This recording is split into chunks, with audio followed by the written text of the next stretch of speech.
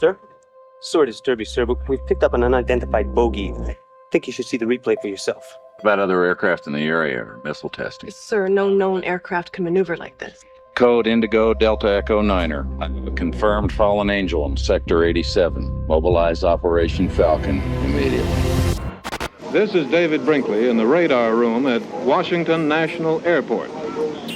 On these radar screens last Saturday, they saw something strange and unusual and at the moment unexplainable. It was not an airplane, it was not a cloud, nobody knows what it was. Oh yes, we discussed it with every conference that we had with the military, and they never were able to make me a concrete report on it. There's always things like that going on, that flying saucers. Do you believe in aliens? Extraterrestrial beings? For those of us who read the Bible, it's clear. Extraterrestrial beings not only exist, but they've been here since the very beginning, since before the earth was made. Quote, "Where were you when I laid the foundations of the earth? Tell me, if you have understanding. Who determined its measurements? Surely you know. Or who stretched the line upon it? To what were its foundations fastened? Or who laid its cornerstone when all the morning stars sang together and all the sons of God shouted for joy?" End quote. What this verse is saying is that when the earth was created, there was a race of beings called morning stars, or sons of God, who sang together and shouted for joy after God created it. Quote, "We may deduce two logical conclusions from these verses. First, that they are not referring to literal stars, but the sentient sons of God. And second, that these sons of God are older than the earth itself, since they were present to witness the primordial foundation. The motif of the morning stars in biblical parlance is meant to convey pre-existence and preeminence. In John's Revelation, Jesus declares, quote, "I am the root and the offspring of David, the bright and morning star." While writing to the brethren in Colossae, Paul affirms the preeminence of Christ, quote, "He is the head of the body, the church, who is the beginning, the firstborn from the dead, that in all things he may have the preeminence." As the firstborn, not only from the dead, but over all creation, Jesus is the original morning star and the preeminent Son of God. The morning stars and sons of God are children of dawn, the second born in the family of God. They represent an elder race of beings that are both pre-existent and preeminent in relationship to all others, save the Son of God himself, the first and foremost over all creation. End quote. An elder race of beings, otherwise known as angels. They were there to witness God creating the earth, and by their very definition, they're extraterrestrials. Now, we know that angels can look like people. There are instances all throughout the Bible that prove this point, the most famous one being in Hebrews chapter 13, verse 2. Quote, "Be not forgetful to entertain strangers, for thereby some have entertained angels unaware." So angels can look like humans, act like humans, sound like humans, and pretend to be humans, but deep down, they are far from human. Let's not forget that Lucifer himself is an angel. What? Lucifer is an angel, a fallen angel.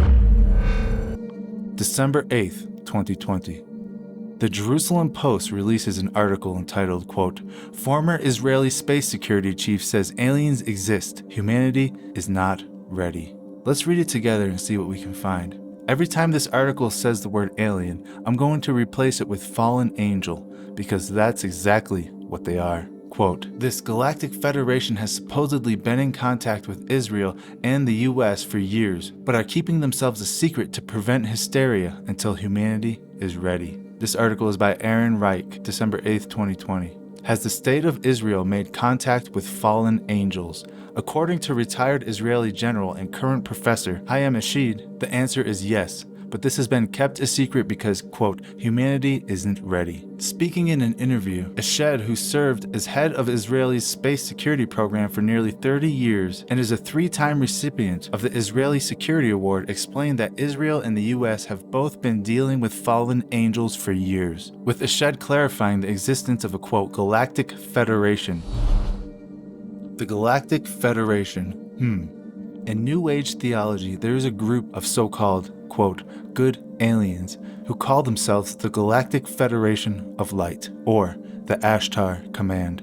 They've been making contact with psychics and channelers for decades now, and their message is always the same. It's in direct opposition to the gospel of Jesus Christ. You see, it's the same exact lie Lucifer told Eve in the Garden of Eden. It's their calling card, and they always resort back to this promise of, ye shall be as gods. The angels, the sons of God, resemble who we call in ufology the Nordics or the Pleiadians, who are these beings who very much look like us. The misconception is that the fallen angels have a different appearance than the good angels. The bad guys look different than the good guys. The good guys are these beautiful angelic beings, and the fallen angels are these grotesque, demonic-looking entities with horns, and they're the typical Hollywood depictions of demons. But that's ludicrous. That is completely illogical. These entities, these beings, hail from the same race. Every time that human beings encounter angelic beings within the biblical narrative, the description of the angels is always the same. They look like men. Indeed, Paul says that it's possible to entertain angels unawares, which means that you can confuse them for human beings. They're not human beings. They are, in fact, an extraterrestrial non-human race, a pre-existent extraterrestrial non-human race.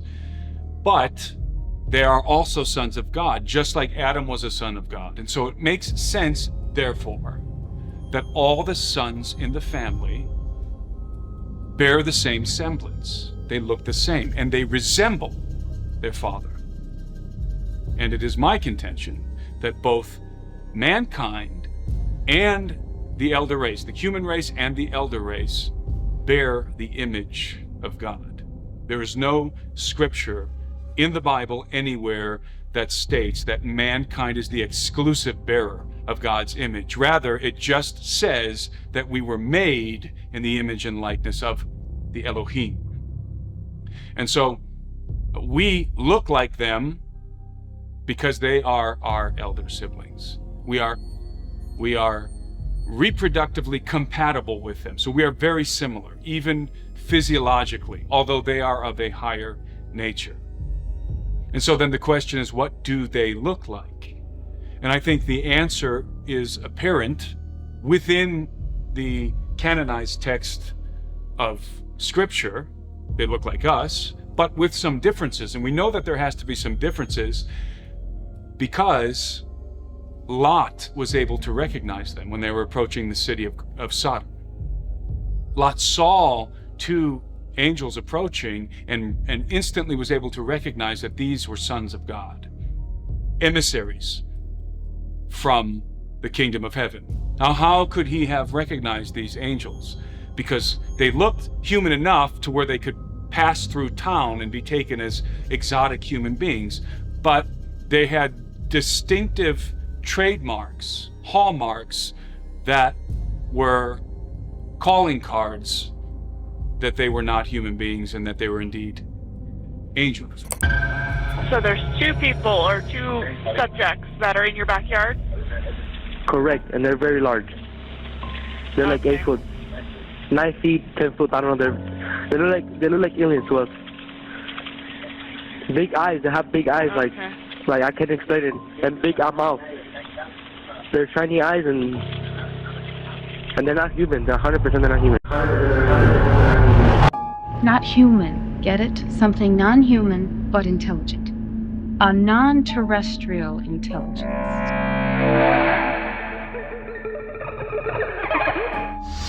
There was an event that took place back in the late 40s known as the Babalon working ritual. Now, this was a ritual that was carried out by Jack Parsons, JPL. You know, people will even to this day say that JPL stands for Jack Parsons Laboratories, but on paper it's Jet Propulsion Laboratories. JPL is major. It's a historic, so much surrounding this, so much history here. Jack Parsons was not professionally trained, yet he was tapping into high technology and building rockets. How do you do that without any type of formal training? There were no rocket programs in America before Jack Parsons. This is paramount to understand. This guy was tapping into Theosophy, Thelema, the religion of Aleister Crowley. He was a disciple of Aleister Crowley, and he was working with L. Ron Hubbard, who was the founder of Scientology. Interestingly, not only did L. Ron Hubbard start Scientology, but he was a science fiction writer. The movie Battlefield Earth with John Travolta, well, that was written by L. Ron Hubbard. Interestingly also, John Travolta is a Scientologist, right? Now, I mentioned this because this is a man who writes science fiction, yet he started a religion based on science fiction. There has to be something in there where he's getting these clues and these ideas. He's getting these from another realm. From that point, they ripped a hole open into space-time. And from that point afterwards, you had, regardless of what Parsons actually successfully completed during that with the Whore of Babylon and different things. After that, you had the Roswell incident, you had the Kenneth Arnold sightings, you had in 1953 there was the swarm of UFOs that flew over the White House. And so there's this unleashing of supernatural activity that took place after that ritual was performed. Babylon working was successful according to Jack Parsons. Matter of fact, Parsons said in his Antichrist manifesto that they were successful and that a child was conceived in that act, and that there was a spirit known as Hilarion. The Whore of Babylon was what they were trying to bring about. They believed what we believe, and that America was the final Babylon. Like, this was the revived Babylon. They believed it, and they were occultists. We're Christians, and we believe it. There's evidence to back this up. But yes, let's backtrack just for a second. What happened was they opened up this portal, they created a rift, and entities began to come through. Not just this Whore of Babylon being birthed, but other entities, because people all over the place started having paranormal encounters, and they began to report this to law enforcement, report this to the FBI, report this to whatever agency they could get in touch with. And so the federal agencies said, we've got to come up with an answer for this. We were not prepared for any of this. There's UFO activity, there's talk of entities and demons and winged creatures and just all kinds of weird, just paranormal demonic activity following this ritual that Jack Parsons said finally worked. They did the ritual for a couple years. It finally worked, finally stuck. And that's what a scientist does. A scientist is going to work at something. He's going to work at that hypothesis until it's proven true or false. Despite their apparent success, the partnership between Parsons and Hubbard soon soured, with Hubbard absconding with a boat and funds they had invested together. Parsons would face further professional and personal setbacks before his untimely death in a laboratory explosion in 1952. The ritual also underscores the blurred boundaries between science, religion, and magic in the mid-20th century. Both Parsons and Hubbard, each influential in their respective fields, were deeply enmeshed in occult practices, reflecting a broader societal fascination with the unknown. It's delinquency. It's satanic. Some kind of ritual, satanic in nature, I don't know. Satanic ritual? Oh, all the time. Aleister Crowley, the foundational figure of Thelema and a significant influence on Parsons, once sketched a being he contacted during an earlier ritual named Lamb. The visage of Lamb bears an uncanny resemblance to modern depictions of grey aliens, with its oversized cranium and piercing almond-shaped eyes. Could magical rituals, like those of Crowley and later Parsons, serve as a bridge between dimensions or realities, possibly connecting to extraterrestrial realms? Government testing, paranormal activity, interdimensional communications, you name it. Perhaps Tabitha's summoning them to kill us all. An alien invasion? As we stand at the crossroads of science and spirit, perhaps we'll find that magic and mystery are, in fact, the very fabric of the cosmos. This is especially true for biblical theology. The book of Ephesians, chapter 6, verse 12, sums it up nicely. Quote, "For we wrestle not against flesh and blood, but against principalities, against powers, against the rulers of the darkness of this world, against spiritual wickedness in high places." This is exactly what L. Ron Hubbard and Jack Parsons were invoking that fateful night in the desert. This was something that we heard about, and then we investigated during research for the book Exo Vaticana, which ultimately led us to the top of Mount Graham in Arizona. We were curious why. When the Vatican's Advanced Technology Telescope and the Large Binocular Telescope were being built, Why did the indigenous peoples of Arizona, especially the San Carlos Apaches, why did they join environmentalists in filing dozens of lawsuits before a federal appeals court to try to stop the construction of the observations on Mount Graham? The project ultimately prevailed in favor of the Vatican and NASA after an act by the United States Congress ordered it to be done. But the question remained in our mind, why had the tribal communities fought so diligently against the construction of telescopes atop that mountain? Now, I had wrongly assumed that this was because Mount Graham was a sacred place, as in preceding generations of Native Americans had lived and died on it, and therefore it was considered holy ground, something like a graveyard. But I learned later that while that was partially true, it really wasn't the big issue. The real dispute surrounded how Mount Graham is considered one of the 4 holiest mountains in the world for the Apache, and is considered sacred to all of the region's native peoples, and it is so because it is what we might call a stargate. In their mythos, a portal through which the star people have come since the dawn of time. And once we understood that fact, our suspicions as to why the Vatican and NASA had chosen that mountain in particular, even being willing to face a prolonged legal battle to build these telescopes on Mount Graham, including the largest binocular telescope in the world where the Lucifer device is kept, why would they have gone to all of that trouble? Why not just go to another mountain range and find basically the same height, the same environmental conditions? Why did it have to be that mountain? Now we came to learn another thing, and that is that the San Carlos Apache have these preserved ancient tales concerning Mount Graham and that geography, including stories very similar to biblical chronology. These legends involve a creator, a deceiving dragon that follows, an epic flood, and even a race of giants known as the Jindupids, who were judged and destroyed by God. According to the legend, a race of Indians called the Tartans lived in the valley between Tucson and Phoenix. These were just peaceful farmers, and they prospered until one day they were invaded by the Jindupids, described as Goliaths, who were so huge they used tree limbs for toothpicks. Well, these Nephilim were led by this massive man they call Evil Ken, who allegedly came from the northeast and were headed south to their home beyond the Gulf of Baja. These giants nearly wiped out the Tartans before they ran and hid themselves underground and in the mountains and prayed to Father Sun, who then threw this huge fireball that came down to the earth, seared the monstrous Nephilim into the scorched mountain rock, and wiped them out. Now, elements of that tale are obviously mythological, but it has a remarkable thematic coherence with Genesis chapter 6.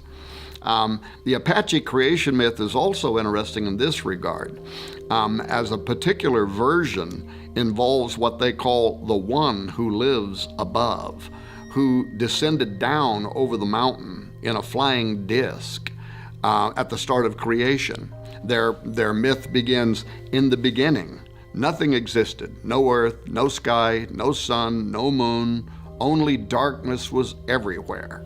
And then the legend starts, before noting that suddenly from the darkness emerged a disc. One side of it was yellow, the other side of it was white. It appeared suspended in midair, and within the disc sat a bearded man, the creator, the one who lives above. Now, besides this creator who rides in a heavenly disc, there's a dragon with the power of speech that turns up, bargaining with mankind, as well as supernatural gateways associated with mountains through which spirit beings have and can come. So suffice it to say that these ancient native ideas involving flying discs, flying creators, spirit guides, even owls and a talking dragon or a great serpent, and supernatural gateways tied to mountain ranges. This is something that began long before the Vatican cast its eyes on Mount Graham.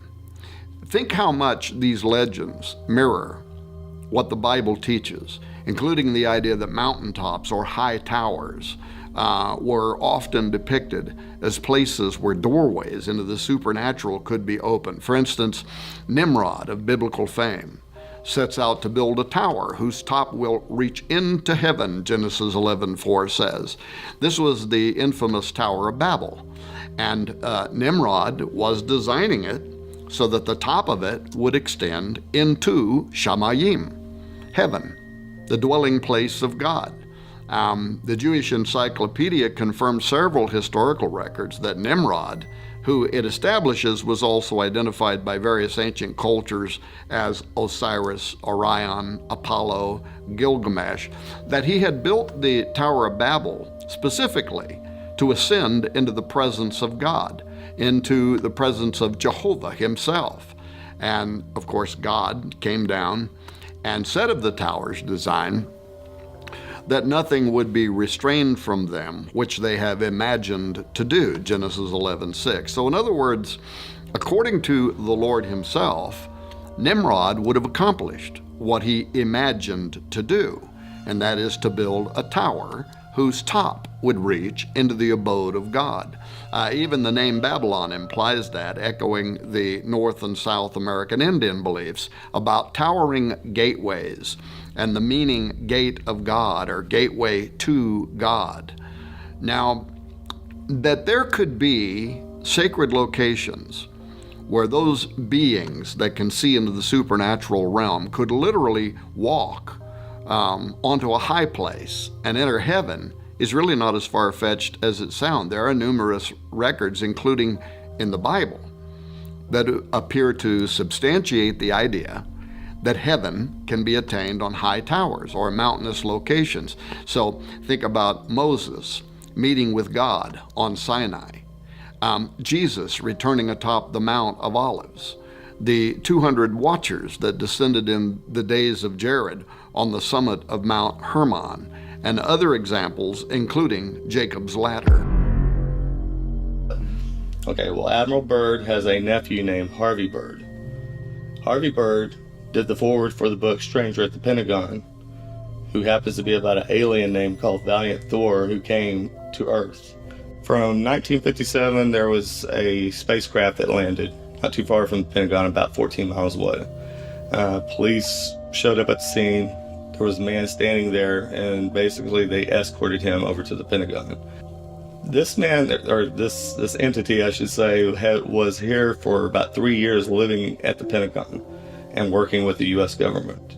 His name was Valiant Thor. Now, this is where it gets weird, because Phil Schneider's dad worked alongside Valiant Thor. And not only did he work with him, he also worked in a lot of the UFO stuff as well as exotic space materials. Now, after his dad passed away, this stuff was found in his father's attic or whatever, and he was going through it and with a couple of his friends, and they started looking at this. But Phil Schneider had already had his encounter because he worked as a geologist at the location that you were talking about, which is the Dulce location. And through me talking with Greg Renrich, that designation for the Dulce location is called S20. So just like Area 51 has S4, they all have different designations, but the one at Dulce is designated as S20. And while he was there, they were basically tunneling, building an area for an underground military base, and they actually punched through something. Now, what Phil Schneider used to say, or what he claimed, was that they knew these entities were already there. That's one of the things that aggravated and irritated him the most, was that the government knew they were there, and they allowed them to go work that in such close proximity. So when they broke through and they went down to see what was wrong with the machine that was tunneling, when they got down there, they encountered these 12-foot tall grays. And Phil said as soon as they saw him, they unholstered the weapons and they began firing. And he said that one of the entities literally threw its hand up in front of his chest like this, and he said all I saw was a blue beam. Next thing I know, I was laying on the ground. It burned his feet, had a big scar on his chest where it basically opened him up like a fish and took some of his fingers off. That was his encounter at the Dulce location. They know they're dealing with entities. And so in all of that, they began to try to make contact with those entities, maybe for some help, maybe because they're trying to figure out how to close this thing, maybe they're trying to figure out how to undo what Jack Parsons did. So they go through satanic rituals to communicate, because that's the only method of communication that they know that works to contact these entities. In doing this, there's a small faction known as the Collins Elite. What kind of business are you in? We predict the future. The best way to predict the future is to invent it. The Collins Elite was a small group inside of this larger group that was originally created to get answers to all of this. But once they began to engage in satanic rituals and magic and alchemy, this group says, hey, you know what? This is not what we signed up for. This small group raises up. It's a faction. It's a counterpoint group, which means that they are no longer in agreement with the big group. They have a different opinion. They say, we have a Christian worldview. This goes against our Christian worldview. And so they see that entities are being channeled and communicated with, and now technology is being given through these rituals to these other members of the government. So the Collins Elite says, whoa, whoa, whoa, this is dangerous. You guys are really playing with fire here. We can't support this. We can't do this. And they came up with this idea that the aliens were going to take over, and that in order to protect our country from the aliens, from the entities, they believed that we needed to instate a forced theocracy based on the law of Moses. Because they thought if our country would go back under the law of Moses, that we would be untouchable from these entities. This group, this bigger group that was researching to get answers, they did not exist. Okay, this was what's known as a limited access program, or an LAP. A limited access program means that nobody in Congress has to know about this. The Collins Elite were a counterpoint group within different governmental organizations that were party to satanic ritual being used to make contact with these aliens or with these higher entities. And because of their Christian faith, they had the conviction. They saw this taking place and they're like, well, we don't need to be a part of this. This is what the Bible talks about, and the worship of demons and of other gods. And especially being, using blood sacrifice and different types of black magic to be able to accomplish it. So they saw that, and they didn't want to be a part of it. They also were able to tie this back to what Jack Parsons and L. Ron Hubbard did in the desert in the late 40s. You've got literally just the group, and maybe a director knows about it. Nobody else. It's completely classified. It's top secret. It's under lock and key. But I want to mention something. One of the bombshells that we dropped was that there's a declassified federal document. Anyone watching this interview can go find this document. It's on the FBI vault. Document 6751. It's a document from the 40s. It was written by a prominent member of academia, and it was submitted to the FBI. In this document, they make a case that entities are not space aliens, but that they're interdimensional or extra-dimensional entities that are crossing over from a plane known as the ethereal plane. Now, we know, as researchers of the New Age movement, we know that that is where the ascended masters are supposedly said to be on a high level.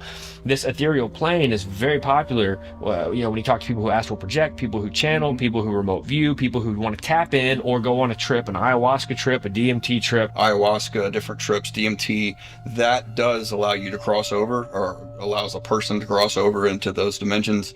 Outside of that, the satanic ritual has proven to be the most effective, and from the research that we've done, the people that we've interviewed, that seems to be the constant. That's like it's a guarantee you're going to make contact if you do this. Now, the federal government had this document in the 40s, and language was used in this document that came right out of the playbook of Theosophy. Now, the guy that received this document This is so crazy. The federal agent receives a document, and look, the FBI is constantly bombarded with phone calls and letters and emails, and they just can't deal with all of the propaganda from citizens. People make stuff up, and it's just it's nothing. It's crying wolf. So the FBI has to really be careful what they accept and what they don't. But this was back in the 40s. So the guy that receives the document, he recognizes that this information was received through paranormal means. As a matter of fact, the language used in the 40s was supernormal. That's the old way of saying paranormal, supernormal. So he says that all of this information was received through supernormal means, therefore we need to discount it. It's not valid information. Now that's the headline that he put, it's like a cover letter. If he really believed that, why did they classify the document? Why did they classify it and then forward it to all of these FBI prominent members at the highest level of security clearance? Why in the world would they classify it and lock it up if they didn't believe it? It wasn't until years later that they declassified document 6751. And I read this document and I'm thinking, okay, since the 40s, the federal government at the highest levels have known that these are not space aliens, that these are entities coming from another dimension.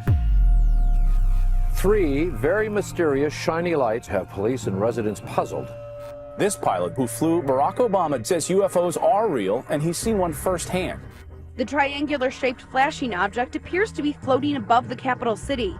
So this large disc, oh yeah, massive, it was following you. It was pacing us. Here's this giant red ball just above the clouds. Unbelievable. Oh, it was.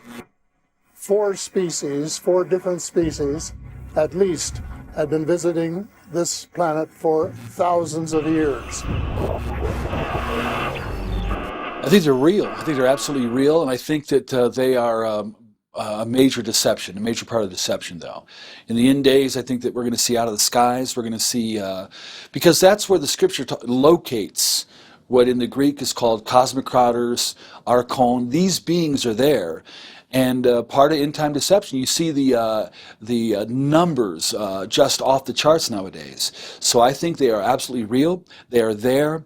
They're not what the world thinks they are. I think that they are very dark and lethal. But I think when Jesus said, in my Father's house there are many realms, many rooms, that's the word he used. So I think it is dimensional.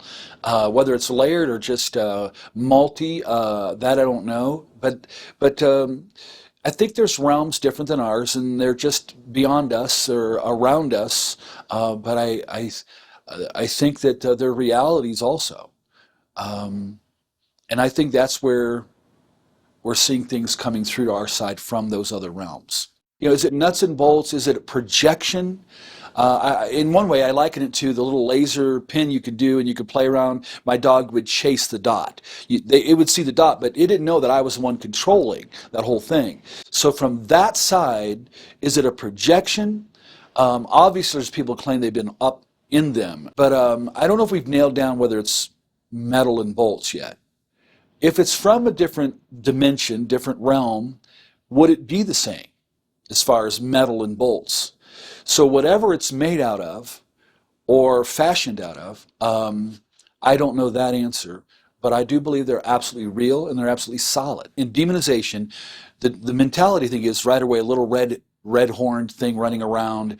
We need to understand them as the Spirit of God reveals them in the original Greek, cosmic crowder, archon, exousia. These beings were different in species or type. I mean, they're all the same in nature, but they are huge in the sense of, in comparison to humanity. They're a superhuman. They're beyond us. So when I think in terms of us contacting them, like we deal with deliverance, there has to be a doorway for them to get over. If this is kind of the wall between the worlds here, and they're wanting to get over, and biblically we know this in dealing with deliverance, they want to get over to this side. There's no question. So the issue is, how do they come through the barrier? How do they come physically through, or to where they're manifesting through? So I believe that means there has to be a gateway, doorway, portal. A Greek word used is topon, a legal access, but the idea also of a way. So I think that on this side of the fence, if we have learned what I believe would be given by them occult means, whether that's psychic meditations, ritual summonings, sacred tones, whatever the method in calling across through this barrier. That is a call, that is a summoning.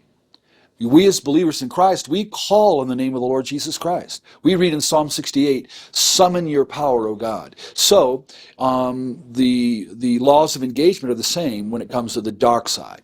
Now here's the biggest issue I have with the dark side. It's all absolutely real.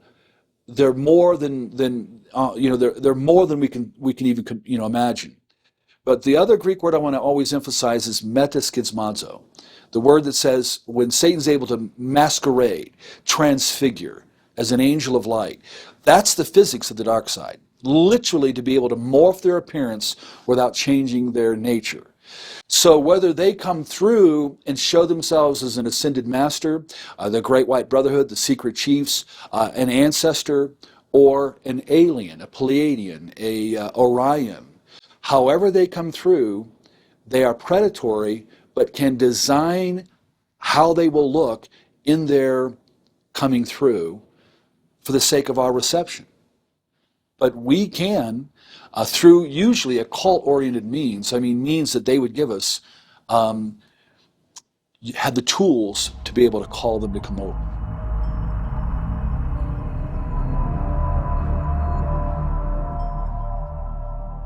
If you come in direct contact, and it's not just things like that, it's even people who suffer from sleep paralysis and things like that as well. So, or even close encounters, it's all connected. And the fact that this hitchhiker phenomenon, that it spreads like a virus, so it spreads throughout your family and your friends and co-workers, and it could spread out into the neighborhood.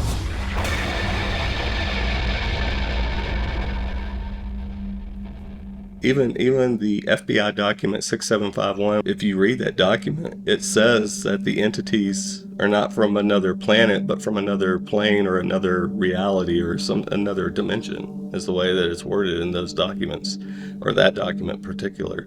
And it says that they are not normal sized like us. It says they are much larger. A lot of these people that have gone out to Skinwalker Ranch or some of these other things that we've discussed, when they are seeing these shadow people in their homes, some of them say that they are anywhere between 8 to 10 feet tall. And it doesn't just stop right there either. Even at S2, which is an Air Force base, and at S2, George Knapp has talked about they have seen shadow people out at these military bases, and that they are roaming and running around. Guards have encountered them and pulled guns on them. Well, if you listen very carefully to what the Navajo and the people are saying out there, especially the indigenous people, they talk about these things like they're more demonic entity. And this is coming from them. In fact, do you know much about the Great Witch Purge of 1878? That was not too long after they had been resettled, and they thought that part of the reason why they had been kicked off the land had something to do with witches. And so when they dug up a body of one of the Indians that had been buried, they found a copy of the treaty in that Indian's stomach, and they believed that it had something to do with witches. So they killed several members of their tribe, thinking that was the Great Witch Purge of 1878. They believe that the witches, they commit these murders. They either commit a murder of somebody who is very close to them or somebody who's very near and dear to them, and that by doing so, it opens them up and gives them this power to shapeshift. But again, when you really look into this stuff, these things are coming from another dimension or another realm. Because out there at Skinwalker Ranch, they have seen these things, literally windows, portals opening up out there, and that they exit these portals, these windows, and they roam around. In fact, they had one that came out of a portal, ran across a field, another portal opened up, and it went through that portal and disappeared. Is it another dimension? Like when you go through the door, is it another plane of existence? They've even ran into the predator creature out there, not on one occasion, but at multiple occasions out there at Skinwalker Ranch. Back when Terry Sherman owned the ranch, they ran into the predator creature. A gentleman that had heard some of the news events about what was going on out there when they first started talking about it before Bigelow even showed up and bought the ranch. Somebody had drove out there and wanted to know if he could go out onto the property and pray or meditate. So he's sitting out there praying and meditating, and next thing they know, they keep hearing a cowbell, but none of Terry's cows had any cowbells on them. So all of a sudden he saw something like a blur running from the tree line towards this individual who was sitting out there in the middle of this pasture. And whatever it was, he said it was humongous. He said it ran up and stood right over him. He said it was louder than a bear and a lion. And it let out this humongous roar. And the guy actually jumped 6 feet back from a sitting position. And he was so petrified, he would not let go of them after they ran over and helped him back up. Finally, Terry had to tell him, he said, if you don't let go of me, I'm going to hit you. And he told him, he said, I'll let go of you, but you got to get me off this property. And he said, this property is cursed. He said, you're dealing with the devil. You ever dance with the devil by the pale moonlight? This has been going on for a very long time because Franciscan monks who have been out there since 1776 have reported seeing 3 fireballs flying around in the sky out there. So this has been going on for a very long time. The Indians have known it even longer than that. And like I said, most of them, they won't even go near the ranch. And the ones that do, they usually take offerings or animal skins and they put them on the fence post to ward off the demonic spirits and keep them at bay. That's their words. Brandon Fugel, in an interview that he did with Sean Ryan, actually said that. And that's the thing, is that they don't even like talking about these entities. And it's not just that, but it's Wendigo. Any of these entities that you can name off, they do not like them being mentioned because, like they said, if you talk about them, it's invoking them. And they will come looking for you. So this sounds more demonic than anything. Even Jacques Vallée and a lot of these researchers, especially like Nigel Kerner and all these other ufologists out there that really study this, they all akin the whole alien thing, that it's more demonic than it is something coming from another galaxy or another world. The Bible, what if it's connected? Do you think it's connected? Yeah, it's all absolutely connected. In fact, did you know that Kenneth Arnold and Jack Parsons were flying buddies? And Robert Goddard, who was another rocket engineer that was early pioneer in the rocket engineering, lived in Roswell, and he also knew both of these individuals. So you got that. So it's like you have the Kenneth Arnold sighting, and less than 2 weeks later you have the Roswell crash, and that these individuals all knew one another. The U.S. Air Force started investigating Jack Parsons because of when he worked for Howard Hughes, and he had taken classified documents out of the facility without permission.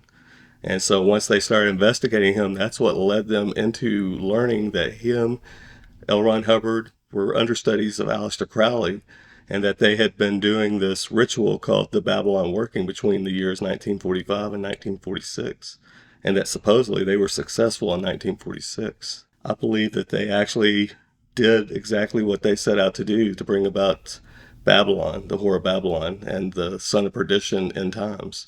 In fact, it was Charles Race Tussle, who was the creator of Jehovah's Witnesses, who said that the end of the world would begin on October 14th, 1912? And that was the same day that Jack Parsons was born.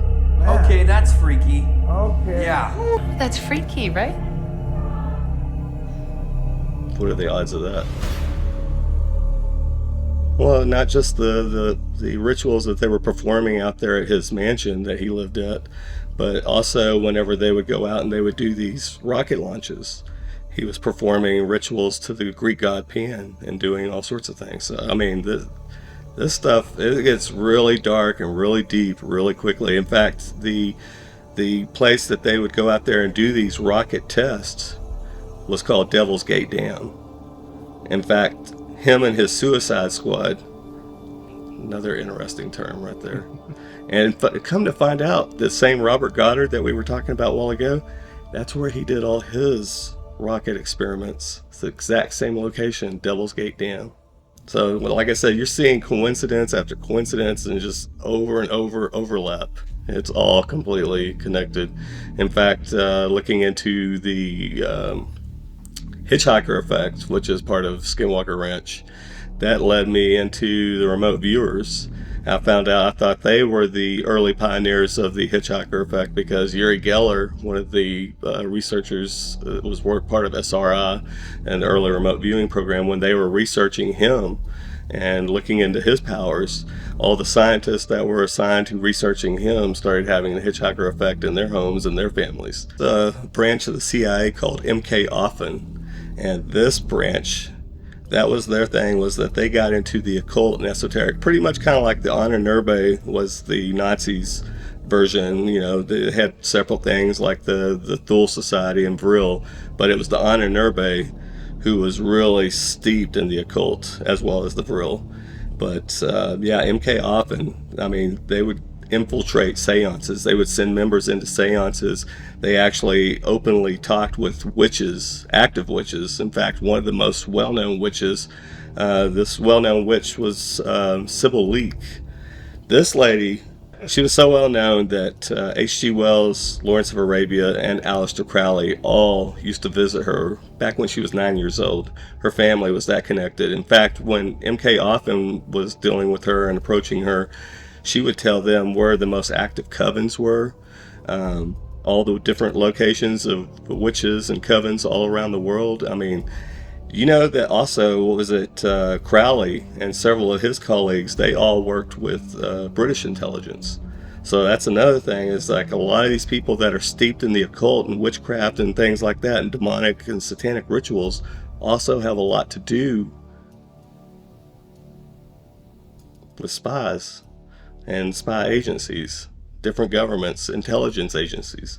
There was a lady at the beginning of the film that you hear her talking about that she witnessed satanic rituals going on out at military bases. And she said that a lot of the people that are mixed up in the naval intelligence, not all of them, but a lot of them, are mixed up with the OTO, the Ordo Templi Orientis. There was programming. They use military bases because they won't have any interference when they have someone on a military base. And a lot of my programming took place on military bases.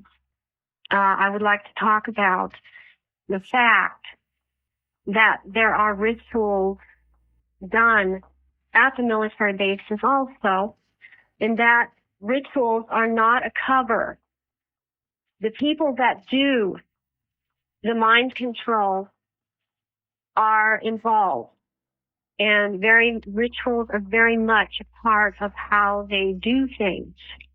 For example, naval intelligence members or people that are in naval intelligence are usually very involved with Ordo Templi Orientis.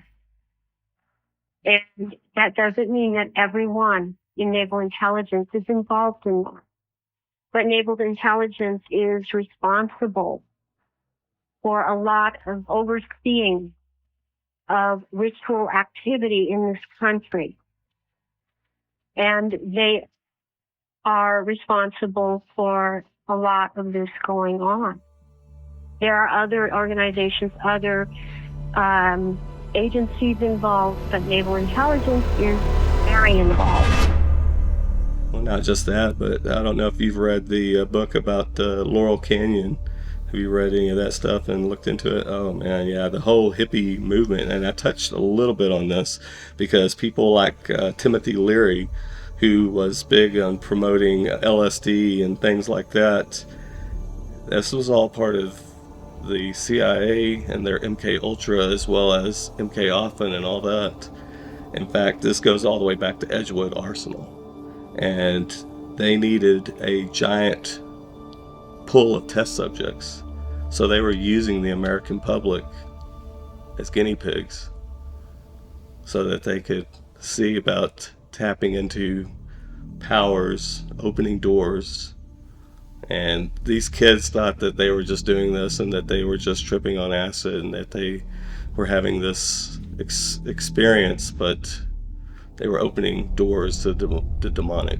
Everything they've experienced has been a manifestation of the demonic. It's something demonic. About dark forces and demonic attacks. So just gotta ask, what's going on? What do you think's going on? I think that they've been dealing with they've been initiating satanic rituals at all levels of government, because they are trying to tap into these things. They want to make contact. It's no different than John Dee back when he was the person that worked for Queen Elizabeth. He was doing the exact same thing. He was tapping into the demonic and to get power, technology, and a lot of the things. That's the thing, is that these rituals also, they're able to control humanity through what most people think of as like MK Often, MK Ultra, things like this, where it's like mind brainwashing, things like that. But it's actually occult rituals, and it's not just the United States government; it's multiple governments. In fact, at the end of the film, or towards the end of the film, I have the footage where it shows the explosion of UFOs that takes place from 1947 leading up to 2012. And when you get done watching that, you see that the United States, as well as Australia and England or Europe, we're the most brightly lit places on the entire planet. Like something out of Lovecraft or Poe. I find it fascinating. Lovecraft fan, huh? And I suppose he was a friend of H.P. Lovecraft, and you're pulling Cthulhu rank on me. H.P. Lovecraft and Aleister Crowley both, around the same time, encountered an entity. Crowley said that it referred to itself as Cthulhu, and it was H.P. Lovecraft who said it revealed itself to him as Cthulhu. But there was Kenneth Grant, who was the secretary of Thelema, who took over Thelema and OTO after Crowley died, and he wrote a 9-book series called the Typhonian series. And in the one book, he came out and said that Crowley misunderstood. He said that he had encountered the exact same entity that H.P. Lovecraft did. He just misunderstood, and that they were the same entity, and that it was actually Cthulhu. And Lovecraft, even Kenneth Grant, in his book Aleister Crowley and the Hidden God, he said that Lovecraft was dealing with things that he didn't fully understand. He had tapped into something, but he wasn't doing it through occult rituals. In fact, his father, I believed, was stricken with, I think his father actually went insane, if I remember correctly. And that, I don't know if these are generational curses or what, but I think at the same time Lovecraft was tapping into things that invoked a lot of this stuff. And what he was writing about these old ones, he was just talking about fallen angels and Nephilim spirits. And so that was the reason that Kenneth Grant came out and said that he had been snuffed out, because he was tapping into things but wasn't giving them the full credit that they deserved. And so that's why they took him out. We talked about Crowley, that he had invoked the first entity, Aiwass, and he never saw Aiwass. He just dictated the Book of the Law. But in the Book of the Law, it actually stated that it was Aleister Crowley was convinced that the Book of the Law was going to bring about the Son of Perdition, and eventually the end times was another thing. In fact, after it was released, when it first came out, World War I broke out quickly, not too long after. And then he decided to re-release the book right before World War II broke out.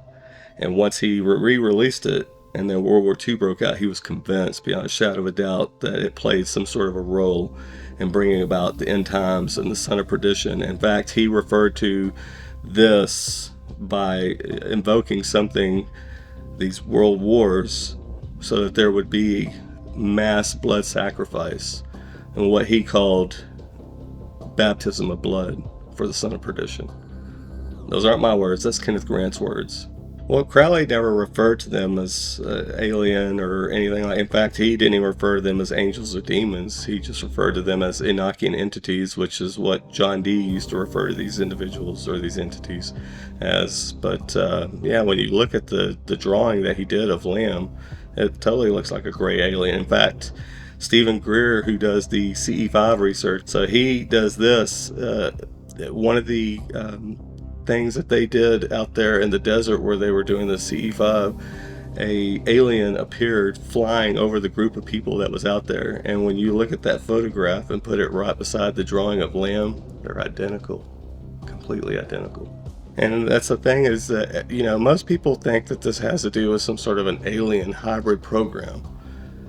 It has nothing to do with that. They may be doing some of this stuff as far as like hybridization, but that's not what this is about. In fact, Nigel Kerner, one of the leading ufologists, he came out and said that him and John Mack, and who else was it? Whitley Strieber. They all three say that this has something to do with the human soul.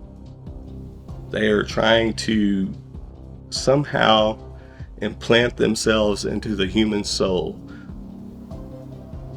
So you got to ask yourself, why are they so fascinated with the human soul? Sometimes something so bad happens that a terrible sadness is carried with it, and the soul can't rest. I believe that this is all antediluvian. You know, the whole, you know, nothing new under the sun. You know, people think of things like Star Trek and Star Wars. It's like they think they're looking to the future, but you're actually looking into the past. Whatever you could think of, it's already been done.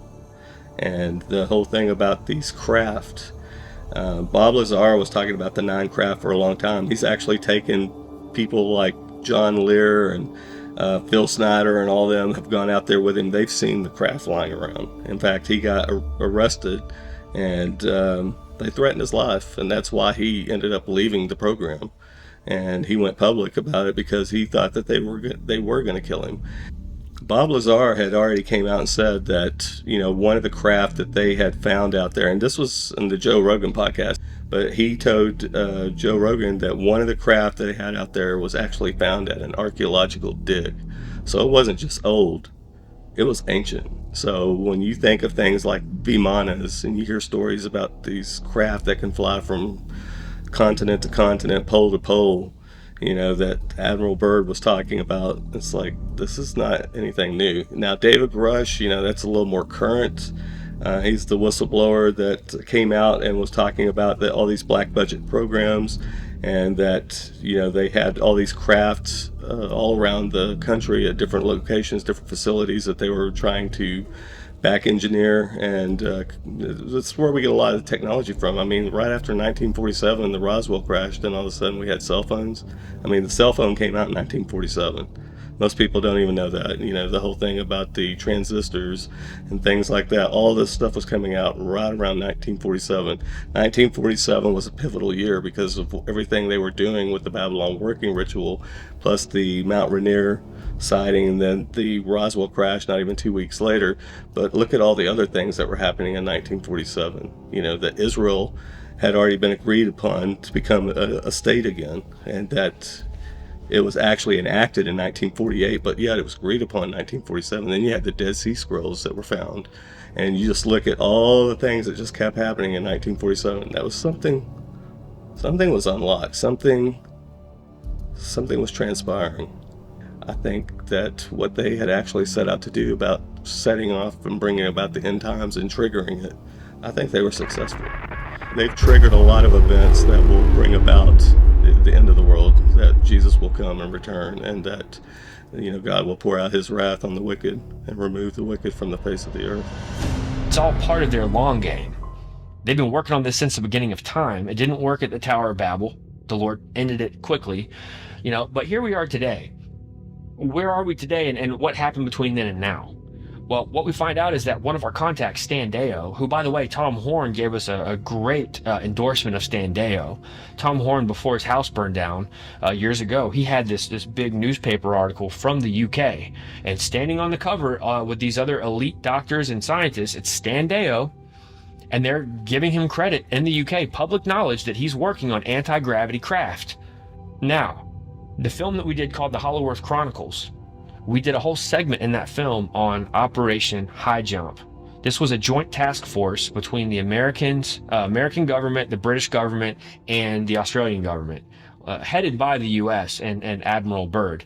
They go down to Antarctica and what turns into a UFO battle. and their big plan got cut in half, and they had to come home early because we lost men, we lost ships. There's stories of UFOs coming up out of the water and just cutting ships in half with laser. I mean, just crazy stuff that you only see in movies. What's fascinating about this is that this was a joint task force with those same three governments that are now working together with Standeo, the British, the American, and the Australians, working together on alien technology yet again, years after Operation High Jump happened. Standeo was working as a secret agent for the FBI in Australia inside of the deep underground military bases. And he said while he was in the program, he knew about the deal with Eisenhower. He knew in the program that President Eisenhower had made a deal with what they called alien entities. I believe that the evidence points to two events taking place, and these two events happened 1 year apart. The first one happened at Edwards Air Force Base, where Eisenhower disappears, and they call it a media blackout. It was kind of similar to when Hillary Clinton and President Obama disappeared and were at the Bilderberg meeting, but nobody knew where they were, and it was called the media blackout. People freaked out, right? Well, something similar happened here, where Eisenhower is no longer on radar, and they come back later and say, oh, well, he had a dental emergency, and so he had to go seek private dental care. Now, that happened, and then a year later, we have the Holloman Air Force Base event. Now, the thing about the Holloman event was that people were there who witnessed it. Holloman is where they were out on the landing strip, and you had UFOs landing, meeting with him. Meeting took place with Eisenhower and others, and then those UFOs took off. Now, there were eyewitnesses who have come forward. I was just talking about this with Chad Riley because he found some videotapes from the 90s. This is before the internet was doing its thing. In the 90s, there were videos that were recorded, old VHS tapes of some of these disclosure type engagements. I don't know what you want to call it, but these are men that were there. They're decorated men from the government, and they're now speaking out that yes, UFOs were landing and taking off at Holloman Air Force Base, and I believe it was 1955. The Air Force insists it treats serious reports seriously. Chief Scientific Consultant of Project Blue Book is Professor J. Allen Hynek, head of the Dearborn Observatory at Northwestern University. He took on the assignment 18 years ago. He talked with Joseph Wershba of CBS Reports. Is it in the realm of possibility that there are spaceships someplace in this universe? Well, if you put it in the word, use the word possibility and not probability, then I would have to say, I think as any scientist would have to say, it is certainly possible, yes. But I think we must always distinguish between the two terms possible and probable. A thing may be scientifically possible, but the probability of its occurring may be extremely small, you see. To this time, there is no proof that I would consider valid scientific proof that we have been visited by spaceships. I would say the great majority are balloons, meteors, satellites, aircraft seen with the sun glinting off of them, and birds. And then you get into a host of minor things. But in general, you can say that the IFOs, the identified ones, have turned out to be generally quite usual things seen under unusual circumstances or surprising circumstances. It's a global thing. What it is, please don't ask me. I'm still puzzled. You might call me a study in puzzlement. But that among the tremendous noise or static or crud or whatever you want to call it of tremendous number of unreliable reports that are easily explained, there is this residue of most interesting cases that intrigue me in the same way that a good mystery story intrigues me, and I'd like to get the solution. I don't think it is space people, although I would be delighted if it turned out that way, because as an astronomer, I think it would make astronomy even more interesting than it is. And as far as the Air Force is concerned, I can't speak for them, of course, but I should imagine that if the existence of spacecraft were really established, it would really increase the appropriations of the Air Force. But how do you answer the people who are pretty competent, careful, cautious, probing people, pilots, radar trackers? Those are particularly the people that I like to talk to, because They understand what angular rates are. They understand scientific terminology. I can ask them, what was the altitude and azimuth when you first saw it? What was its azimuth and altitude when it disappeared? What was its angular acceleration? They can give you an intelligent answer to a thing like that. What is your answer to the people who are sure there are spaceships and they say that you and the Air Force are in cahoots? Well, first of all, this business about being in cahoots is just simply a downright falsehood. And if they insist that space vehicles exist, I say, oh, fine, the burden of proof is on you. This is going to lead us right into Ray Boeche. Ray Boeche is now bringing all of this current. You know, we're no longer dealing with 1940s or 50s or 60s. We're dealing with, you know, our lifetime, and this is where it just hits home. Ray Boeche is an ordained minister. He has been a Baptist minister, a Lutheran minister, and he's also known as a Lutheran exorcist. We're very particular about who we work with and who we yoke up with in ministry. And after talking with Ray and looking into him, he is extremely biblically sound. His theology is right in line with Scripture on all the majors that would matter. And so we did some homework on this guy.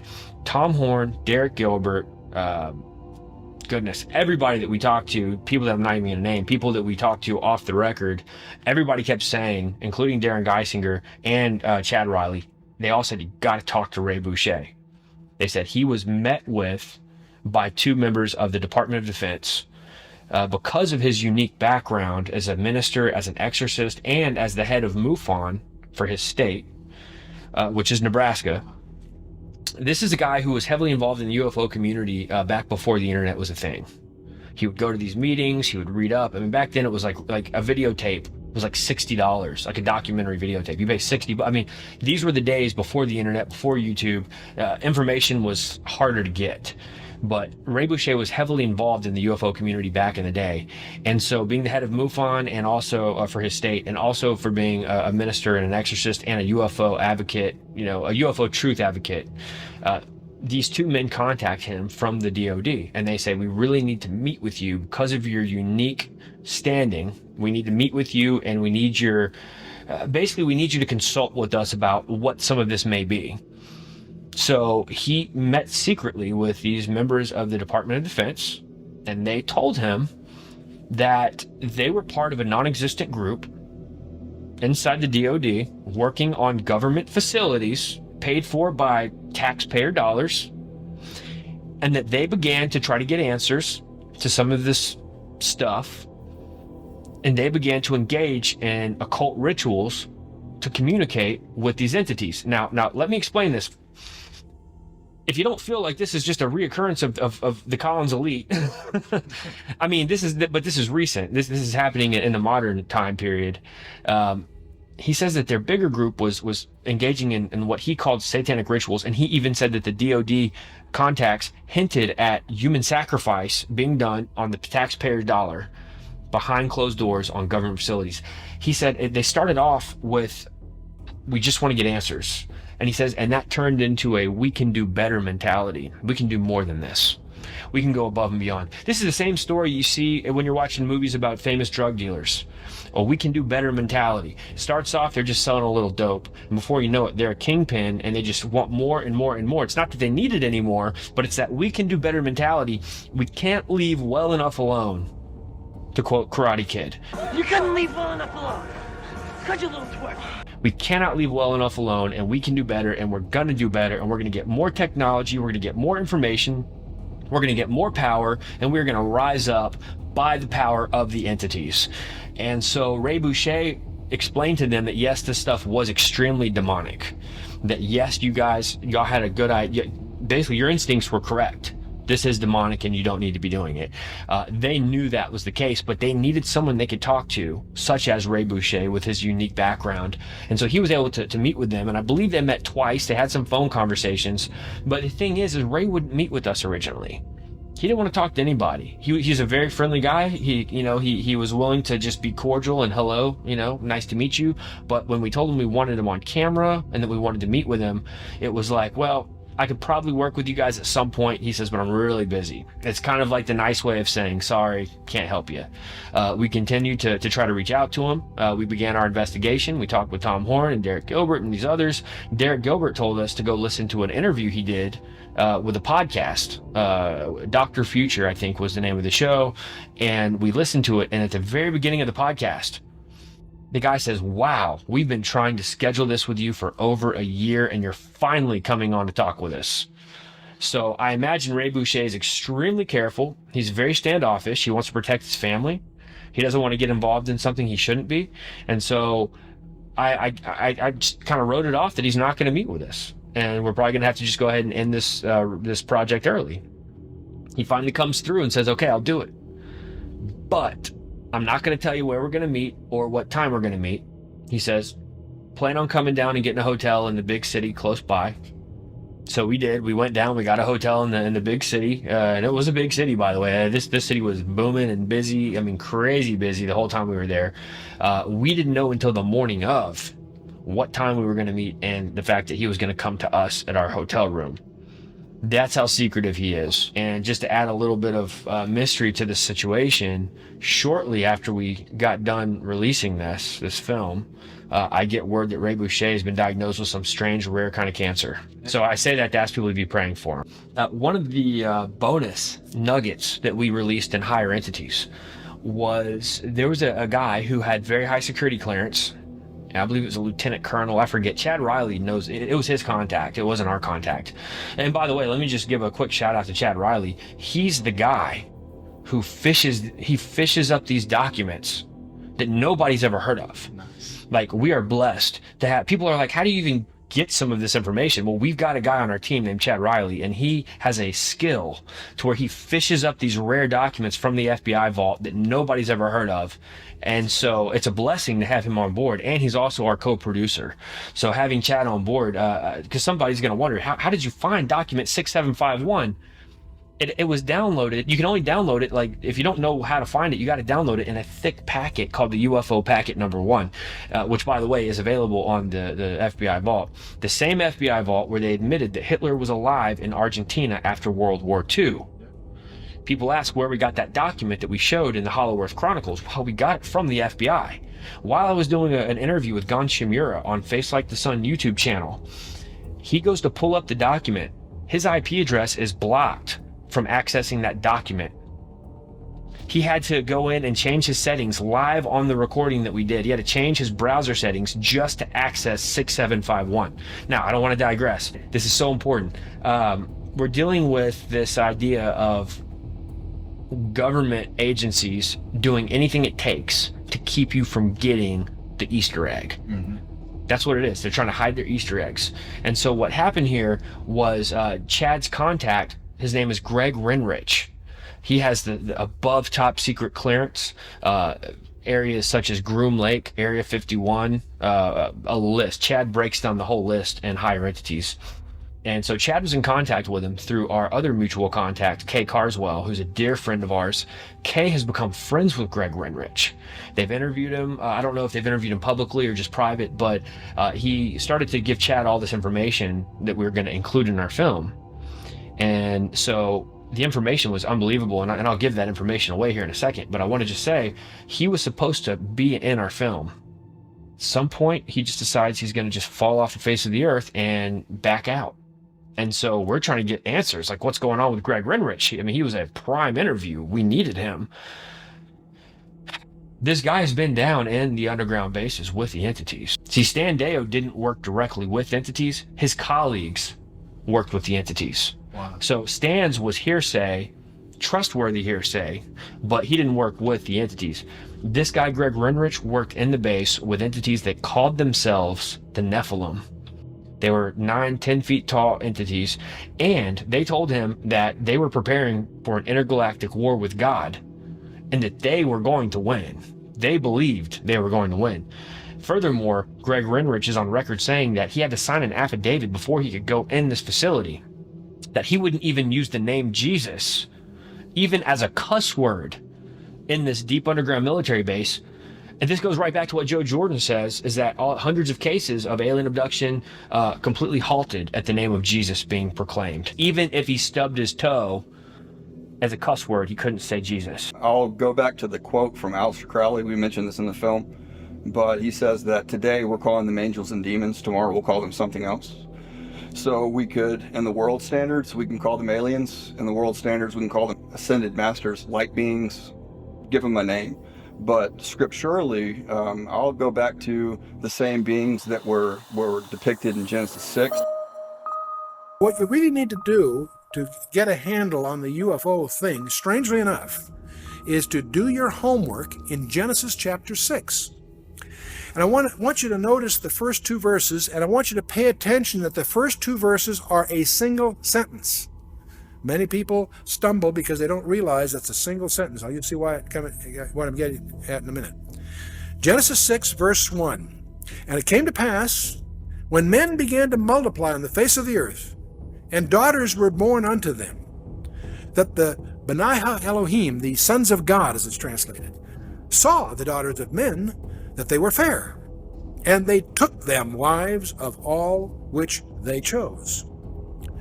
One verse. Now the question is, this strange phrase, sons of God, that can mean anything to us. Let's find out what the text really means, sons of God. What it is in the Hebrew is, remember, Hebrew goes from right to left, so if you're watching the slides here, remember all languages go towards Jerusalem. Nations that are east of Jerusalem go from right to left, the language. Nations that are west of Jerusalem go from left to right. So just breaking, so Hebrew, Aramaic, Arabic, Sanskrit, whatever, they go right to left. Anyway, so if you're reading the Hebrew here, recognize it goes from right to left. Benai Ha Elohim, the sons of the God. Now, sons of God, Benai Ha Elohim is a term that's always used of a direct creation of God. Adam was a direct creation of God. You and I, in the natural, are not. We're sons of Adam. That's our problem. That's what the book of Romans is all about. And but as many as received him, to them gave he the power to become the sons of God. The term has technical meaning in the New Testament as well as the Old.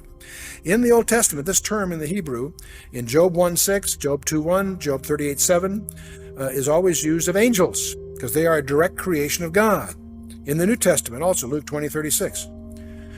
Also the book of Enoch. Now, don't misunderstand my use of this as a citation here. The book of Enoch was very popular from about the 2nd century before Christ to the 2nd century after. It is not an inspired book. I wouldn't treat it that way, but it is useful in understanding the vocabulary and the grammar of the time. And clearly in the book of Enoch, this term is used there also to refer to angels, and it deals with it greatly. The Septuagint, and the Septuagint also makes it clear that we're dealing here with angels, as we think of them.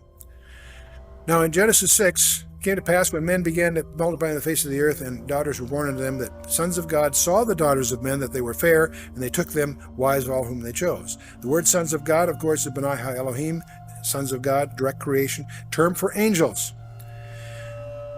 Saw the daughters of men. Now, by the way, what that really says in the Hebrew is Banath Adam, daughters of Adam. Now, when you get down to verse 4 of Genesis 6, it said there were Nephilim in the earth in those days, and also after that, when the sons of God came in unto the daughters of men, and they bare children to them, the same became the mighty men which were of old, men of renown. What this verse seems to indicate is that these Nephilim were offspring of a strange union. The sons of God, these are angels according to the Hebrew precision here. They came in unto the daughters of men, daughters of Adam, incidentally. This is not just Cain and Seth and any of that. This is the daughter. These are daughters of men, and they bear children to them.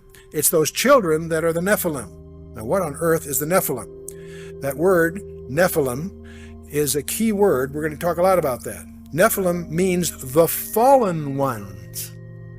It comes from the verb nephal, which means to fall, be cast down, to fall away, to desert. That's what a Nephilim is, a deserter, in a sense. What the passage portrays, and it's very difficult for many people to absorb this, it portrays fallen angels. These are not the good guys. Remember when Satan fell, a third of the angels fell with him.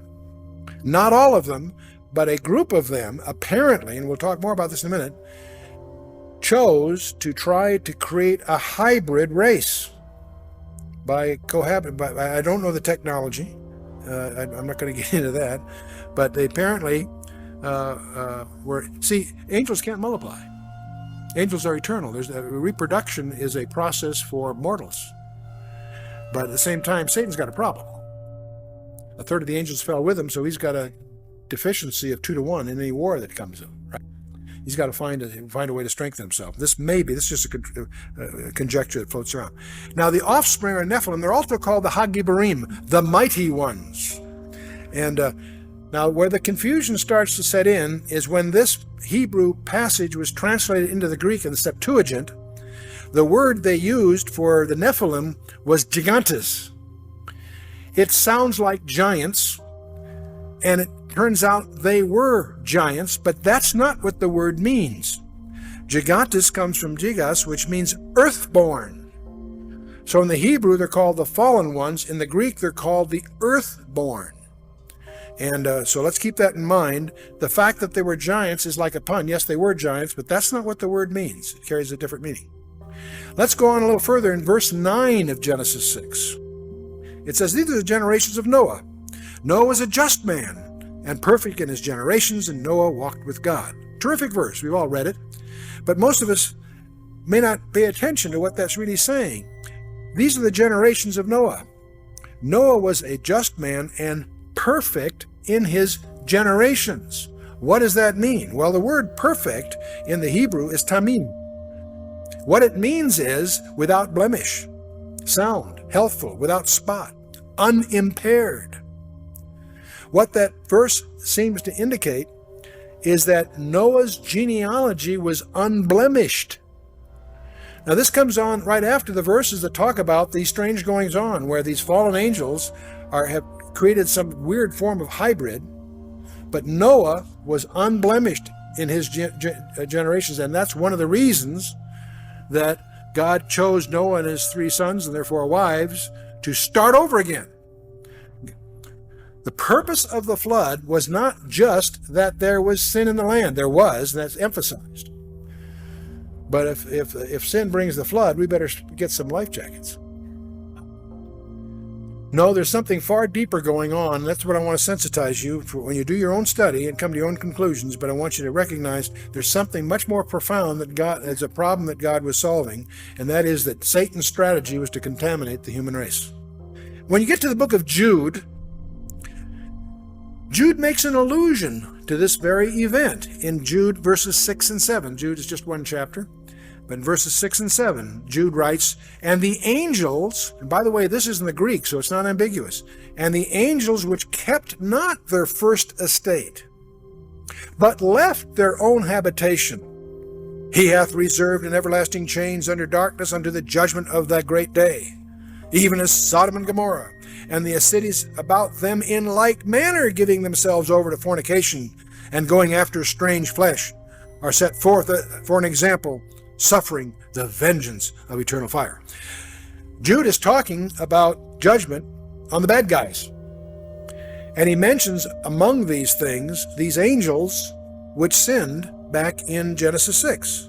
These angels kept not their first estate, but left their own habitation, he hath reserved in everlasting chains. These angels that participated in Genesis 6 apparently are chained, awaiting a special judgment. We'll talk. Peter's going to talk about that in a minute. And Jude asks to add something else here. He makes a comparison between the sins of Sodom and Gomorrah and the sins of these angels, in that they were doing that which is unnatural. Even as Sodom and Gomorrah and the cities about them in like manner, giving themselves over to fornication and going after strange flesh, are set forth an example, suffering the vengeance of eternal fire. He's using that as an additional exemplar, lumping the angels with him. The angels went after strange flesh, so did Sodom and Gomorrah. They're both reserved for special judgment. You follow me? You can read it, check it out yourself. That's one confirmation. That's in Jude. Let's take a look at, see, they left their own habitation. We're going to come back to that in a minute. And going after strange flesh is the allusion here. Let's turn to 2 Peter chapter 2, verses 4 and 5. 2 Peter, in Peter's second letter, he says, "For if God spared not the angels that sinned, but cast them down to Tartarus," it's translated hell in your English Bible, but the Greek word is Tartarus, and it's the only place that word appears in the Bible. I'll come back to that. "If God spared not the angels that sinned, but cast them down to Tartarus, and delivered them into chains of darkness to be reserved unto judgment, and spared not the old world, but saved Noah," and he goes on. So Peter does a couple of things here. He again alludes to the angels that sinned. They're cast into Tartarus. I'll tell you more about that in a minute.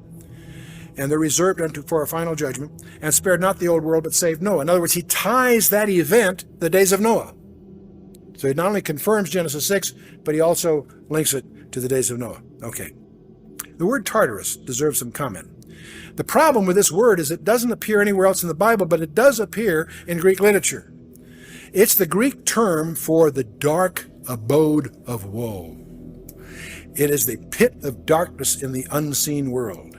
It shows up, for example, in Homer's Iliad, where Tartarus is as far below Hades as the earth is below heaven. So where's Tartarus? I don't know, and I don't want to find out.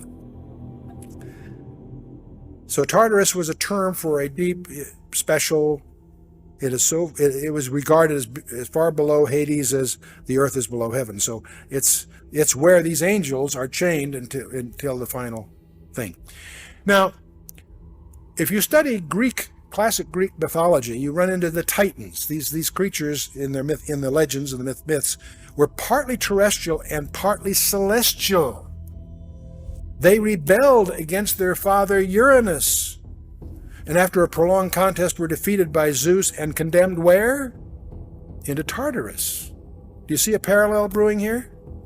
I'm going to suggest to you that the legends of the ancient Greeks embody the truth of what really happened in the past, that there were these strange creatures generating hybrids that the Greek called Titans.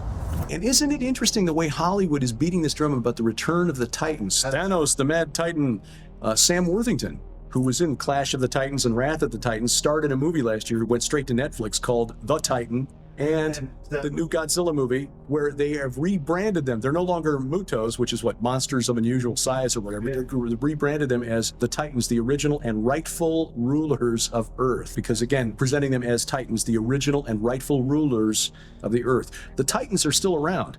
In fact, I argue in my book, Last Clash of the Titans, that they are somehow still influencing things on this Earth, even though they are currently chained in the abyss. Revelation 9 says they're going to get out for 5.5 months at the end.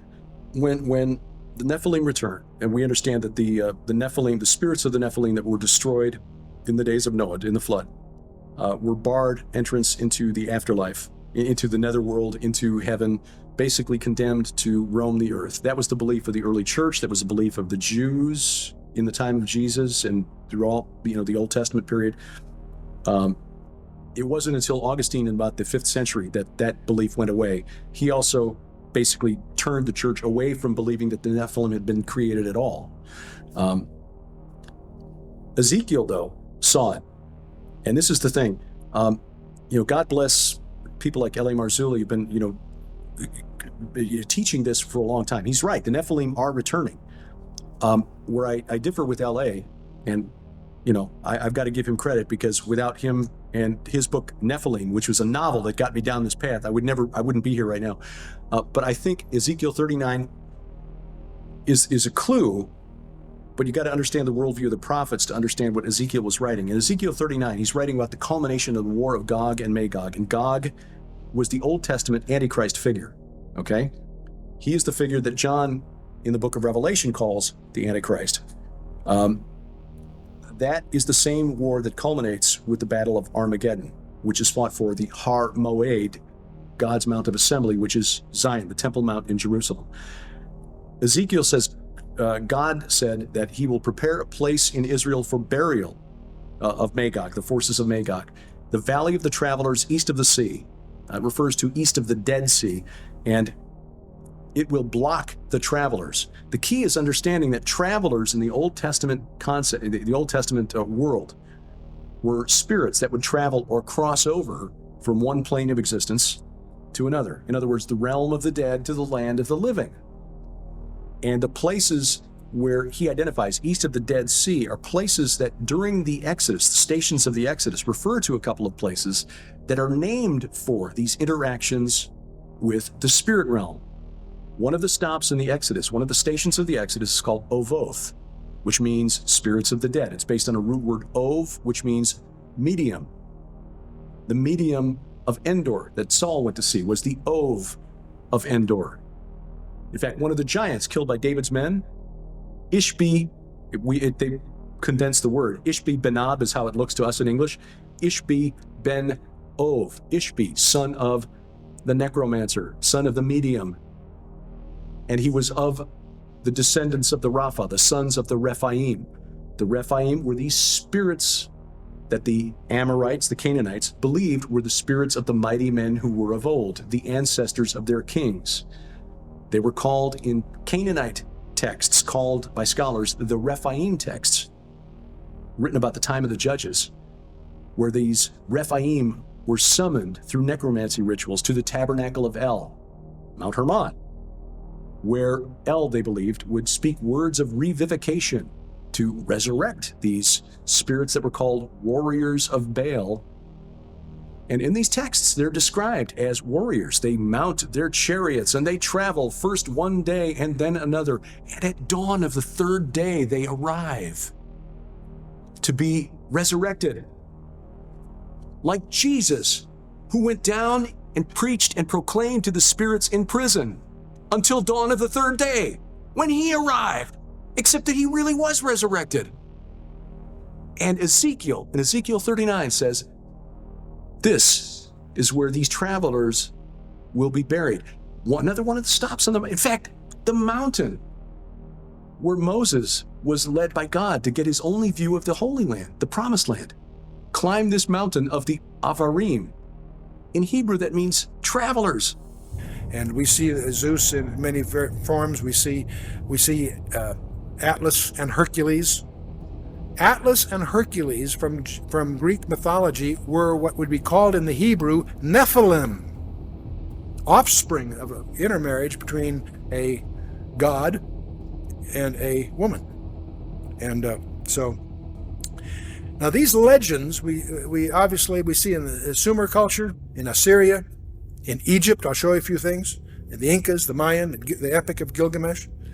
In the Persian mythology, and certainly in the Greek mythology, which most of us as products of Western civilization are familiar with. Also in India, Bolivia, South Sea Islands. Every one of these cultures, and the American Indians, every one of these cultures have legends of the star people.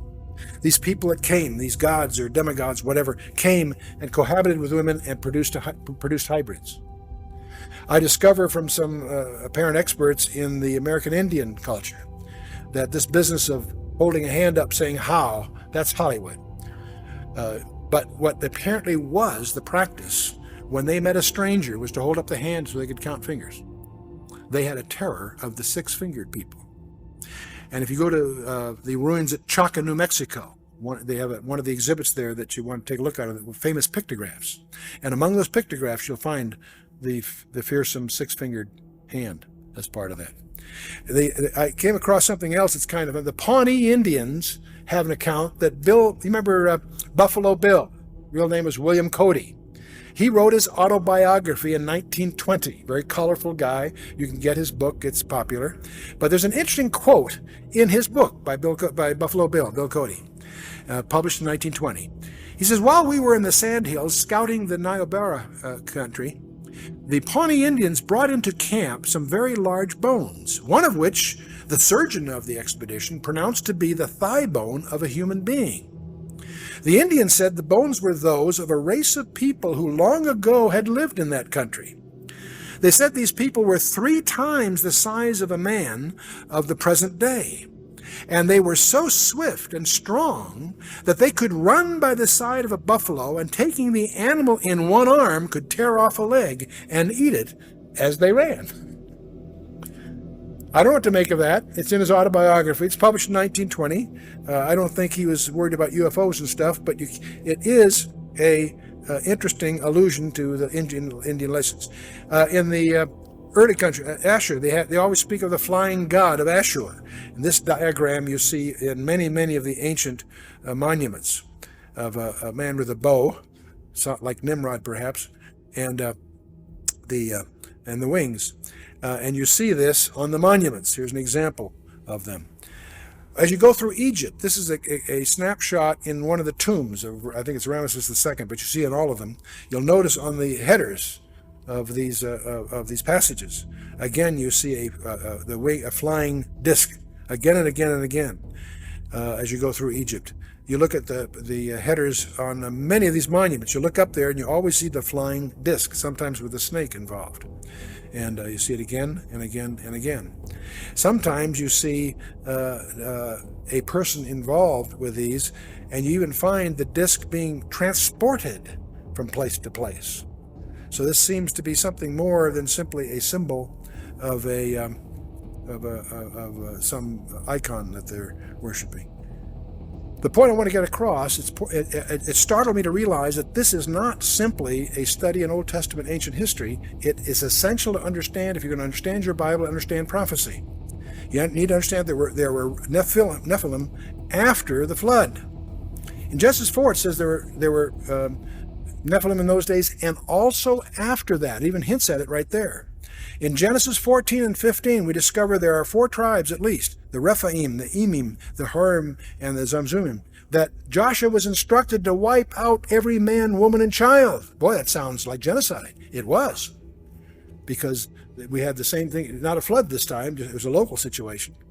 And Arba, Anak, and his 7 sons, the Anakim, are talked about not just in the Bible, but also in Egypt, by the way.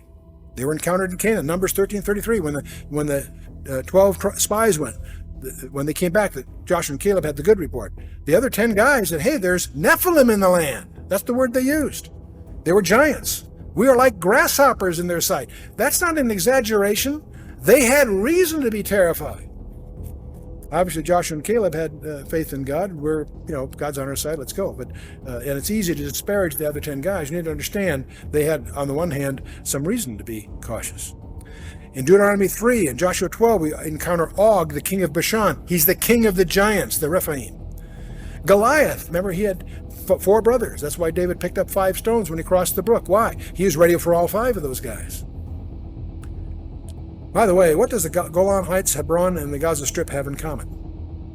They're in the news today all the time, right? These are the areas that Joshua failed to exterminate the Rephaim. The word Rephaim means the dead, the walking dead. Isaiah 26:14 says they cannot be resurrected. These are strange creatures. And it's interesting, if you study the strongholds that they failed to defeat, you'll notice that those same regions are the territories, the so-called West Bank, that are in dispute today. I think that's fascinating. Not Joshua, but his descendants failed to deal with these issues, and they plague them to this very day. The Golan was called Bashan, and it's just when Jesus is hanging on the cross in Psalm 22, verse 12, he says a strange thing. He says, many bulls have compassed me, strong bulls of Bashan have beset me round. I have no idea what that means, but I suspect he's not talking about cattle. I think he's talking about some kind of demon oppression that's involved. I think it's allusion to the Rephaim. Let's talk a little bit about the nature of angels, because that's really at the root of this problem. You notice we learn a lot about angels by looking at the Bible. They always appear in human form. They look human. In fact, many people entertain them unaware, as we find out. And at the resurrection and at the ascension, there's always a pair of angels, and they're like men. They look like men standing there. They spoke. They took men by the hand. They ate meals with them. They're capable of direct physical combat. The Passover in Egypt was by a death angel. In the book of 2 Kings, slaughter of the 185,000 Syrians. One angel after night slaughters 185,000 Syrians. You don't mess around with angels. Now, and they don't marry in heaven. Now That's a phrase. By the way, I'm making a contrast here with the demons of the New Testament are not like this. They apparently are powerless except to the extent they can embody some person. They're not like angels. Don't distinguish between fallen angels, the bad guys, and the demons. The demons apparently are disembodied spirits looking for embodiment. Angels don't have that problem. They apparently can materialize it. All the way through the scripture we see them that way. We do know they don't marry. Because the question everybody has is, can angels have sex? The scripture says no. No, it doesn't say that.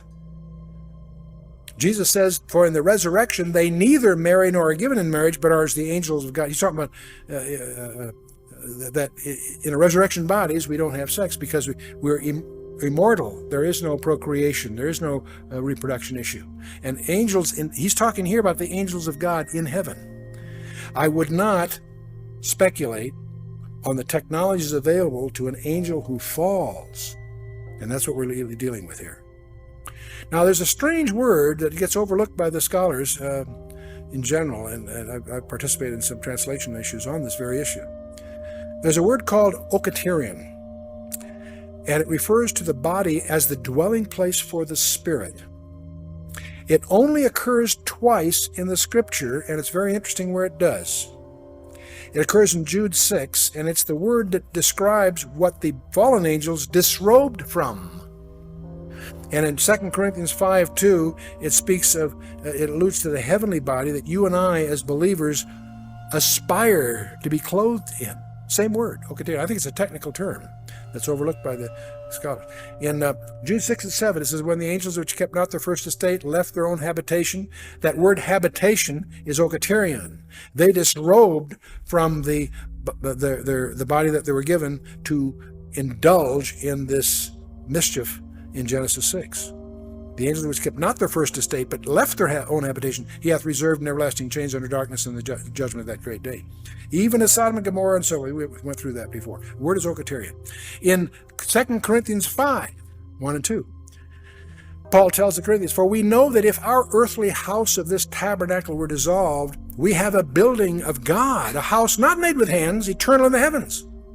And for this we groan, earnestly desiring to be clothed upon with our house which is from heaven. The word translated house is okaterion. That which those angels abandoned is what we aspire to, that kind of a habit, if you will. Okaterion again. Well, let's move on. The coming to cosmic deception. What's the biggest lie of all? You know, it's interesting. This all started back in Genesis 3. When God declared war on Satan, he says, I will put enmity between thee and the woman, and between thy seed and her seed, and he shall bruise thy head, and thou shalt bruise his heel. And from this verse, we get one of the messianic titles of Christ, the seed of the woman. What many people overlook, there's two seeds mentioned here. The other seed is the seed of the serpent. And so we have the seed of the woman and the seed of the serpent. And the seed of the serpent, we find all kinds of idioms, the red dragon in Revelation 12, the coming world leader, as I sometimes call him, the false prophet in Revelation 13. These forces are still at work and behind the world powers today. Check out Daniel 10 and really understand what's going on there. All of us have studied Daniel 2 and the sequence of nations, or empires, I should say, that were re-echoed in Daniel 7, the winged lion, bear on one side, the leopard, the terrible beast, the 10 heads. Again, Babylon, Persia, Greece, Rome 1 and 2. We've been through that in our prophetic studies, and most people recognize the iron mixed with clay is the Roman Empire. Don't confuse that with Western Europe. The Roman Empire, part 1 and part 2. Well, we live in a world, what's going on in this world? There's a new world order. A world without borders is the concept. The end of the independent nation state. Multiculturalism is in. Check your faith at the door. We're going to all compromise. And this is all heading for a centralized socialistic government. And there are a couple of forcing functions. Every freedom-loving person considers this an anathema, except the problem is there's no way to avoid it. Nuclear proliferation is part of it. We're on the threshold right now of nuclear war because of this very issue. But there's another forcing function that nobody talks about. The possibility, ultimately, not yet, but coming, of cosmic threat of some kind. You say, Chuck, that's way out. That's fringe stuff. Really? Perhaps we need some out. Let's talk about the miry clay. You know, in Daniel's famous vision of the multi-metal image, the last phase was, of course, the iron mixed with clay, the 10 toes. What is miry clay? Miry clay is clay made from mire or dust, if you will. And everybody talks about the clay in the 10 toes of Daniel's imagery. No one, I'm guilty too, paid any attention to Daniel's explanation of it. In Daniel chapter 2, verse 43, he's explaining the whole thing. He's interpreting the vision for you. When he gets to this, in verse 43, he says, "Whereas thou sawest the iron mixed with miry clay, they shall mingle themselves with the seed of men, but they shall not cleave to one another," and so on. You know, that phrase, I read that 100 times over the last 30 years and didn't hit me until this in-depth study. The miry clay refers to a they. It's a personal pronoun. They shall mingle themselves with the seed of men. In order to mingle themselves with the seed of men, they have to be something other than the seed of men, or it makes no grammatical or logical sense. So the they that are going to do the mingling are not the seed of men. Oh, could this be a hint of some mischief in the end times analogous to the mischief in Genesis 6? I think so. They shall mingle themselves with the seed of men. Boy, there it stares. Anyway, but the coming great deception, Jesus opens and closes his Matthew 24 thing. He says, "There shall arise false Christs and false prophets, and shall show great signs and wonders, insomuch that if it were possible, they should deceive the very elect." What's going to protect you? Your intellectual background? Your knowledge of physics? No way. No way. If it were possible, they would deceive the very elect. The only thing that can save you from this deception is your spiritual condition by being in Christ. They shall show great signs and wonders. They're going to do things that are going to violate our apparent knowledge of reality.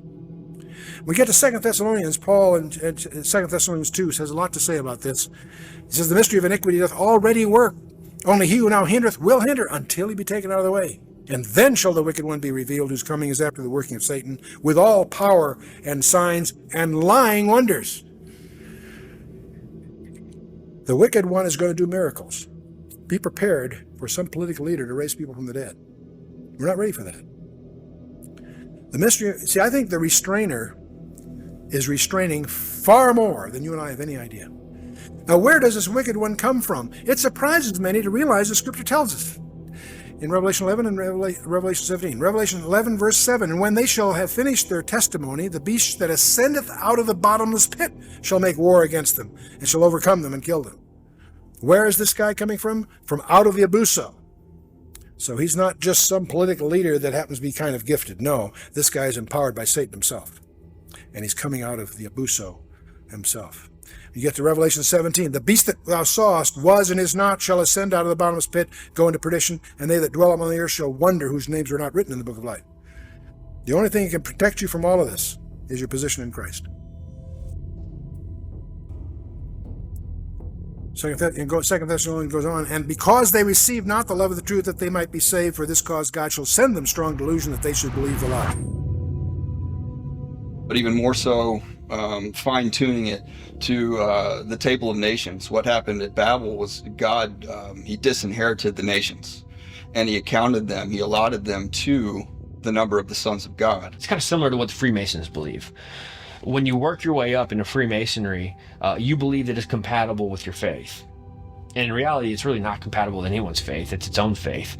But you don't know that at the lower levels. You know, it's a universalist group. You know, when you take that first initiation, you are agreeing that all paths lead to the great architect, you know, what they call God, the eye of providence.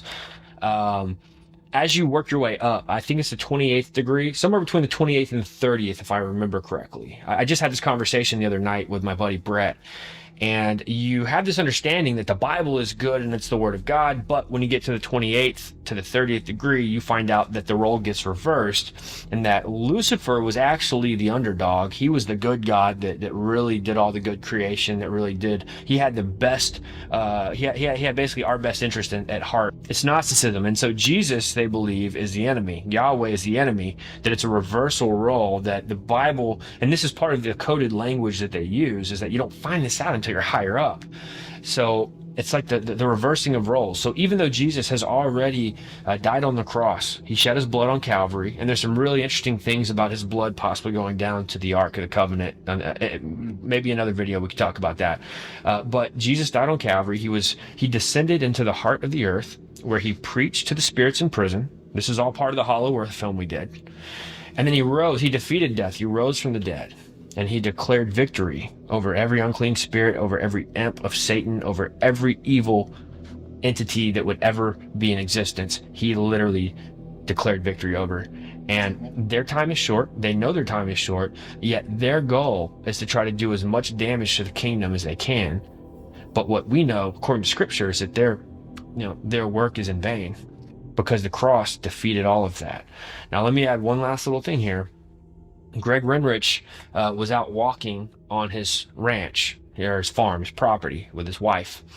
And all of a sudden, they get this thing on the back of their neck, and they're kind of, wiping it. You ever, like, smash a bug or something, and you kind of, like, do one of these? So they get a slimy residue on the back of their neck. Well, it doesn't affect him the same way it affects his wife. And this is their property. This isn't like they're out in some random wooded lot. This is their land. They get back, and they've already had a horrible history. Ever since he started speaking out about his testimony, because he's a Christian, to the best of my knowledge, he began to share these stories publicly. And he had just a SWAT team show up at his house with machine guns, destroyed his family. The family relationships that they had tight bonds with are now, they've got a broken family over all this. People can't understand why he would have done anything to put their family at risk. They're like, why would you have done this? Why would you even talk about this? You have ruined this family. And so he doesn't even have good relationships with all of his family anymore because of the high up, non-existent government, SWAT teams that are coming out to force him into submission. Anyway, that happened previously. Now, fast forward, they're walking on their land, and they get this slimy residue on the back of their neck. And so they get back home, and the wife is ill. I mean, it acted fast. So ill. Chad gave us an update. Chad contacted him, and we filmed the update in the film because we were waiting on him. We were kind of tracking along. He's not going to come on the film. His wife's not doing well. Matter of fact, Chad said in the film that he didn't know if his wife was actually going to make it through all of this. And it reminded me of the late J.C. Johnson, who was a friend of mine. He was a cryptozoologist, and he would take people on guided tours in the Four Corners area, where he would show people where these animals would show up. Like he says that they've seen pterodactyls. He says they've seen all kinds of crazy, what we could only call a hybrid or a prehistoric type. We're told that there's portals in the Four Corners where these things cross over, and the Indians don't want to go near it. And these wild animals, what we would call animals, they're these weird things that are coming through the portals. So J.C. Johnson would go out there with this, he'd take a security team with machine guns, like mercenary style, and they would give guided tours out there. People that wanted to go see this for themselves. And it was several times he would send me photos from their action cameras where they would pick up what looks like gray aliens in the bushes. Anyway, I'm bringing all this up because J.C. Johnson told me that he had friends that went down to Dulce to research. He said that they were getting a little too close to the fire. They got done doing their homework. They go back to their car. Well, what they didn't know is that before they got back to their car, there were men in black, these men in the shadows, that came and dusted some type of a biological weapon known as a transdermal on the handles of their car. So all they had to do was touch the handle. You touch it, it is now transdermal. It's going into your bloodstream immediately. And they become either really, really ill to the point where the rest of their life is spent in a bed, or they die. That's what I was reminded of when Greg Renrich, passed on the message that his wife was ill and that they had found some type of a slime on the back of their necks. Enter the target without perception. Without perception. Without perception. What's so important? Well, they're here. The end times get end times.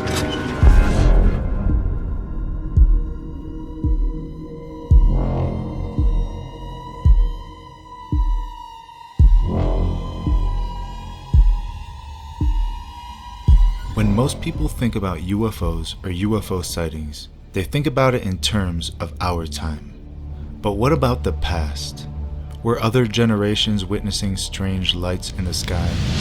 Strange sights appeared in the skies long before spaceflight or manned flight of any kind was possible. And in each century, these visions took on identities that tell much about the worldview of those who saw them. Alexander the Great and his army, for instance, were harassed by a pair of flying objects in 329 BC. Most of the soldiers fled the scene, but some of the hardier men stood their ground and tried to hit the discs with their arrows and with stones from their slings. In 1492, just 4 hours before discovering land, Christopher Columbus saw a bright glowing object come out of the sky, go into the water, and travel slowly through the water very close to the ship that he was on. Engraved onto a French token minted in the 1860s is a disc-shaped flying object that experts say may have commemorated a daytime UFO sighting. The great British astronomer Edmund Halley of comet fame also saw a series of unexplained aerial objects in March of 1716. One of them lit up the sky for more than 2 hours and was so brilliant that Halley could read a printed text by its light. There were sightings in 1897 of a lighter-than-air ship that had propellers, porthole windows, and brilliant searchlights which it directed at the ground. In 1917, what may have been the largest crowd ever to witness a UFO occurred in Fatima, Portugal. 50,000 people watched in amazement as a huge silver disc began spinning like a windmill and dancing about in the sky. After plunging toward the earth, it climbed back into the sky and disappeared into the sun. One night during the summer of 1948, Clyde W. Tombaugh, the astronomer who discovered the planet Pluto, was sitting in the back of his home at Las Cruces, New Mexico. He and several witnesses, including other members of his family, watched a strange glowing craft move overhead. All of the witnesses agreed that the object was definitely a solid ship and that it was probably some form of extraterrestrial device. John Keel is a world-renowned expert on UFOs and has written numerous books and articles on the subject. A self-described agnostic, he made this statement: "Thousands of books have been written on the subject of demonology, which is the ancient and scholarly study of monsters and demons. The manifestations and occurrences described in this literature are identical to the UFO phenomenon. Victims of demonic possession suffer from the same medical and emotional symptoms as the UFO contactees." Dr. Jacques Vallée has addressed the United Nations on UFOs and was the model for Lacombe in Steven Spielberg's Close Encounters of the Third Kind. He is the author of 8 books on UFOs and has been widely recognized as the premier investigating scientist in the realm of UFO research. I found this old book that was published in 1970 that has some very intriguing information printed in it. A lot of the stories I'm about to read to you have been lost to history. Until now, that is. 1893. In Wales, some 8 or 10 lights were seen at times gyrating through the sky in astounding fashion, going up and down rapidly, then zigzagging, all in perfect formation, like a fleet of airships. 1887. If a ball of fire falls into the sea, it can be called a meteor. But what if a ball of flame rises up out of the sea? Such was witnessed by the bug-eyed crew aboard the British steamer Siberian on November 12th of that year. The object rose to a height of 50 feet over the water, darted close to the ship, then sped away, out of sight. Ships were a prime source of UFO sightings in the 19th century. One of the most repeated phenomenon reported by 24 ships or more was typified by the following account. May 15, 1879. Commander Pringle of the HMS Vulture of the Persian Gulf put in his log that 2 incredible objects were pacing his ship, both submerged but glowing brightly. On looking towards the east, he wrote, "The appearance was that of a revolving wheel, whose spokes were illuminated, and, looking to the west, a similar wheel appeared to be revolving in the opposite direction." 1845. Substantiating the above, the brig Victoria, on June 18th in the Mediterranean, came upon 3 luminous bodies that rose silently and mysteriously out of the sea, remaining within sight for some 10 minutes in the air in slow maneuvers. 1883. An inexplicable phenomenon witnessed by thousands of people on both the Canadian and American sides as a UFO shaped like a square table hovered above Niagara Falls for 1 hour. May 15, 1811. The people of Geneva, Switzerland, saw an aerial show never before seen.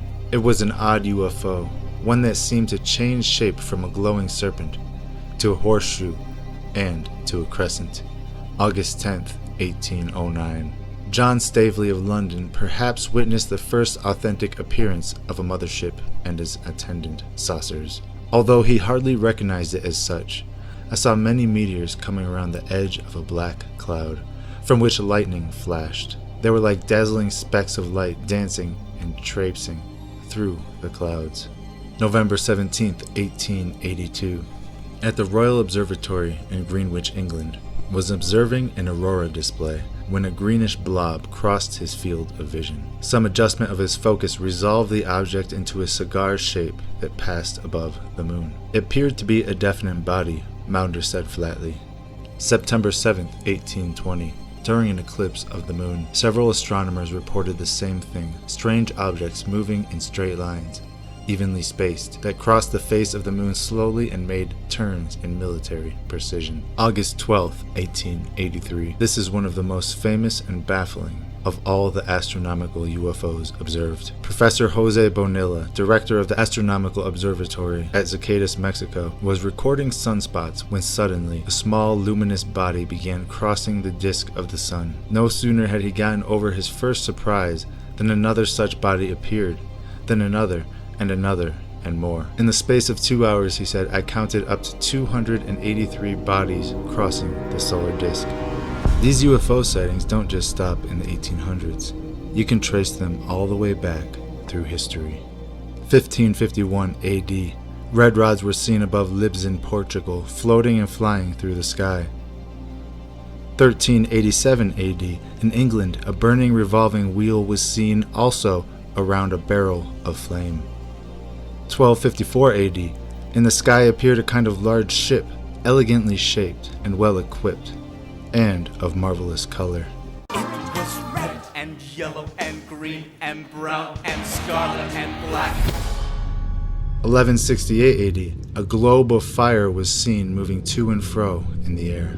919 AD, a thing like a burning torch cruised in the sky, and glistening balls sailed over Hungary. 1577 AD, an object like a lance passed across the sky. 98 AD, in Italy, another burning torch was observed, probably quite like the flaming red ball-shaped UFOs seen today. 12 AD, in old Irish manuscripts, there's one tale very likely based on truth. Ancient Erie, Ireland, an anchor suddenly dropped from the sky and hooked itself into a church steeple. The townspeople then saw a ship in the sky with men aboard. One man climbed down the cable as if to free the anchor, and his motion was like that of a man swimming in water.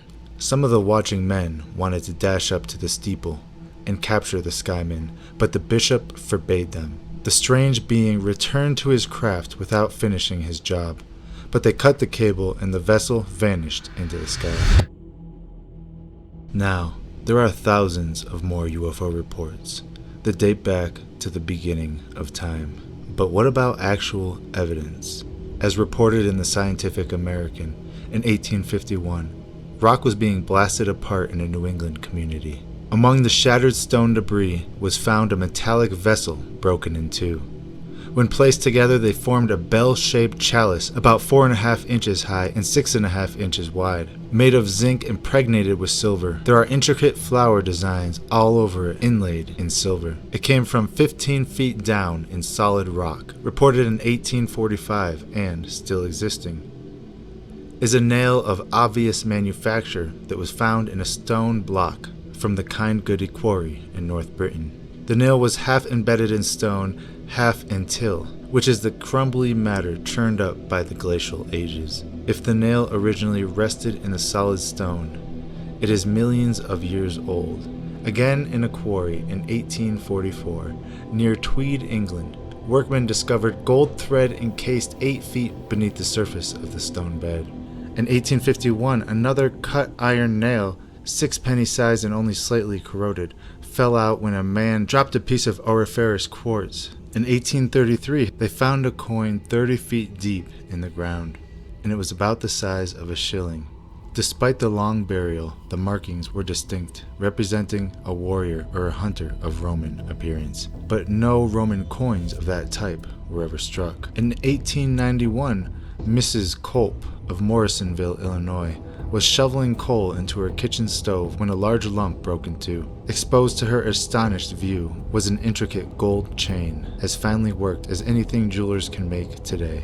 In Salzburg, Austria, and now in museum, a block of coal from the Miocene strata yielded a perfectly machined cube of steel with slightly convex but symmetrical top and bottom side, with a cut groove running precisely all around its middle. Examined by dozens of scientists, technicians, and steel experts, all of them declared it could not be possibly natural and was positively artificial.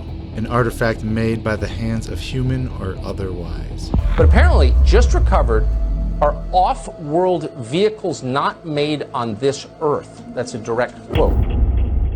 The Universal Story agrees with the record of every major culture of the ancient world in which the astonishingly consistent story is told of gods that descended from heaven and or came through spiral vortices to materialize in bodies of flesh. From Rome to Greece, and before that to Egypt, Persia, Assyria, Babylonia, Sumer, the earliest records of civilization tell of the era when powerful beings known to the Hebrews as watchers, and in the book of Genesis as the B'nai Ha-Elohim, the sons of God, mingled themselves with humans, giving birth to part celestial, part terrestrial hybrids known as Nephilim. The Bible says this happened when men began to increase on earth and daughters were born to them, when the sons of God saw the women's beauty, and they took wives from among them to sire their unusual offspring. I believe a record of this is recorded in Genesis 6:4, when it says there were giants in the earth in those days, and also after that, when the sons of God came in unto the daughters of men, and they bare children to them. The same became mighty men which were of old, men of renown. This is Dr. Thomas Horn, and you are watching End Times Productions. What's beneath us? The ancient ones. The gods that used to rule the earth. During research for our best-selling book, On the Path of the Immortals, I was given the unprecedented opportunity, really, to sit down with and to film Dr. Don Mose Jr., a third-generation medicine man who I met with for a large part of a day, and he told me the oldest legends of the Anasazi, which he had been told by his great-grandfather, who likewise had been told by his ancestors, which included stories of the Anasazi turning to sorcery, to sacrifice, cannibalism, after they had lost their way and were driven insane by a reptilian creature, which they depict with a halo above his head, of all things. Images of that being are, by the way, included in the petroglyphs that we filmed inside the canyons, and I believe that they likely attest to the fallen reptile or reptiles of biblical fame, which also misled humanity.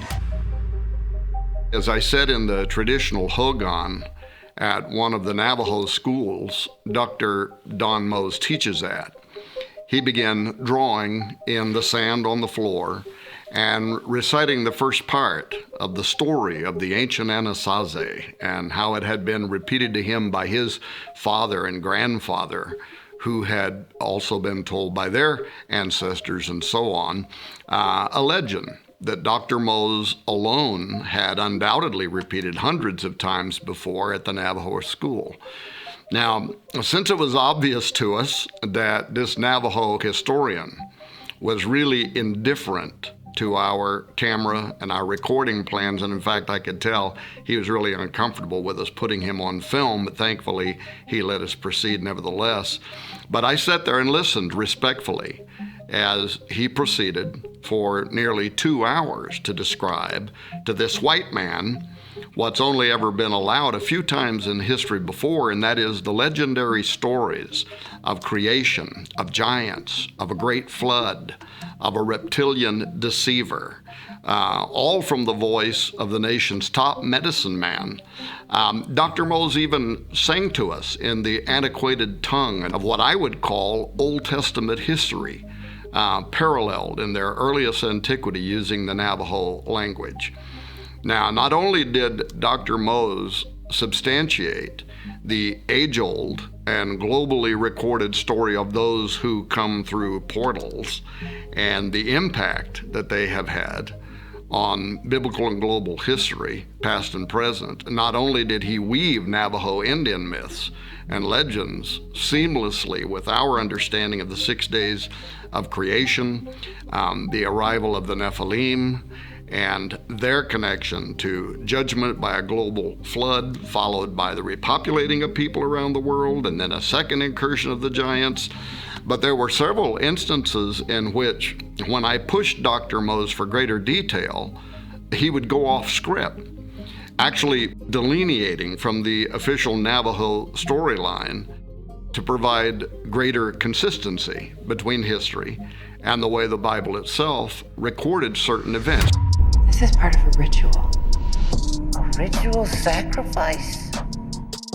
As Mose was following the official storyline, the one that you would get from the Parks Department in the four corners of the U.S., about how the Anasazi didn't disappear, but rather they slowly migrated out of the area and became the modern Pueblo Indians, I expressed doubts to Dr. Mose about that story. And he responded by grinning just a little bit and saying, well, I probably shouldn't tell you this, but, and then he proceeded to tell us the older stories that his grandfather had repeated about these mysterious people actually disappearing after they came under mind control from a reptile with a halo, this carnivorous creature, suspiciously similar to what I later described in the Path of the Immortals book as fiery seraphim, which comes from the Hebrew seraph, the Hebrew Old Testament fiery serpent, which also corresponds with a lot of other testaments around the ancient world, including the Sanskrit sarpa or sarpin, which means reptile, and so on. Now, another case in point is when I told Dr. Mose what we had learned from the Apache about cannibalistic giants and then God destroying them in a flood. And he looks right into the camera and he says, oh yes. And then he reaches over and he picks up this illustrated book that he had authored that's used in the Navajo Nation schools and libraries. And he opened to show us an artist depiction of a giant that had stood between 30 and 40 feet tall. And then he starts saying there was this time when the earth was infested with such great giants and alien gods that came down and destroyed and ate the people. Some of them were in human form. Others, he said, were monsters like human-animal hybrids, which I think the Old Testament also describes. And then he followed that story with the famous Navajo legend of the White Shell Woman, who gave birth to two of the most important characters in Navajo mythology, the twin miracle-performing sons, one of whose names literally translates slayer of alien gods, and his twin brother. And together, those two great warriors killed many of the giants, hybrids, and the monsters that were destroying mankind. As Dr. Mose described these ancient tales, I couldn't help but think of David killing Goliath, and then later other giants with his mighty men. Then there was a point where Mose paused, and he said, you know, when the Christian missionaries first came to America and told our people their stories of the giants and the great flood, he said, we smiled and let them know that we already knew these stories, that they had been told to us long ago by our own ancestors. After a week on the road, having covered hundreds of miles of reservations to walk amidst their multiple ruins, including hogans, temples, kivas, to follow guides and visit with a medicine man, not to mention tracking down and photographing petroglyphs. We were finally on our way to the last site that we were going to visit, one that our Cherokee guide had told us not to miss. We already collected enough pictogram and logogram images from ancient rock engravings throughout the Four Corners area to make our case and to calculate for our purposes a recurring theme, which definitely seemed to match the Middle Eastern and biblical stories of portals, reptilians, fallen angels, giants, and the havoc that those creatures had played on the old world. But this final petroglyph that was important, our guide had said, and one that we could drive right up to. So we decided to make one final excursion, this time into Utah, 50 miles north of Moab, where one of the largest known collections of petroglyphs is located in the San Juan County. This storyboard that we would visit there was etched in sandstone as early as 1,000 years before Christ, and it records practically every element contained in the Bible and extra-biblical texts involving spiral vortices and those who come through them, including human-animal chimeras and even giant six-fingered and six-toed footprints in pursuit of much smaller five-fingered and five-toed humans. Even that reptilian that Dr. Don Mose had described to us with its halo was drawn there, just a couple of feet away from the alien-looking bug-eyed creatures. This location is also easier to get to than most of the ones that we trekked to, yet it's as important, if not more so, than any petroglyphs. You could spend days hiking over miles of rough terrain to reach. It's called the Newspaper Rock Petroglyph, and is somewhat decipherable as to which images are older due to the fading and darkness of the earlier depictions, which are certainly the most mysterious with their alien-looking creatures and suits and what might even be some type of a flying craft. And archaeologists believe the writing on this Great Wall continued from 1,000 years before Christ or earlier up until about AD 1300, the same time that the Anasazi suddenly disappeared. The Anasazi used images and symbols similar to those found globally that connect to a first and second incursion of giants and the mountainous gateways that those creators came through. Now, that being true, if you take only the images that the Anasazi left behind and compare them to similar, in some cases identical, universal symbols found elsewhere around the world where the stories and meanings of the images have been made clear, and keeping in mind that these legends materialized globally at approximately the same time, when the Torah, that is Genesis through Deuteronomy, the first 5 books of the Bible, was written around BC 1300, this would have been the same time when archaeologists believe the Anasazi across the world from these Bible lands were drawing giant, 6-toed footprints on a slab wall in Utah and facing an alien enemy, as the name Anasazi implies. When the writings in the Torah are compared with other ancient texts, including Enoch, Jubilees, Baruch, Genesis Apocryphon, Philo, Josephus, Jasher, Jubilees, and many others, not counting the accounts of the American Indian tribes on this side of the world, it's clear that this is more than a legend. It is history. It's a chronicle told through different people's methods and worldviews involving giants suddenly infesting the entire world and then being wiped out in a flood, then somehow returning in a second incursion. This story was written down globally, from Hebrew scrolls to Indian petroglyphs, to provide the oldest recorded testament of part human, part angelic creatures who were in turn the offspring of hideous reptilian entities, or what the apocryphal book of Enoch calls fallen watchers. In the beginning, the great Creator made everything.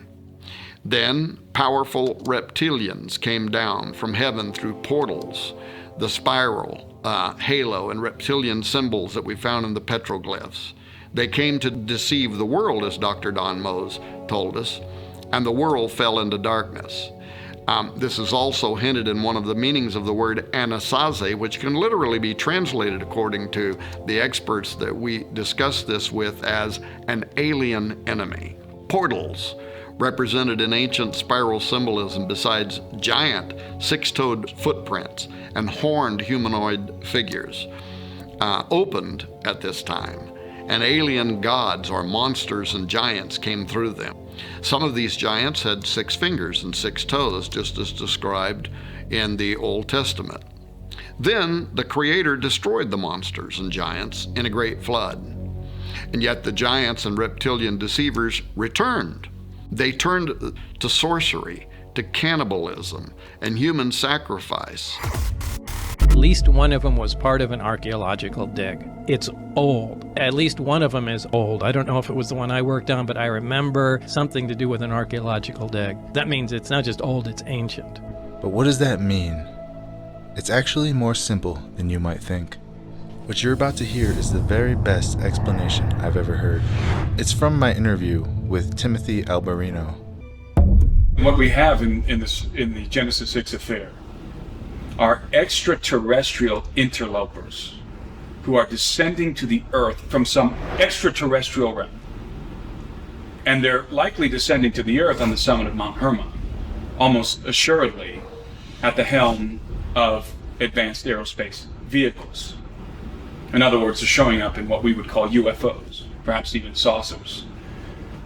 And there's this misconception that angels have wings, and that when they picture these angelic beings, these watchers descending to the earth, that they're flapping their wings and they're landing like storks or something like that, which is complete nonsense. The watchers showed up in advanced aerospace vehicles, and they had high technology with them, because the angels pre-existed the earth. The sons of God pre-existed the earth, so they're obviously not from the earth.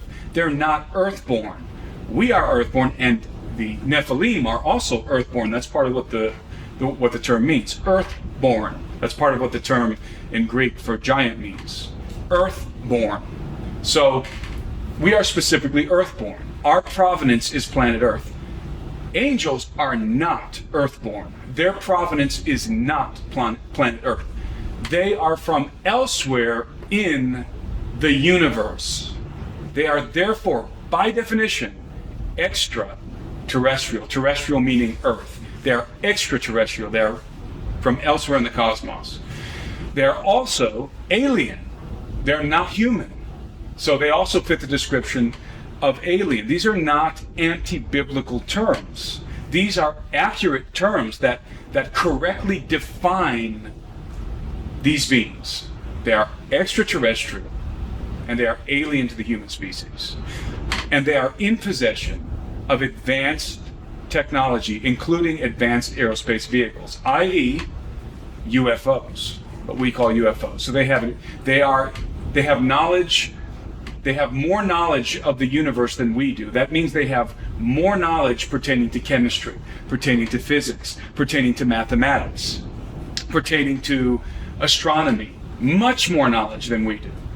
And they have derived much more advanced technological implements than we have. Number one, this race, the elder race, has been around a lot longer than us. Mankind was created to be a little lower than the heavenly beings and the angels. So biologically speaking, cognitively and physically, our physiology is lesser than theirs. Their physiology is greater than ours. In other words, biologically speaking, they are superior to us. Without their technology, just biologically speaking, they are superior to us. They are a superior race. But then when you throw in their knowledge and their technology, they are also far more technologically advanced than we are.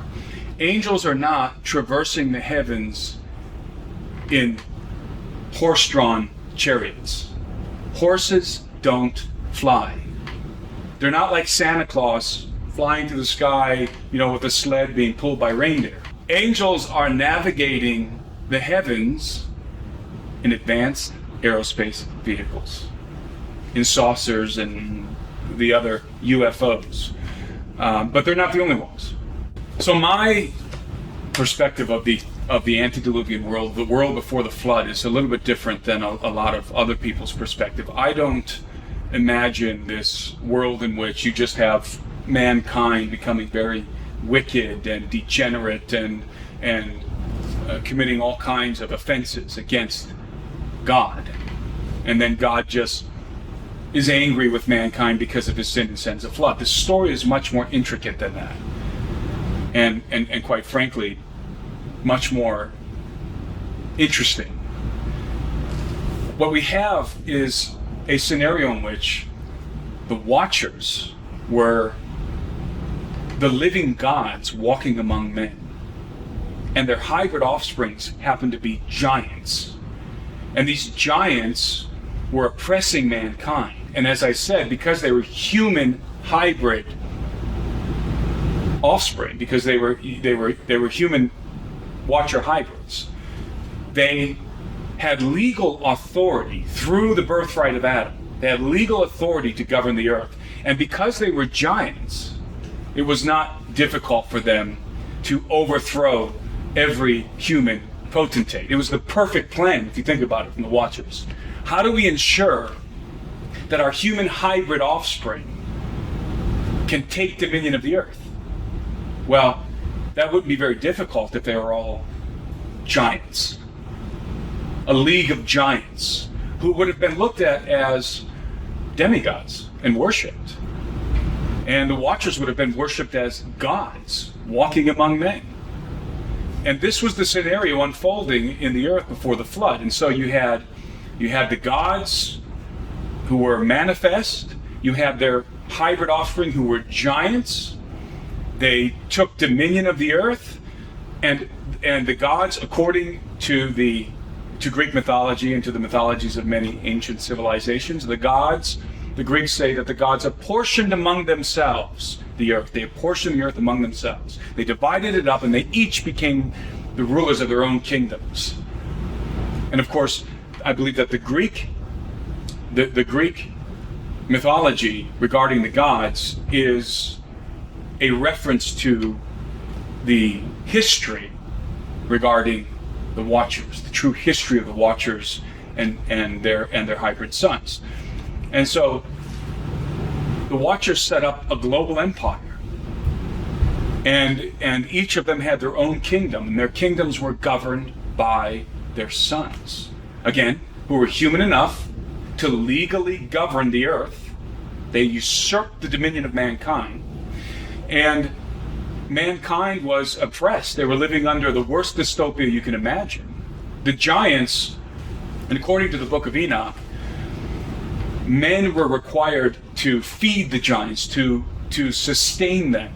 And so, I don't know how many giants there were, but they were forcing the human inhabitants of the earth to feed them, to sustain them.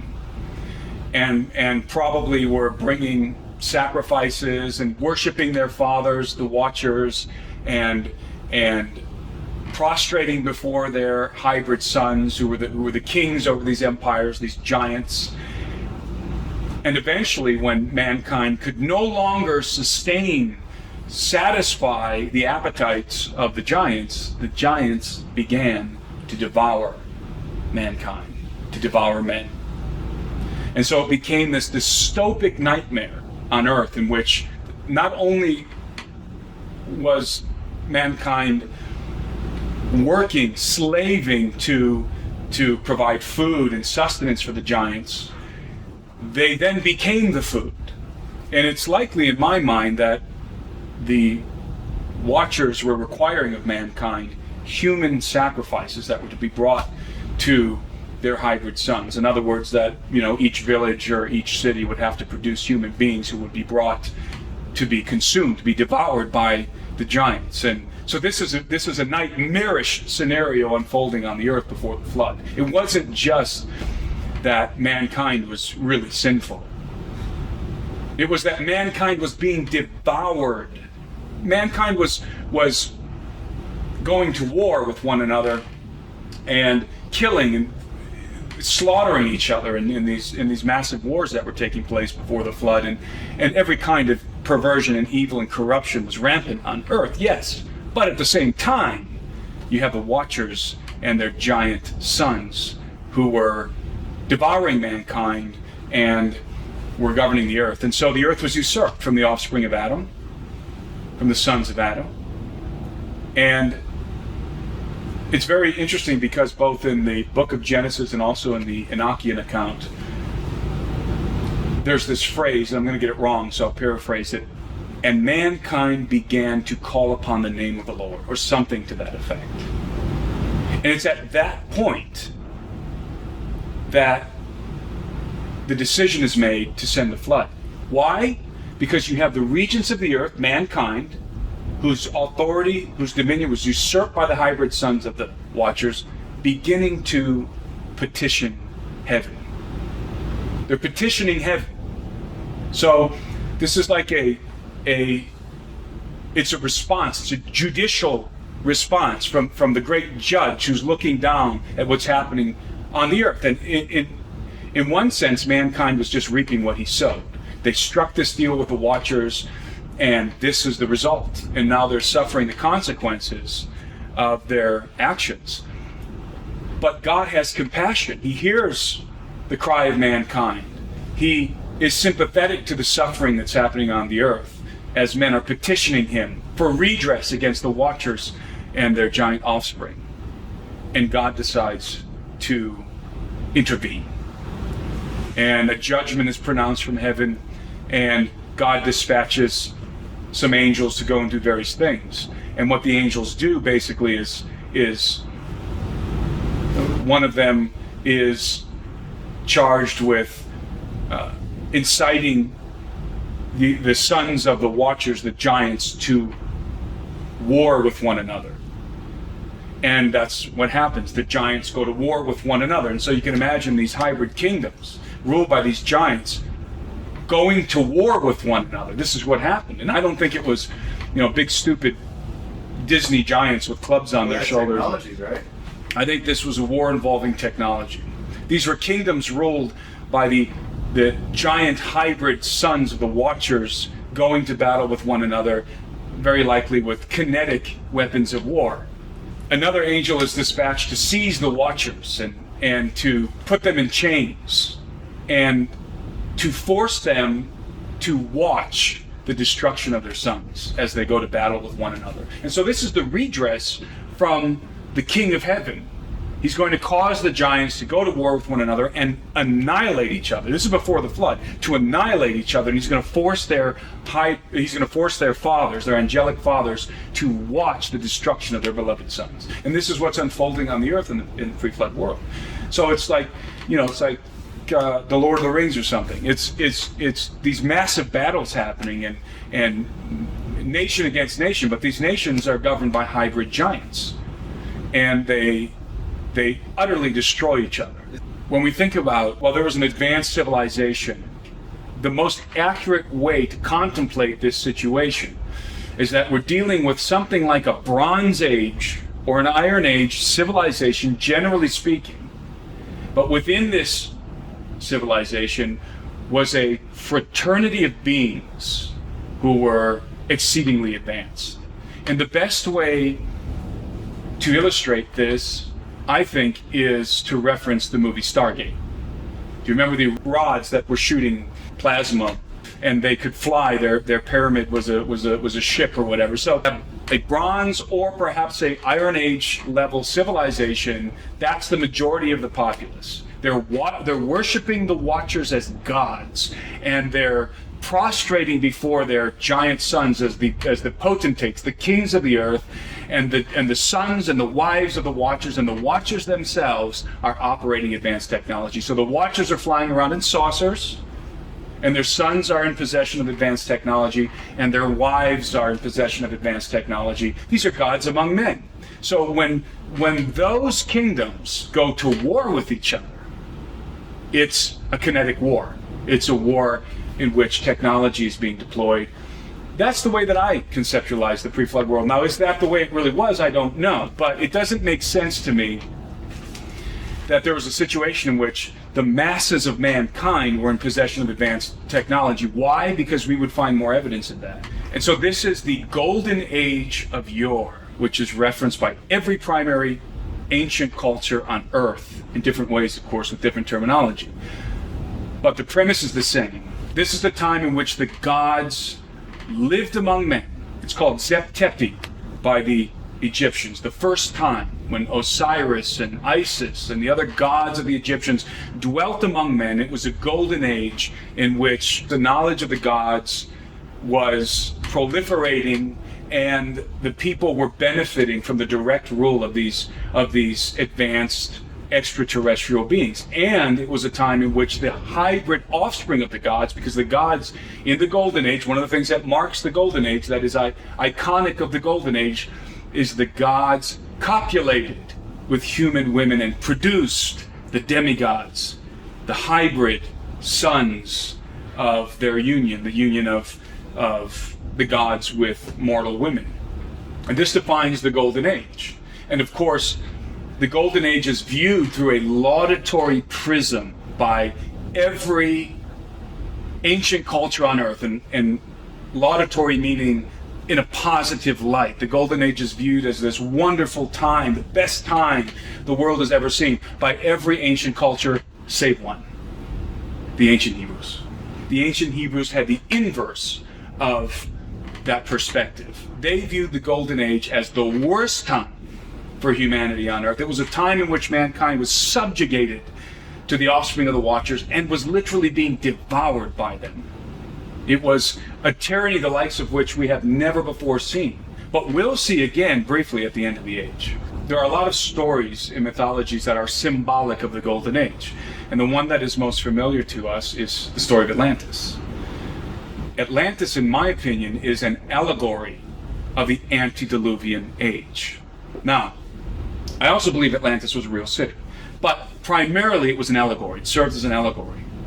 Atlantis is a Greek story. Of course, it was related by Plato. And Atlantis was founded by Poseidon, who's one of the gods, the Olympian gods. Poseidon, the gods, just like in the Book of Enoch, the gods divided the earth among themselves, and they each took a portion. They were allotted a portion. And Poseidon, his portion was the region in which Atlantis was, but Atlantis wasn't there yet. He built it, he created it. So Poseidon established this island and created this city on the island called Atlantis. So Poseidon is the patron of Atlantis. But what did Poseidon do? He took a human woman as his wife. He copulated with her. She conceived and gave birth to 5 sets of hybrid twins, who other ancient records intimate that they were giants. And of course, the most famous among them was Atlas. And so Atlas and his other brothers, his other twin brothers, ruled over Atlantis, but not just the island of Atlantis, rather the empire of Atlantis. And so if you take the story of Atlantis as an allegory of the Golden Age in general, it's a perfect depiction of what all the gods did. And by gods, of course, we mean these angelic watchers, these extraterrestrial interlopers who took wives, again, a legal transaction with mankind, with the sons of Cain, and allotted the earth into portions among themselves and established their own kingdoms, and their kingdoms were ruled by who? Their hybrid sons, because the Watchers were not authorized to govern the earth. They had to do it by proxy. They had to rule by proxy from behind the thrones of their hybrid sons. So again, Atlantis is a fitting allegory of the antediluvian age in general. But again, I happen to believe it was also a city, an actual city within this empire, this hybrid empire. Artifacts of the empire of the gods, as I call it, referencing the antediluvian world, still exist on Earth. And it is possible, it's possible, as fantastical as it sounds, that some of their technological devices, maybe even including stargates, if stargates are in fact real, maybe even including stargates, can still be found on the Earth, perhaps deep underground or in very specific places. And furthermore, this is conspiratorial, and this is just my opinion, but I believe that those kind of artifacts have indeed been found and are basically within the purview of the militaries of the world, rather than being in the purview of, say, the Smithsonian or something. Those would be military assets. You know, if you find a Stargate or some kind of advanced technology, that doesn't go to the vault of the Smithsonian. That goes to the R&D department of the Pentagon. Brown Horse, this is White Horse. Stand by for salute report 2-1. Over. White Horse is Brown Horse. Stand by to copy. Line Sierra, 2-0 personnel. Line Alpha, patrolling what appears to be at headquarters. Break. Line Lima, 3-8 Sierra. Tuesday, April 29th, 2003. Roughly 2 months after US forces invade Iraq, BBC News releases an article that is so strange it seems to go against the very nature of our reality. Now, in order to understand the true significance of this article, we need to take a journey back in time, all the way back to approximately 2,500 years before the birth of Christ, and to a place that we now know as modern-day Iraq. And it is here that we begin our story. Tales of supernatural beings can be found all over the ancient world. The Bible, the Book of Enoch, and the Book of Giants, as well as other ancient Jewish texts, all speak of an event where fallen angels descended to earth and fooled mankind with their knowledge of science, war, and beauty. It is also recorded that these fallen angels, or watchers as they are called in the ancient text, manipulated the genetics, the DNA of mankind, creating an actual race of giants, as well as other hideous monsters using animal DNA. Descriptions of these disgusting beasts can be found in the Book of Giants, which, by the way, was part of the Dead Sea Scrolls collection. Parallel to that, other ancient texts speak of the same exact event, except it's from the fallen angels, or the Watchers' perspective. In ancient Babylon and Mesopotamia, for example, the Watchers were seen as a good thing.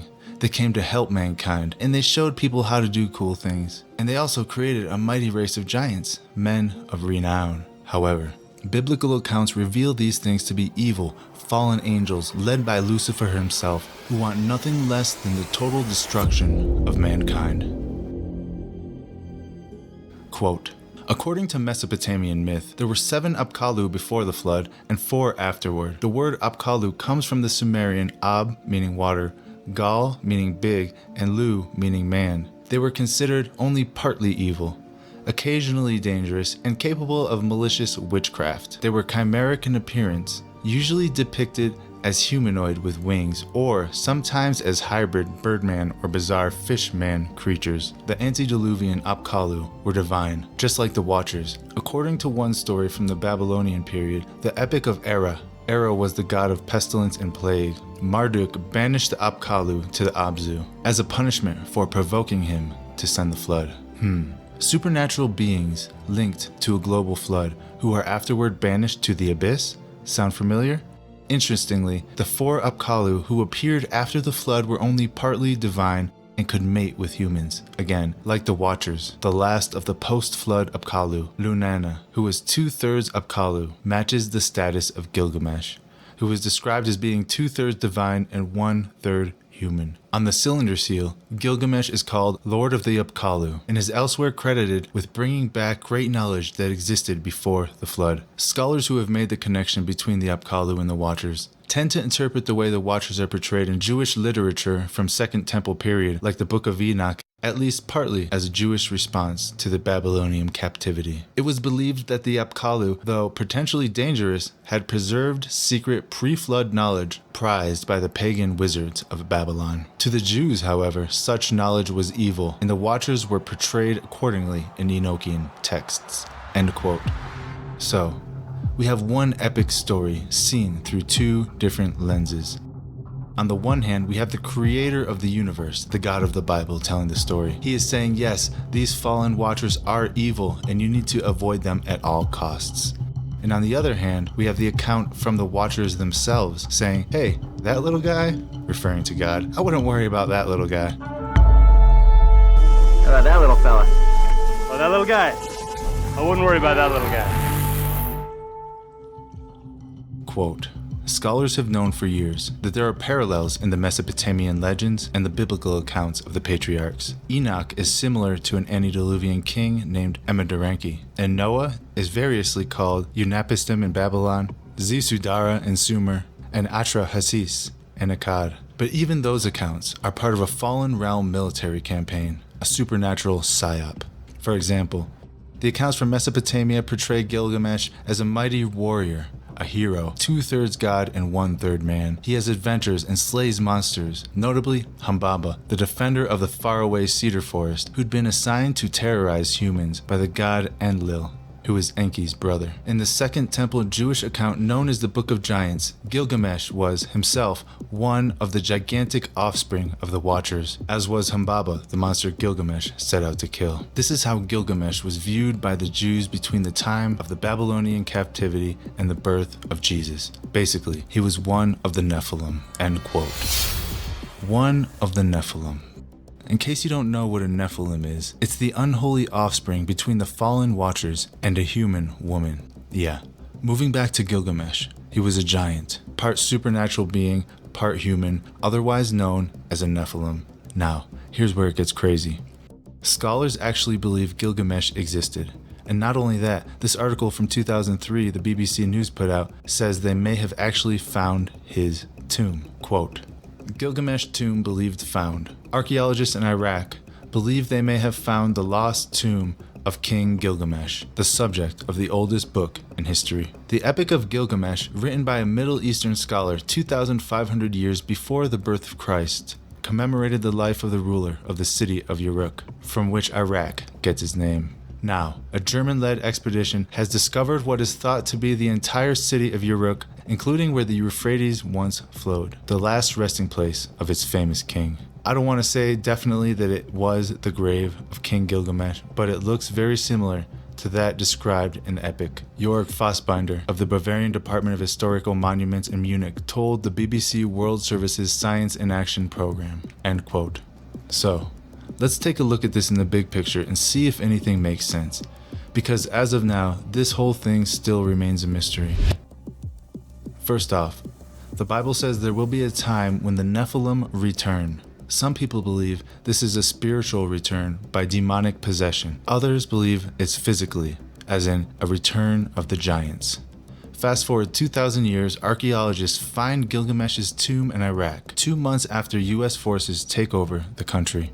Is it possible that when news broke of the discovery of Gilgamesh's tomb, orders were given from the highest possible levels of government, and US troops arrived at the site to seal it off? DNA was collected from the skeleton and brought to a top-secret underground research lab where tests were conducted. Tests involving cloning technologies and CRISPR-Cas9. Of course, the only thing we can do is speculate. So what do you think about this? Do you think they really found Gilgamesh's tomb in 2003 as this article states? If so, what happened to it, and why is there no mention of the contents? Or maybe what they found was so insignificant that they thought all news coverage should just stop.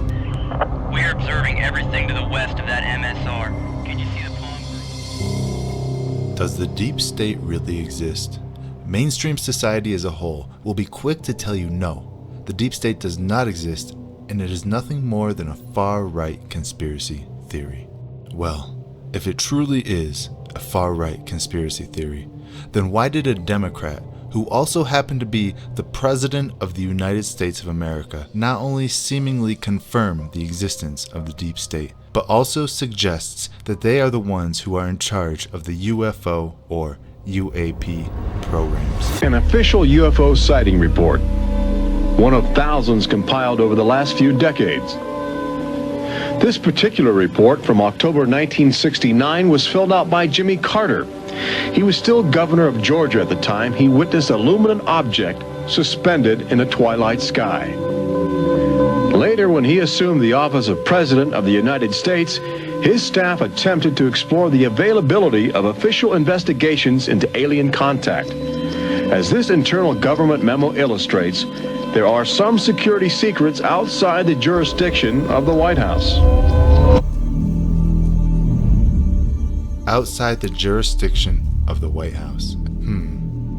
If the President of the United States is the Commander-in-Chief of the entire U.S. military, just who can be outside the jurisdiction of the White House? Seriously.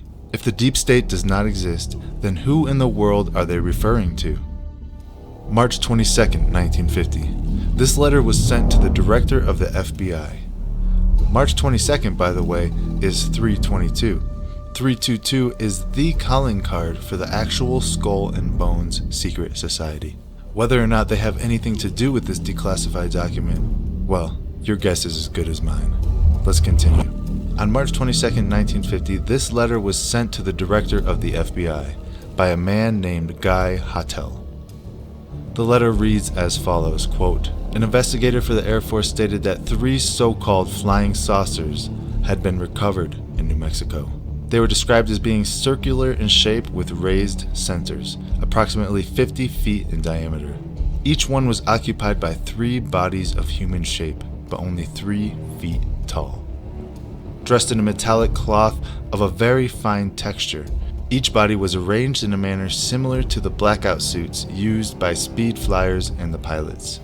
According to Mr. Blank, informant, the saucers were found in New Mexico due to the fact that the government has a very high-powered radar setup in that area, and it is believed that that radar interferes with the controlling mechanics of the saucers. No further evaluation was attempted by Blank concerning the above. End quote. So there are people in the government who know something about the UAP phenomenon. But what about the private sector? So if the United States government wanted to convince the public the extraterrestrials were visiting mankind, how would they do it? Behind me here, Skinwalker Ranch is the perfect way for them to do it. What they're doing, in my opinion, is preparing the public for something. Now, either it is fake and they're preparing the public for some sort of massive deception or psyop, or it's real and they're preparing the public for something that they know is underground that they will reveal at some point. Leave the area. This area is under video surveillance and you have been recorded. I'm here at Skinwalker Ranch, and I don't know if you've heard about this place before, but it's one of the most mysterious places on planet Earth. So, what is Skinwalker Ranch? And if you haven't actually been following the story, let me just bring you up to speed. The place behind me is one of the most mysterious places known to human beings, otherwise known as the Sherman Ranch. When the Sherman family moved in, they noticed a lot of weird things happening. And to make a long story short, they saw everything from literal werewolves who they shot multiple times and they ran away, monsters, UFOs hundreds of times, little blue balls that float around and seem to be intelligently controlled that ended up actually killing their dogs and incinerating them, little red balls that flew around and terrified their horses. They also had 4 black Angus bulls that were somehow, without any explanation, taken up from the corral and brought inside of the trailer while the family was sitting right outside. No noise was made. How are you going to take 4 2,000-pound bulls and put them in a trailer? So when they went to the trailer, the bulls were kind of like in a daze, in a trance, just kind of sitting in there. And as soon as the family came up, the owners of the bulls, they came up, the bulls woke up out of their trance and started to panic. And the story goes that they actually destroyed the entire trailer. They stampeded and they went crazy. They were finally able to let them out, and the bulls were totally traumatized, so they just ran around destroying things for a while, and it took them a long time to get the bulls under control. Now, there's so many stories regarding the Sherman Ranch, and most of them are actually based on his word alone. But what about the NIDS and the OSAP team? Could they have been faking it? Absolutely, they could have been faking it. This whole entire thing could be a psyop.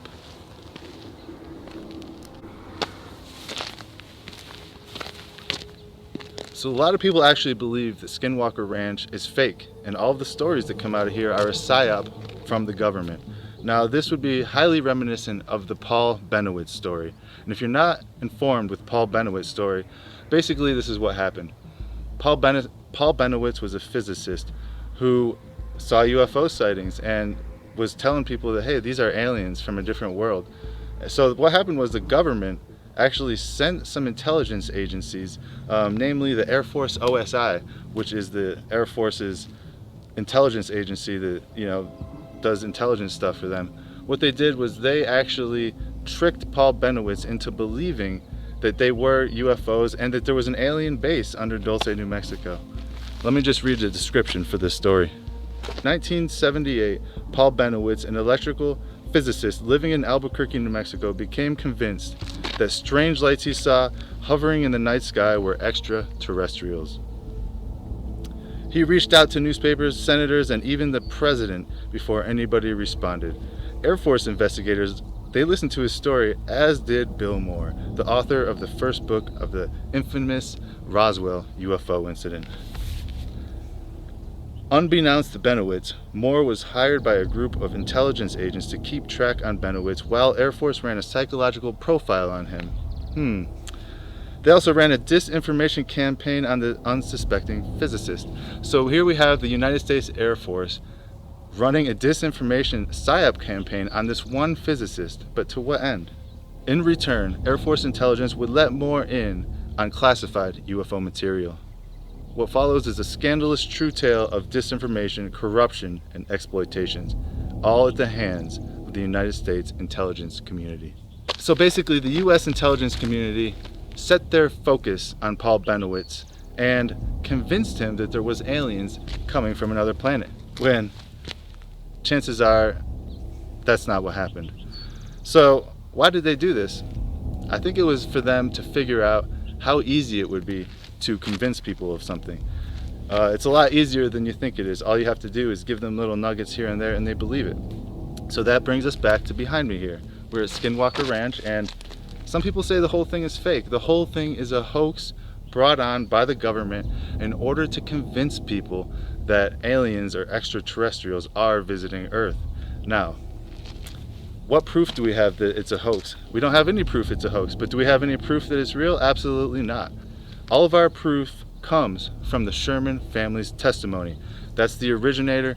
That's where all of this stuff comes from. So, is it possible that the United States government worked with the Sherman family to maybe fabricate these stories in an attempt to convince the public of something that's happening here? I think it is possible. And furthermore, I think it's more than possible. If the US government wanted to convince people that there was aliens visiting Earth, they would have to do it in a way like this. They couldn't just come out and say it. There was a report that was made, I think it was in the 70s, that said if the American public found out about UFOs, found out that they are visiting from another planet, it would cause chaos. The report states that society would break down almost immediately. And if society breaks down, well, you know, there's no more money for them, so they can't have that. So what are they going to do? And we obviously know that they want us to believe that aliens come from another planet. They want us to believe that. Why? The real question is, are the Shermans telling the truth about what happened on Skinwalker Ranch? I believe the answer to that question is yes. They are telling the truth. And the reason why I believe they are telling the truth is right behind me. We're at a place right now, right down the road from Skinwalker Ranch, called McConkey Ranch. Now, McConkey Ranch, all these walls behind me are filled with magnificent petroglyphs dating back hundreds, maybe thousands of years. What do these petroglyphs show? In my opinion, and the opinion of a lot of other people, these petroglyphs basically tell a story carved in stone. Now, the story is almost the same as what we hear that went on at Skinwalker Ranch. So basically, we have a record carved in stone by the native people here on the rock faces behind me that tell almost the same exact story of what's happening and what happened at Skinwalker Ranch. You have portals, you have monstrous beings coming out of the portals.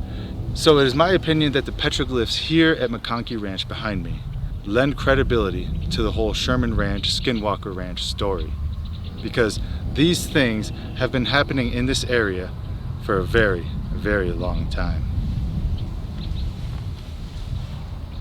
So if it is real, what could be happening here?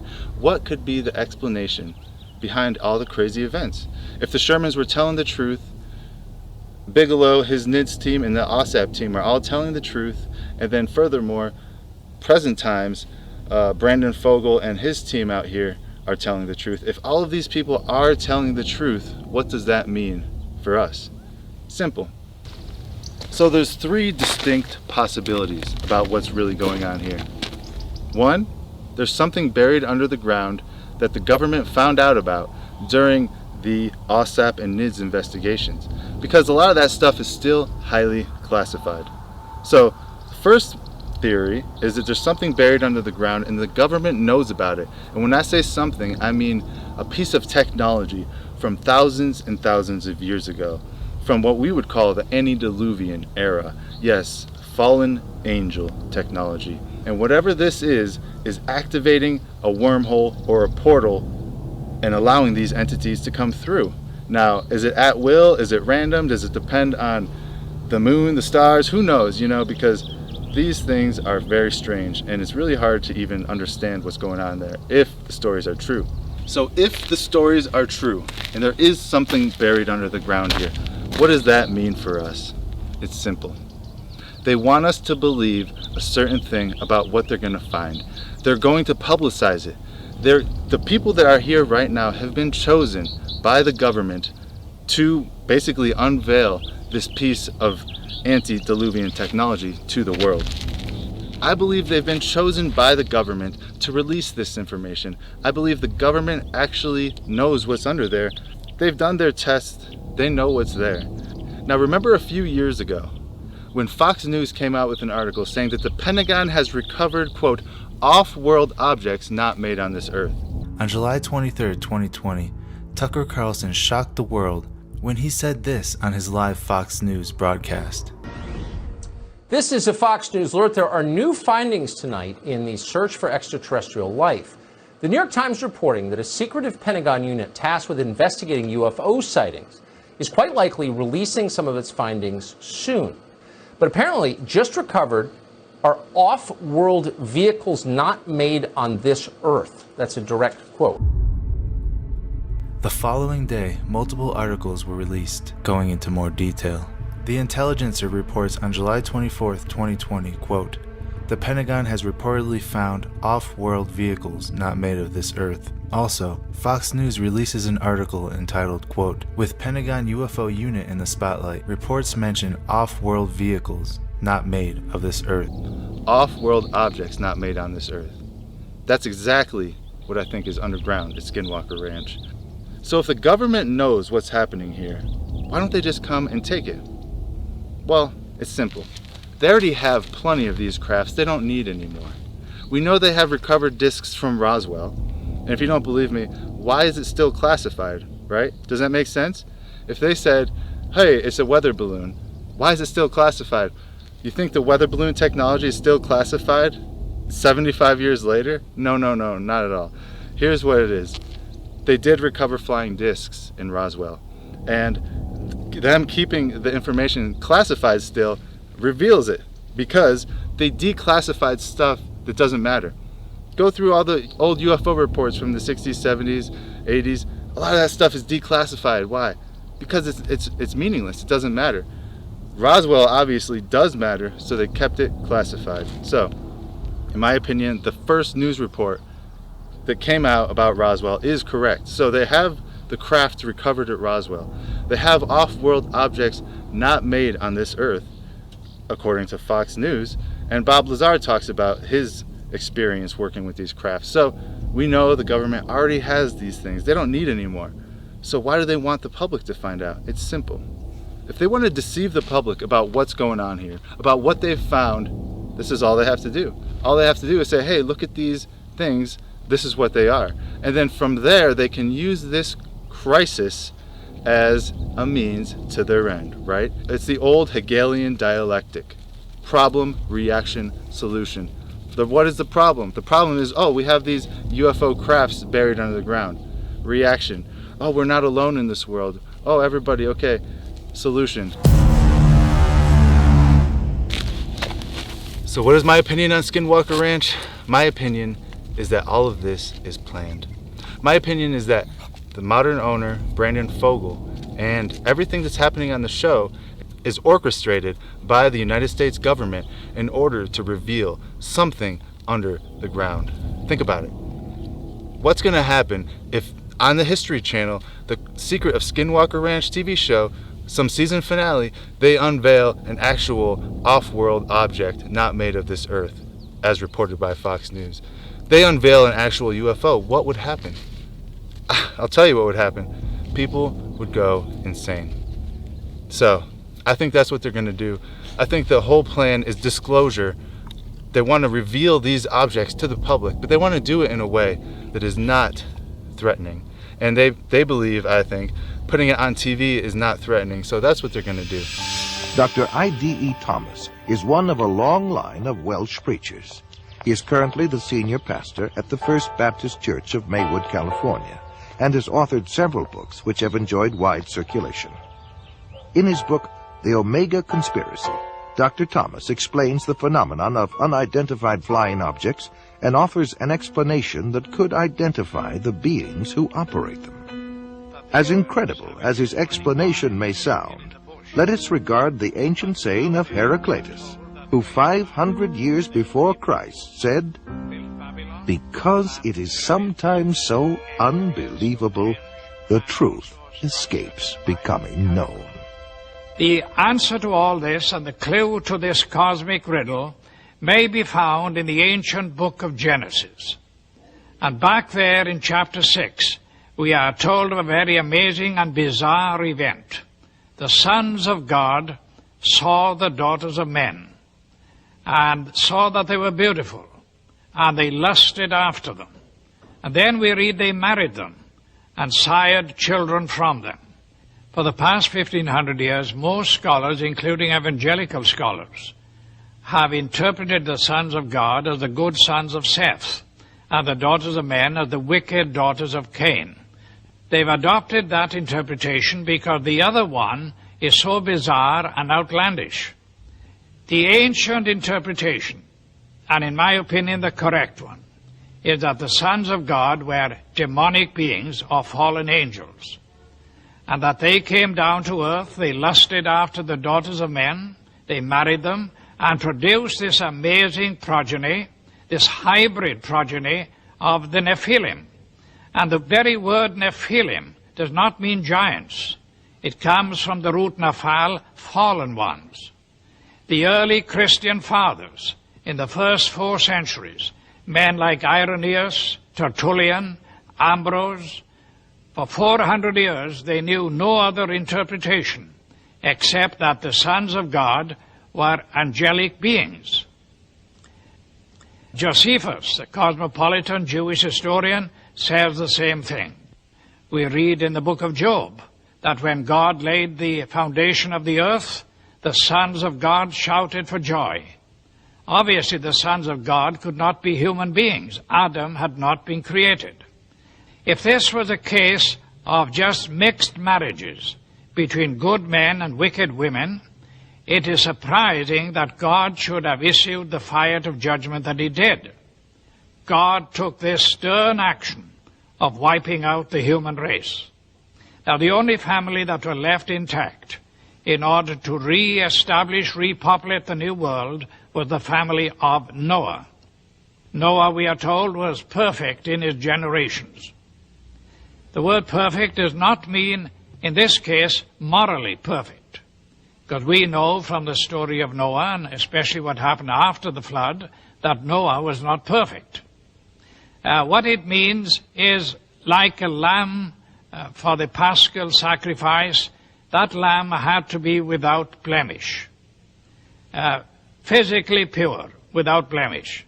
So it seems was the case of Noah, the only family that remained uncontaminated from these strange beings that appeared from space.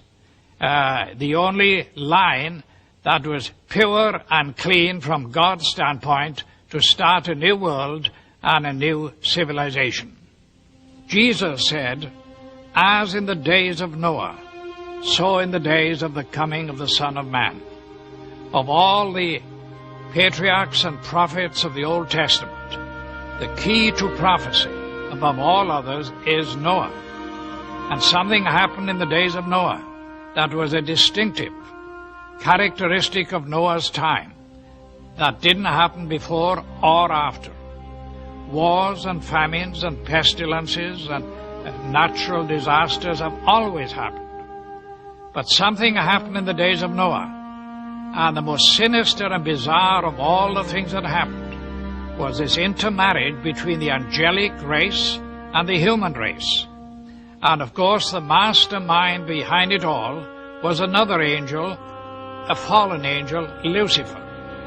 Now we believe that as they came in those days, we may very well be on the edge of another invasion from outer space, that Satan will once again make another attempt, maybe the final assault on the human race, in order to wean men and women away from the worship of God. He has tried before, he will inevitably try again. And by seducing the human race, by sending these so-called entities from space, demonic beings, he will try to get people all over the world to worship him and to deprive God of the worship that is due to him. Fortunately, we know what the end result is going to be. But this final or omega assault that will come at the end of time, I believe that the alien entities, the higher entities, they will likely use some type of a cataclysmic event, something major, whether it's real or synthetic. You know, we know about Project Bluebeam. We know about technology where they can project an image in the sky. There's going to be things that come upon this earth that are going to cause men's hearts to fail them. And so, like right now, everybody is consumed with this Western civilization of idea of, going to work and coming home and watching the ball game and getting married, 2.5 kids, dog and a cat, that whole deal. There's no room for supernaturalism there. But when that does take place, it's going to flip the world on its head. And so I think that this is kind of like we've already seen like a soft disclosure take place. And I think it's prepping the world for that. But even more so, I believe that it's tying into what the Bible says is going to take place. And ultimately, it's going to be pointing the world towards an Antichrist, towards a false prophet promoting that Antichrist. He's going to be able to call fire down from heaven. It's going to be some supernatural feats taking place in the eyes of men. And so if the world doesn't have a supernatural worldview, that's going to give it to them. I think that all this is going to culminate pointing people to this so-called messianic figure that's going to be in the place of Christ. Let's just go back in time. There was an event that took place back in the late 40s known as the Babalon working ritual. Now, this was a ritual that was carried out by Jack Parsons, JPL. People will even to this day say that JPL stands for Jack Parsons Laboratories, but on paper it's Jet Propulsion Laboratories. JPL is major. It's a historic, so much surrounding this, so much history here. Jack Parsons was not professionally trained, yet he was tapping into high technology and building rockets. How do you do that without any type of formal training? There were no rocket programs in America before Jack Parsons. This is paramount to understand. This guy was tapping into theosophy, thelema, Thelema, the religion of Aleister Crowley. He was a disciple of Aleister Crowley, and he was working with L. Ron Hubbard, who was the founder of Scientology. Interestingly, not only did L. Ron Hubbard start Scientology, but he was a science fiction writer. The movie Battlefield Earth with John Travolta, well, that was written by L. Ron Hubbard. Interestingly also, John Travolta is a Scientologist, right? Now, I mention this because this is a man who writes science fiction, yet he started a religion based on science fiction. There has to be something in there where he's getting these clues and these ideas. He's getting these from another realm. From that point, they ripped a hole open into space-time. And from that point afterwards, you had, regardless of what Parsons actually successfully completed during that with the Whore of Babylon and different things, after that, you had the Roswell incident. You had the Kenneth Arnold sightings. You had in '53 there was the swarm of UFOs that flew over the White House, and so there's this unleashing of supernatural activity that took place after that ritual was performed. Babylon working was successful according to Jack Parsons. Matter of fact, Parsons said in his Antichrist manifesto that they were successful and that a child was conceived in that act, and that there was a spirit known as Hilarion. The Whore of Babylon was what they were trying to bring about. They believed what we believe, in that America was the final Babylon. Like, this was the revived Babylon. They believed it, and they were occultists. We're Christians, and we believe it. There's evidence to back this up. But yes, let's backtrack just for a second. What happened was they opened up this portal. They created a rift, and entities began to come through. Not just this Whore of Babylon being birthed, but other entities, because people all over the place started having paranormal encounters, and they began to report this to law enforcement, report this to the FBI, report this to whatever agency they could get in touch with. And so the federal agencies said, we've got to come up with an answer for this. We were not prepared for any of this. There's UFO activity. There's talk of entities and demons and winged creatures and just all kinds of weird, just paranormal demonic activity following this ritual that Jack Parsons said finally worked. Wow. They did the ritual for a couple years. It finally worked, finally stuck. And that's what a scientist does. A scientist is going to work at something. He's going to work at the hypothesis until it's proven true or false. Now, finally, the researchers, the government puts together this group that says, we're going to get answers to what exactly took place out there in the desert in California by Jack Parsons and L. Ron Hubbard. They go to Jack Parsons. And keep in mind, Jack Parsons is also working with the government. He's now been given, special privileges on things. So they go to him and they say, Jack, all of this stuff that's happening right now, did you do this? Did you do this? And he said, I think so. Now, shortly thereafter, Jack Parsons blows himself up in a lab. Accidental. It was not intentional. The occult belief was that whoever opened up the portal had to close the portal. Well, Jack Parsons is now dead. Wow. And the federal government is now having to understand and depict exactly to the public what's happening here. And so this group is researching, and out of that group, they finally start to make some headway. They know they're dealing with entities. And so in all of that, they begin to try to make contact with those entities, maybe for some help, maybe because they're trying to figure out how to close this thing, maybe they're trying to figure out how to undo what Jack Parsons did. So they go through satanic rituals to communicate, because that's the only method of communication that they know that works to contact these entities. In doing this, there's a small faction known as the Collins Elite. Okay, who are the Collins Elite in real life? Well, they were made up of scientific, military, you name it, very, very high up government officials that were all gathering evidence to say that this UFO phenomenon was more paranormal and demonic than it was your traditional, superior beings from other planets or ETs. And the more that they started to test their voice and their opinion, they could see that was not what the forces that were going to work against them. So they had to remain hidden, and they remained and kept hidden.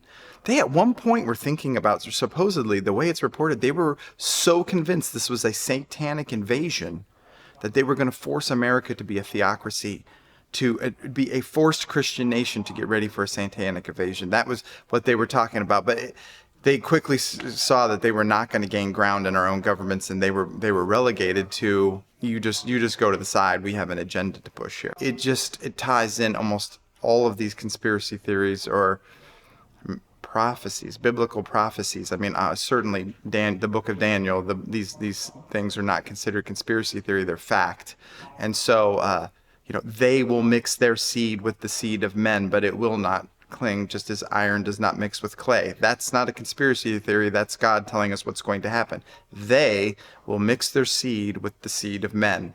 So that's the last great kingdom. So it does not take a genius to connect the dots to say, who is mixing their seed with us, and why is that the last final kingdom?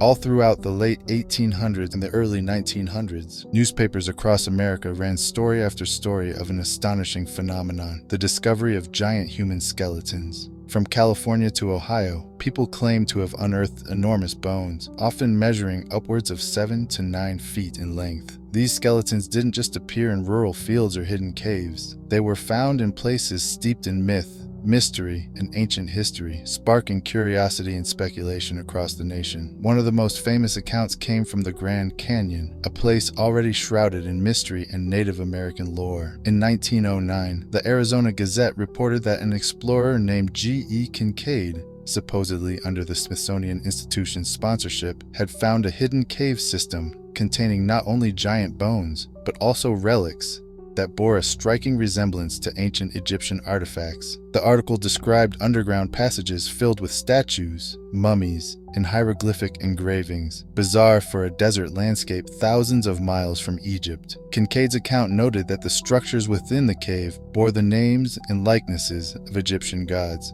suggesting that these caverns were more than just burial sites. They were temples, possibly belonging to a civilization lost to time. The Kincaid discovery became an instant legend, though it quickly vanished from headlines, raising suspicions of a cover-up. Many believe that these findings were suppressed, as they posed uncomfortable questions about America's ancient past, and possibly conflicted with dominant archaeological narratives. For those who believe this story, this cover-up wasn't merely academic. It was intentional, meant to conceal a lost history. Beyond the Grand Canyon, giant bones were reported worldwide, further fueling the theory that these giants were part of an ancient, sophisticated culture. Possibly the mound builders, an enigmatic civilization that left earthen structures across the Midwest. Though skeptics were quick to dismiss the findings as either misinterpretations or hoaxes, the accounts continued to surface, each adding to the growing legend of America's giants. Some theorize that these artifacts and bones belonged to a lost race of giants whose existence was erased from mainstream historical records for reasons still unknown. The more these stories appeared, the more they began to weave a larger narrative. Were these giants remnants of the Nephilim, the fallen ones mentioned in Genesis 6:4, described as beings of enormous size and strength? This biblical connection provided a spiritual dimension to the mystery, as people questioned whether these giants were the offspring of the sons of God. If so, why had they resurfaced in America, and why was their existence seemingly obscured? To answer this question, I sat down with author and filmmaker Timothy Alberino in order to find out what's really going on. We should be careful with some of the accounts that come out of the newspapers at the turn of the century, late 1800s, early 1900s. There was a lot of embellishment. There was a lot of hyperbole in the papers.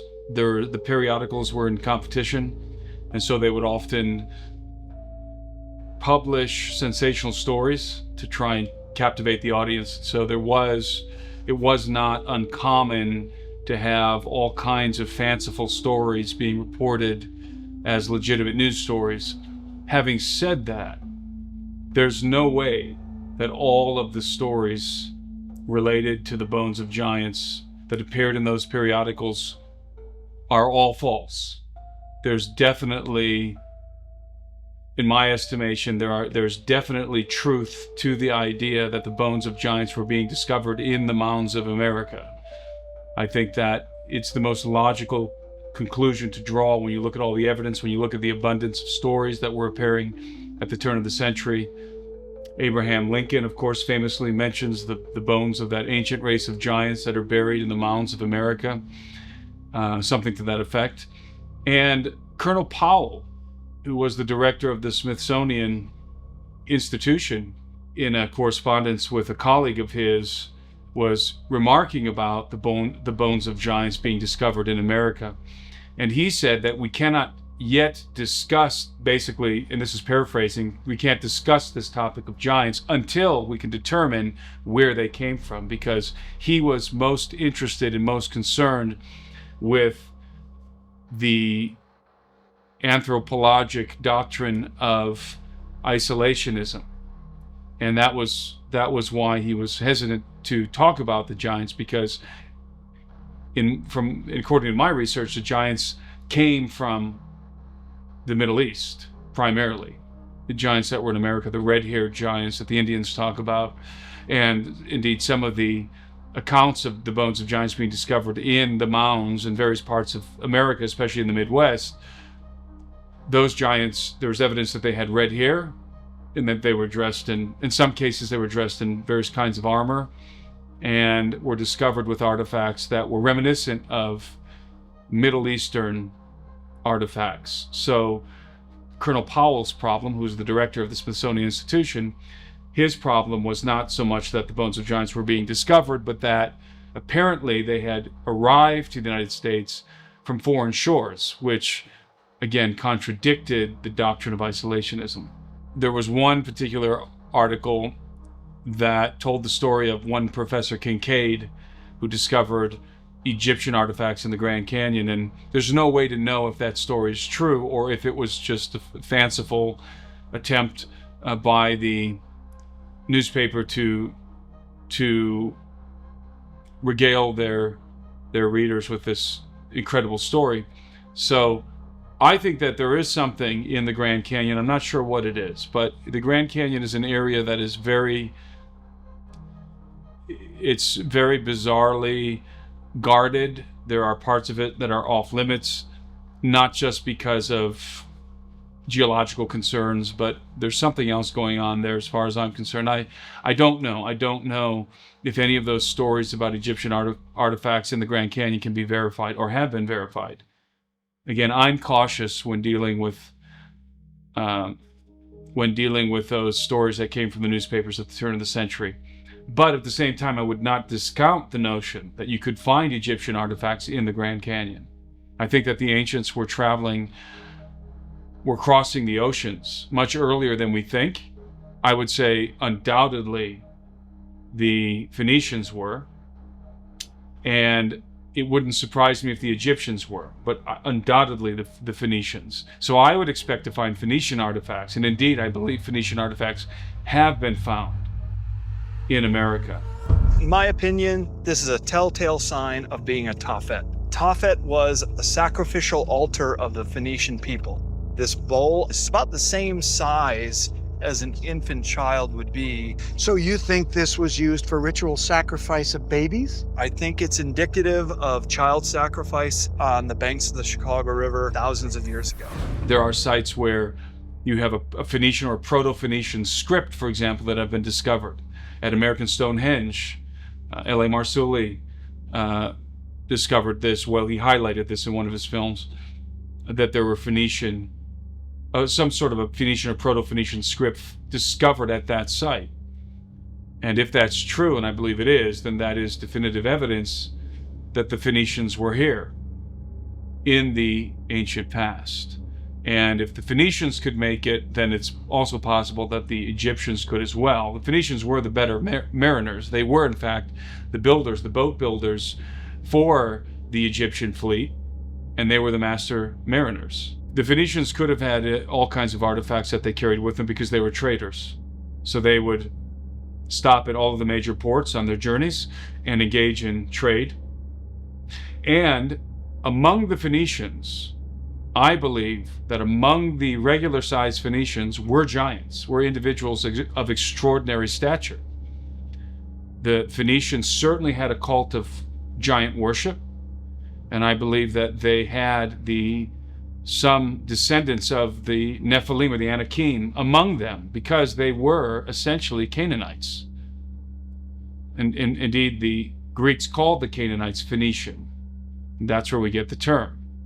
So the Phoenicians were obviously a seafaring people, and we know that the Philistines were a seafaring people. There could be some crossover there. And the Philistines, among the Philistines was Goliath of Gath, the most famous giant in the Bible who David slew. And so there's ample evidence that there were giants among the Phoenicians, and that the Phoenicians, traveling all around the world, were in a sense depositing these descendants of the Nephilim on different continents, including North America.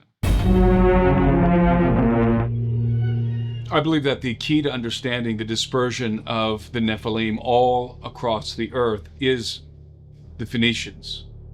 They definitely had a presence, a very prominent presence on the island of Sardinia. And in fact, I would say that even in a more Canaanitish Proto-Phoenician culture inhabited Sardinia first. And among this culture were people of extraordinary stature, giants.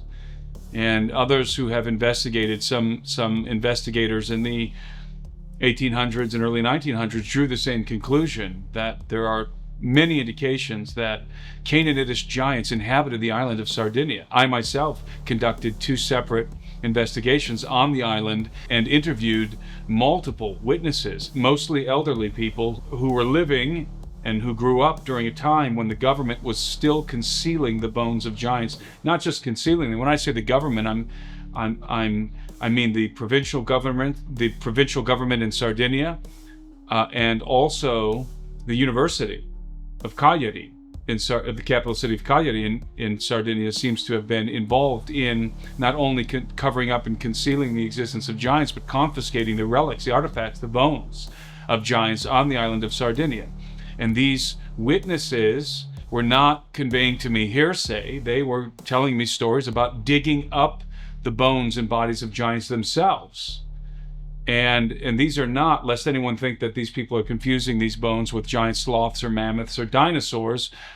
The reason why this was so popular in Sardinia, the stories of people digging up the bones of giants, was because people were actively looking for the bones of giants, because oftentimes you could find bracelets and necklaces and rings on the deceased bodies of these gigantic individuals. And so people were obviously wanting to, they were treasure hunting. They wanted to harvest the valuables from these bodies because they were so often associated with riches, with jewels, with various kinds of ornaments, even earrings. And obviously, mammoths and giant sloths and dinosaurs were not in the habit of wearing jewelry.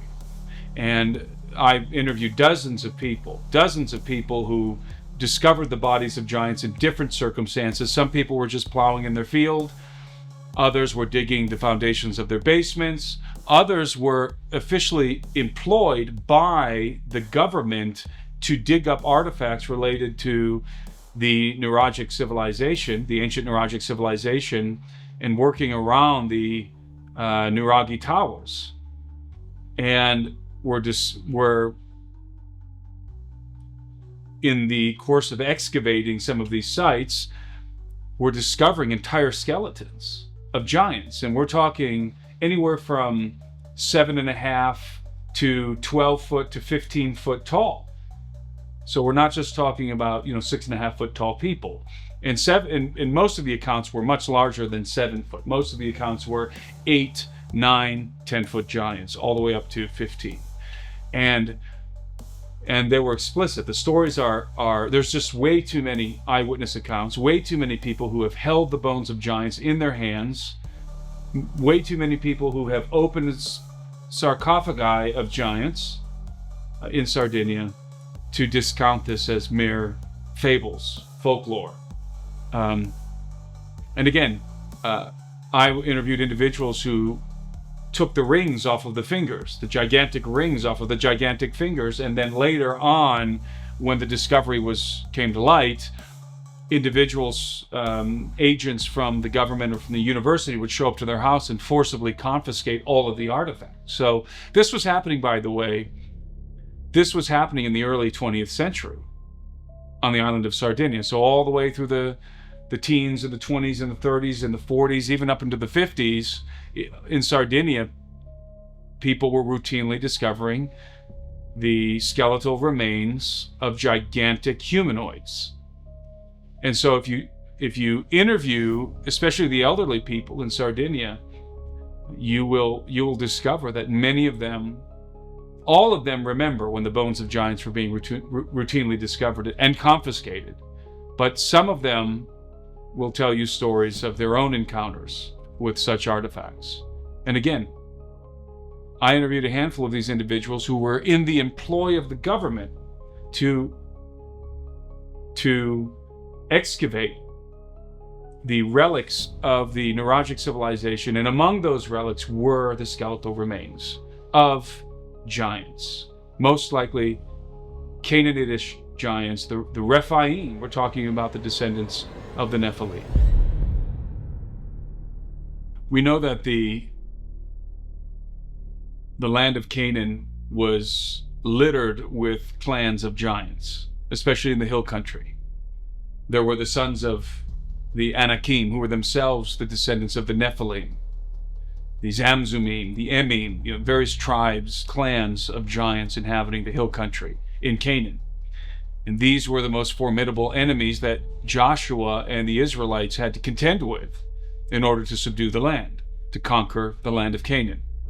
So who knows how long these Canaanitish tribes, these giant clans, were inhabiting Canaan before the conquest. It could have been for thousands of years, could have been for hundreds of years. But certainly this seems to have been, the land of Canaan seems to have been a veritable minefield of the descendants of the Nephilim after the flood. So they consolidated in this region. Now, it perhaps wasn't exclusively in the land of Canaan that these giant clans had settled, maybe all over the Mediterranean, but certainly the land of Canaan was perhaps ground zero for post-flood giants, the offspring of the Nephilim. And I would say that the land of Canaan and Sardinia, because Sardinia certainly to me appears to be one of the primary settlements of the descendants of the Nephilim in the post-Diluvian age. I think that the giants, certainly there was a mandate from heaven, according to the Bible, to extinguish, to annihilate the offspring of the Nephilim. This is, of course, the famous genocide that happened in Canaan during the conquest. And what most people don't realize is that those clans, the ones that God wanted the Hebrews to utterly annihilate, were in fact the descendants of the Nephilim.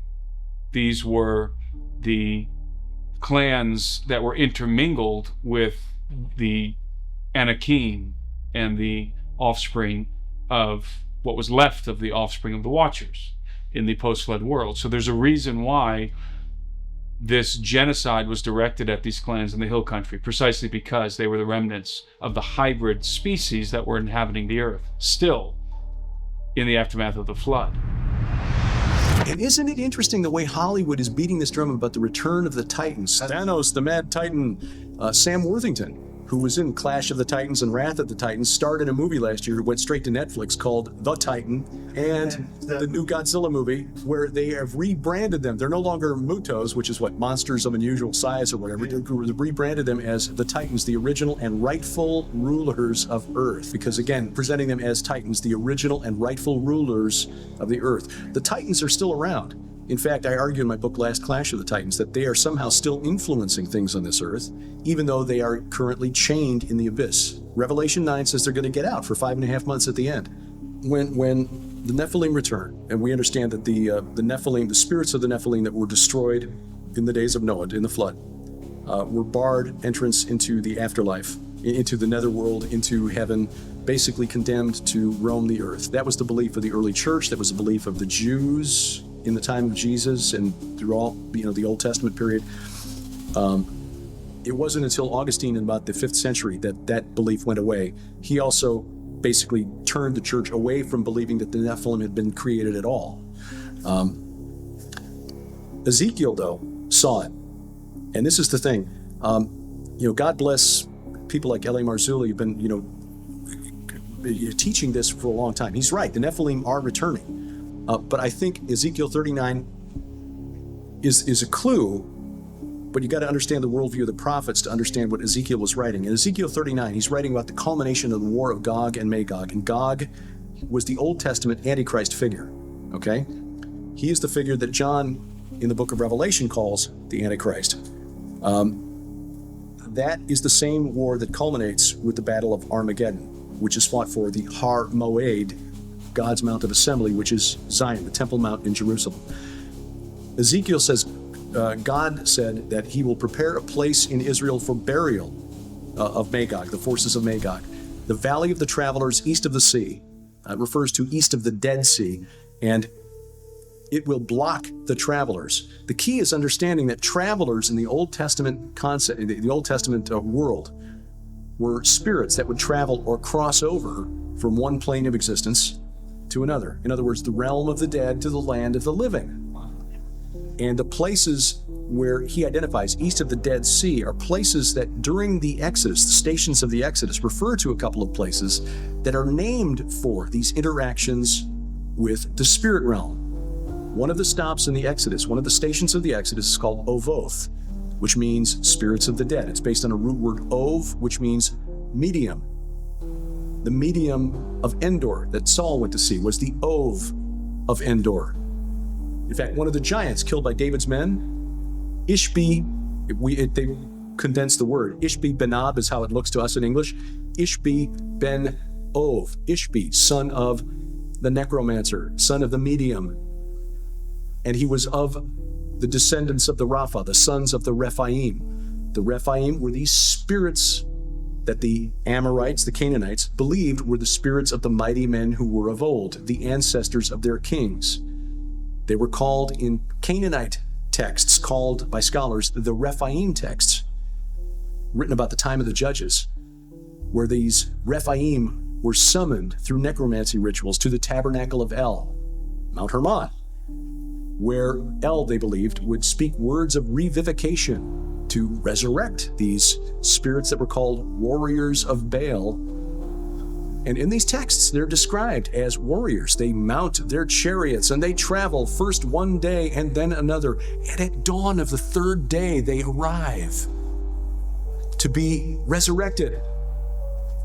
Like Jesus, who went down and preached and proclaimed to the spirits in prison until dawn of the 3rd day, when he arrived, except that he really was resurrected. And Ezekiel, in Ezekiel 39 says, this is where these travelers will be buried. Another one of the stops on the, in fact, the mountain where Moses was led by God to get his only view of the Holy Land, the Promised Land, climb this mountain of the Avarim. In Hebrew, that means travelers. Mount Nebo is the mountain of the travelers. It's right there across from Jericho in the plains of Moab.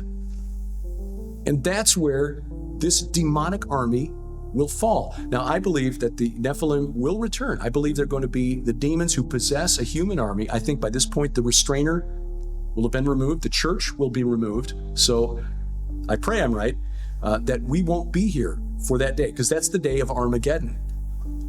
And when this demonic army comes against Jerusalem to try to claim God's Mount of Assembly, just like Lucifer in Isaiah 14, I will establish my Mount of Assembly on Mount Zaphon, raise himself above the stars, the angels of God. On that day, when God personally takes the battlefield, which Ezekiel describes, the travelers will be destroyed. And interestingly, in that verse in Ezekiel 39, he says, then the world will know I am the Holy One in Israel. That phrase is similar to one that we see in the Old Testament many times, the Holy One of Israel. Ezekiel 39, after he destroys the Antichrist army in the Battle of Armageddon that ends the war of Gog and Magog, he becomes the Holy One in Israel because he's on the battlefield. So yes, that is when, the Nephilim have always been here. If they're the spirits of those who died in the flood, they've always been with us because demons have always been with us. But on that day, they will be inhabiting the bodies of I believe, this army that comes against Israel. It will literally be an army of the evil dead. So there was this campaign of extermination against the giants that is evident in the Old Testament. David, of course, and his mighty men were contending with the offspring, with the remnant of the giants that existed in their neck of the woods, in Canaan, in the Levant. But I think also the giants probably were bred out over time. That genetic material, those genetic markers of the giants were bred out into the population over time. So you would have a successive generations of giants that were becoming more diminutive in stature, were becoming smaller and smaller as they were intermingling and their DNA was being mixed into the gene pool, until it was probably very rare to have in a particular community individuals of extraordinary stature, gigantic, in other words, 9, 10, 11, 12 feet tall.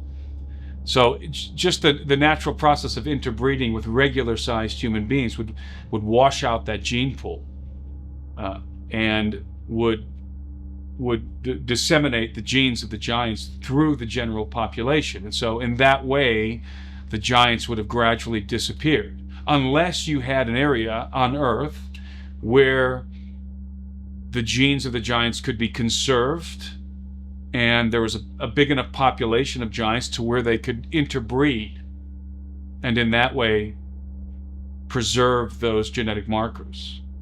Otherwise, they would have intermingled with the local populaces and gradually reduced in stature over time. As I said, successive generations would have had less and less of those genetic markers present in their genomes. That, I think, is what happened in the United States, here in America, North America rather. Whereas at one time you had giants who were living among the native people precisely because the Phoenicians had brought them over. I believe the Phoenicians were mining copper in the Great Lakes, and the Phoenicians were in the habit of establishing colonies wherever they went, and they were friendly colonies. The Phoenicians, their goal was to establish trade, and these colonies would intermingle with the populaces, and they would create permanent trading posts. So they would not be hostile in most cases to the local populations. They would want to integrate with them for the purpose of trade. And so if there were giants among the Phoenicians, these giants would have also integrated with the local populaces, i.e. the Native American tribes. And so you would have had essentially Native American giants after that integration took place and successive generations were born. And so I think that's why you find the bones of giants in the mounds, in the Indian mounds. And in the beginning, those giants would have probably been fair-skinned red-haired or blonde-haired humanoid.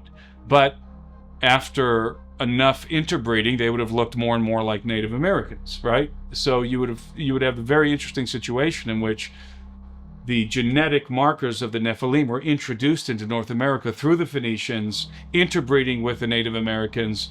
And that's not to say that the giants themselves were peaceful. The Native Americans they tell stories of the ferocity of the giants. Everyone's familiar with Lovelock Cave and the fact that the Indians there wanted to eliminate the red-haired giants inhabiting that cave precisely because they were hostile, they were aggressive. And they effectively destroyed that clan of giants by trapping them in that cave and killing them with smoke and fire. So the giants had they had a predisposition to violence, to hostility. There are even Native American legends that talk about the cannibalistic giants, that they were cannibals. So I'm not trying to say that all of the giants were just integrating with the native populace. Some of them certainly were, while others were probably just remaining hostile and feeding on the native populace, or forcibly taking their women and attempting to copulate with them, perhaps to some varying success, of course, depending on how large the giants were. So there's all kinds of scenarios in which we can envision the giants dispersing across the earth from ground zero, which would have been Canaan and Sardinia and the islands in the Mediterranean, I think, generally speaking.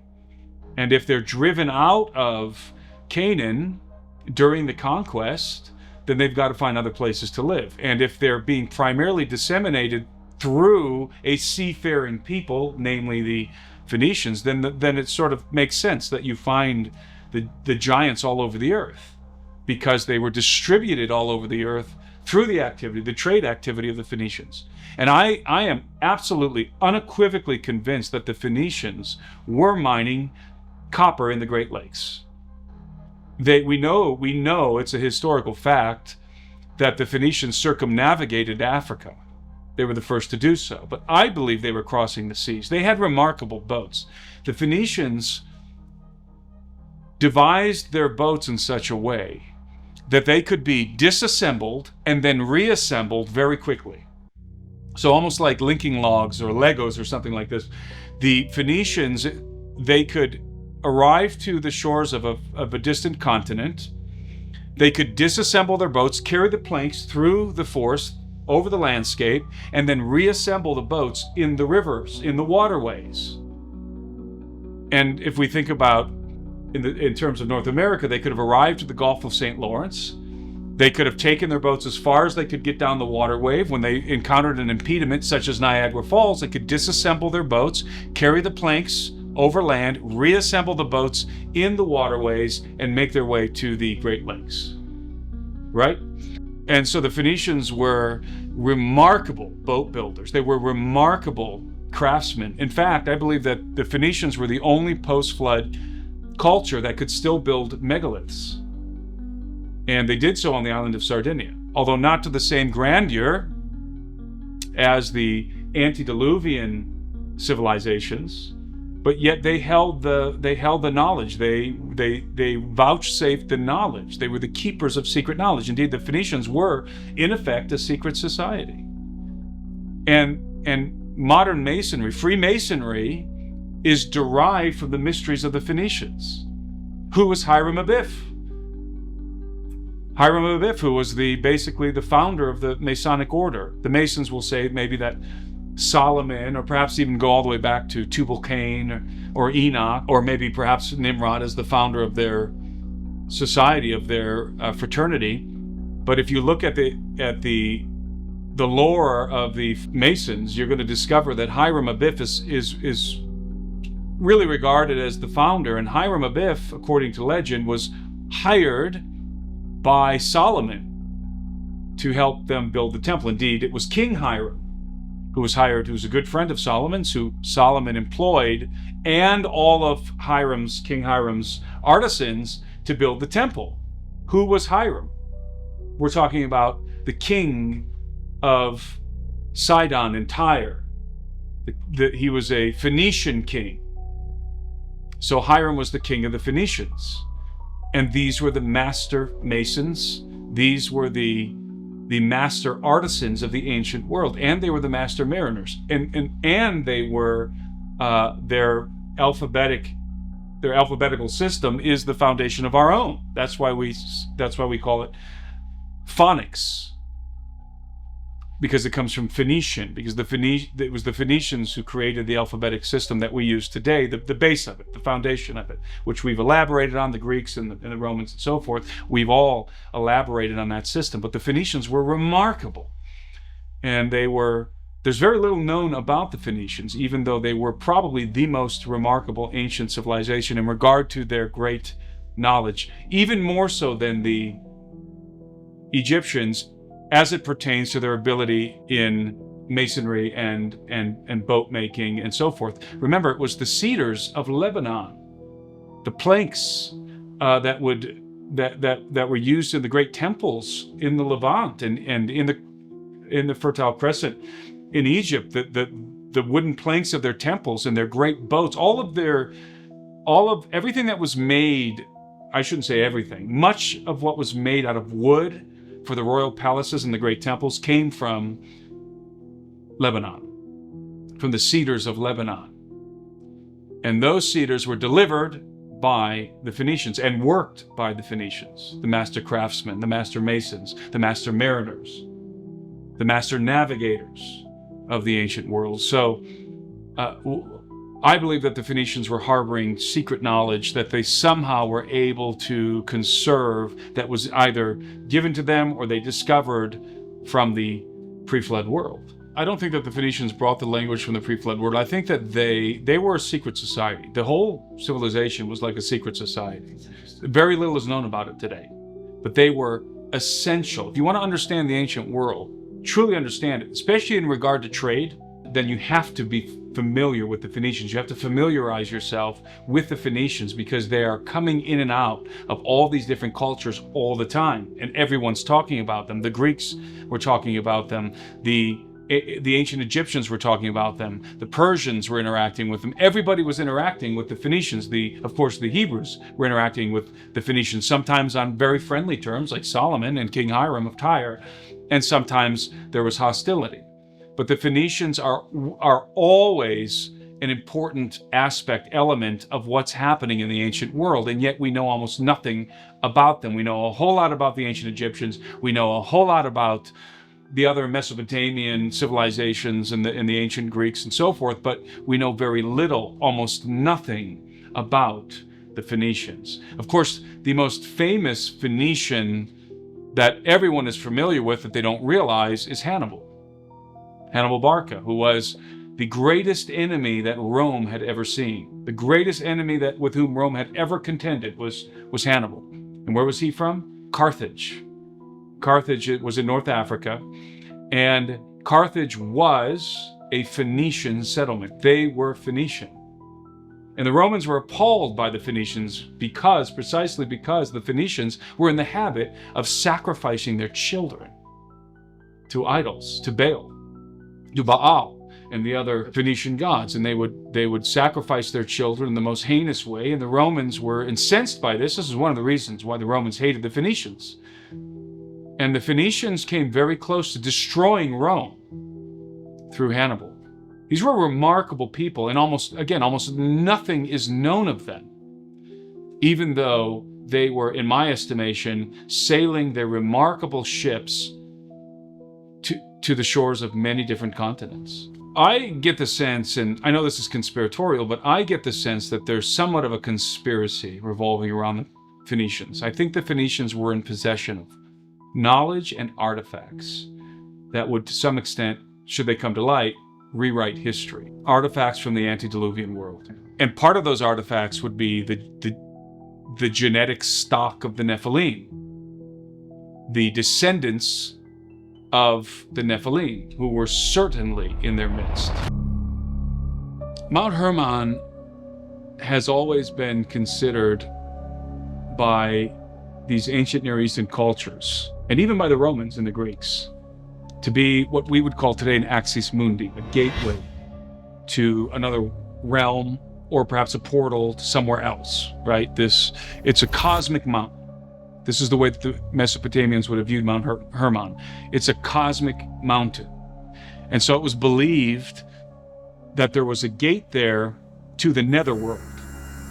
And part of this lore revolves around the Enochian tale. And I say part of it because the Greeks had their own reasons for believing that, and the Canaanites had their own reasons for believing it, but obviously the Hebrews believed that because of the Enochian tale, that the Watchers descended here. And it's not coincidental that it was upon the slopes of Hermon that Jesus transfigured before his disciples. And it's not coincidental that it was at the base of Hermon where he declared that the gates of hell would not prevail against his church. And he did this specifically at the site of the Grotto of Pan, which was thought to be an entrance into the netherworld or the underworld. So Mount Hermon is a cosmic mountain in the cosmology of the Mesopotamians, in the ancient Near Eastern cosmology. It is a cosmic mountain. And again, what if that means something like a portal or a gate to hell or an axis mundi, whatever that means, it was viewed as this place where heaven and earth and the underworld were connected. That's what's known as an axis mundi. First Enoch relates an incredible story, a remarkable tale. And it turns out that this story lays the foundation for some of the most enigmatic references in the Old and New Testament of the Bible. So this isn't just some fanciful fiction that the Hebrews told their children at nighttime, some bedtime story. The story of First Enoch is foundational to Hebrew cosmology, to ancient Hebrew cosmology. You cannot remove the Enochian tale from ancient Hebrew cosmology. That's how foundational it is. And the story involves a company of 200 angels who the Book of Enoch denominates watchers.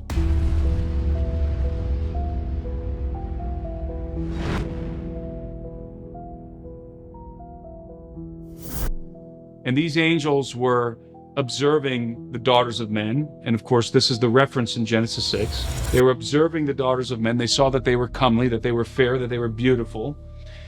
And they desired to take them as wives. In fact, their desire, there's two explicit things they desired, two things that are conspicuous and one thing that is inconspicuous. Two things that are directly mentioned, and the final motivation is inferred. So there's three motivations here.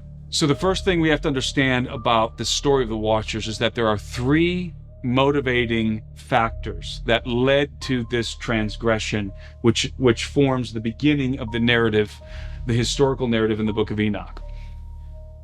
And the first motivation is the Watchers desired to marry and copulate with the daughters of men. So they desired to wed these women and to impregnate them. The second desire was to progenerate through them their own offspring. They wanted to procreate and have children with their wives, with their human wives. That's the second motivation. The third motivation, and the first two are implicit, the third one is inferred. So the first two motivations are implicit in the text, in the narrative of First Enoch. This third motivation that I'm going to explain is inferred in what happens. And the third motivation is they wanted to usurp dominion of the earth from the sons of Adam through the agency of their hybrid offspring. That's the third motivation. And that is, as I said, not implicit in the text, it's inferred. So the Watchers, with these desires in mind, concocted this plan that they were going to descend to the earth in direct defiance of God. They knew that what they were about to do amounted to a grave transgression. And so what they did before they effectuated this plan was they bound themselves by an oath. And the Book of Enoch says that they bound themselves by mutual imprecations, which means we're all in this together. We're binding ourselves together so that we will all have to pay the penalty for this great sin. So they bind themselves by mutual imprecations, and then they descend to the earth, and the point of arrival happens to be the summit of Mount Hermon. And Mount Hermon is in the Lebanese mountain range, in the Lebanon mountain range, and it is one of the highest peaks. And the Watchers descend to Hermon. It's not clear if they bind themselves by the oath before or after. I think they bind themselves by the oath actually when they arrive, because Mount Hermon was forever after known as the Mountain of Oath.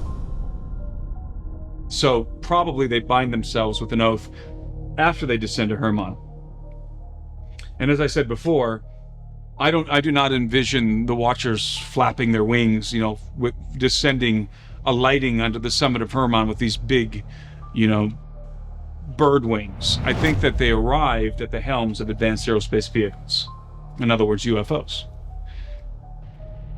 So once they bind themselves by this oath, they descend into the plains, and they begin to choose from among the daughters of men suitable wives. Each one chose a singular wife. And the sense isn't that they were invading the villages and throwing these women over their shoulders. This is not what's being communicated. Rather, the way I envision it, I think the way that's implied in the way it's implied in the text, is that the Watchers were covertly observing the villages and choosing each one of them which woman from these various villages that they wanted to take as a wife. And then a transaction occurs. And this is not exactly implicit in the text. This is also inferred in the text. The Watchers engage in a transaction with the fathers of the maidens that they want to wed.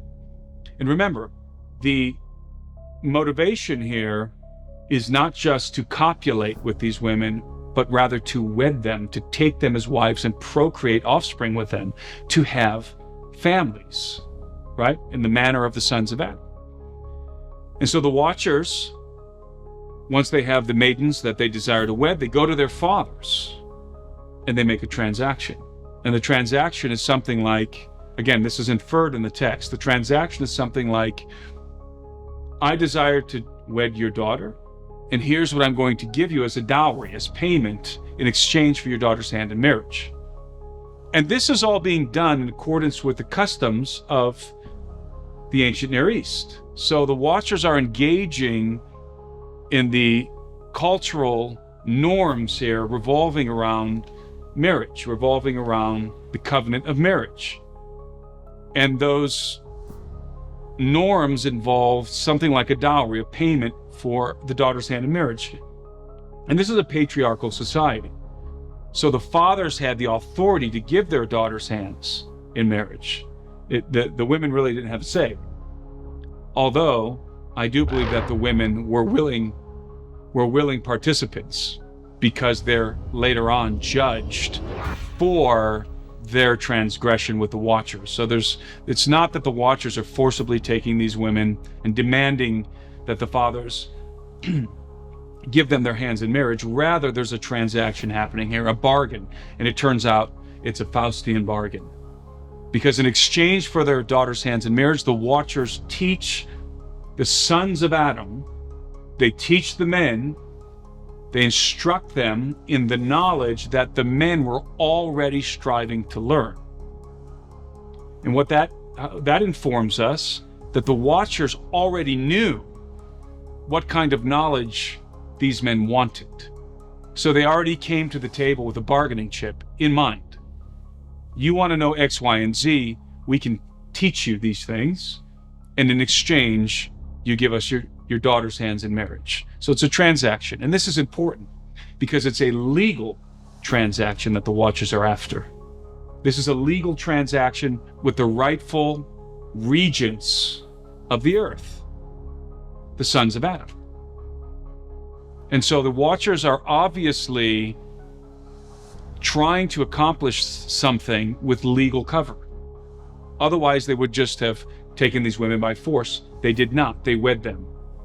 And you can envision the Watchers, and of course the Watchers are going to be received as the gods. The gods have descended, and you can imagine being a father of one of these maidens. This transcendent being, one of the gods, wants to marry my daughter and is going to give me as a dowry, is going to instruct me in the secrets of heaven. So it was a very favorable transaction for the sons of Adam. And again, I think specifically the sons of Cain, but that's just my hunch, let's say. So as the story goes, the Watchers wed the daughters of men, and we can imagine that this happened with all the pomp and ceremony and circumstance that such a wedding would have elicited. The gods are marrying these women, right? 200 Watchers. So this is probably a really big celebration. And then the Watchers begin to teach men the secrets, the knowledge they were striving to learn. In the meantime, as this is happening, the Watchers copulate with their wives. Their wives become pregnant, they conceive, and they give birth to giants.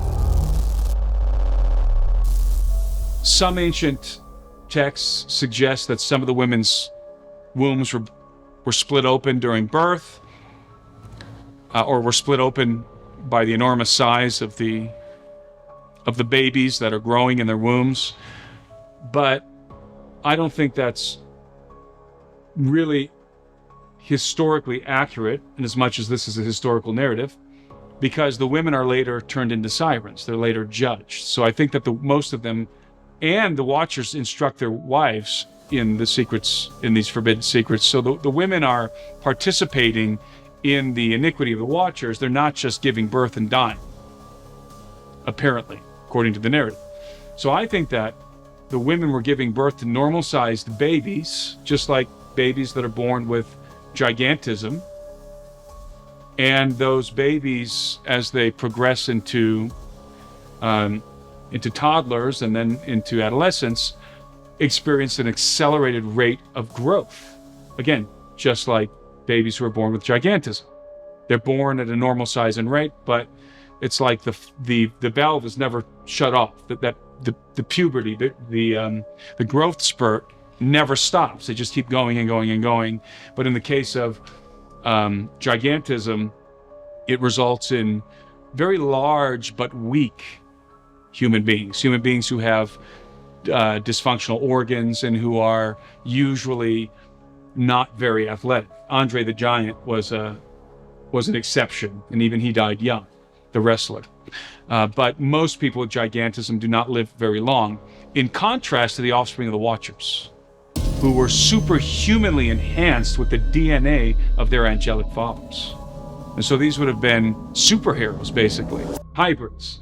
They would have been human enough to appropriate, and this is important, the authority and dominion of the sons of Adam on earth, as given by God, that mandate, but yet at the same time, they were infused with the remarkable genetic markers and capabilities of their angelic fathers. And they grew to great stature, according to the book of Enoch. They began to consume all of the acquisitions of the land. In other words, they were eating all the food. And human beings were forced to feed the giants, according to Enoch. And when they could no longer sustain them, their appetites, the giants began to feed on men. And as all of this is unfolding, mankind is through the knowledge of the Watchers, they're developing various kinds of technology, including implements of war. Azazel, specifically the Watcher Azazel, taught men how to forge weapons and make armaments of war. And this is proliferating all kinds of bloodshed on the earth. So there's a murderous bloodlust that is introduced through the knowledge of the Watchers that had not previously existed in the world.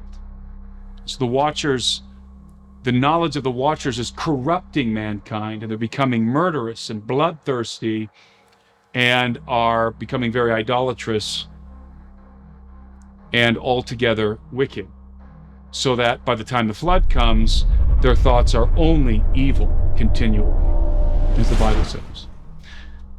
And so eventually there's so much chaos and havoc and death and war unfolding in the earth that men began to cry out to God, to petition heaven. And their petitions are brought before the King of Heaven. The angels bring their petitions to the King of Heaven. And it is decided that the good watchers, by the way, the divine council is apparent in 1st Enoch, because you have the good watchers in heaven and you have the apostate watchers on earth, the defected watchers on earth, and you have the good ones in heaven. And these are the good ones are referred to as the holy watchers of heaven. This terminology, holy watchers, is also apparent in the book of Daniel. And so this is effectively members of the divine council. This is the council of the king. And the prayers of and the petitions of the people who are dying and suffering on earth, who are living in this nightmarish dystopia on planet Earth, their petitions are coming before this council and before the king. And the king decides, the king and his council, decide that they're going to put a stop to the activity of the watchers on the earth. And what happens is this judgment comes forth, this very, very punitive judgment comes forth, in which the watchers are to be bound in chains. And their offspring are going to be destroyed before a cataclysm destroys the earth. And so the watchers are bound in chains. God dispatches some of the good guys to come and bind them in chains. But before they're imprisoned in what Peter calls Tartarus in 2 Peter in the New Testament, directly referencing this story from 1st Enoch, before they're bound in chains in the abyss in Tartarus, they're forced to behold the annihilation, the destruction of their beloved sons.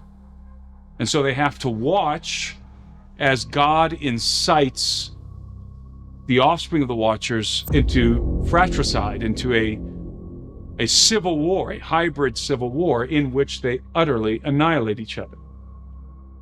And this is part of the judgment of the watchers. They have to watch their offspring, the Nephilim, the giants, go to war with one another. And I don't envision this as, big dumb giants clonking each other over the heads with clubs. This is a technological war. They're bringing into this conflict all of the technology and knowledge of their fathers, of the watchers.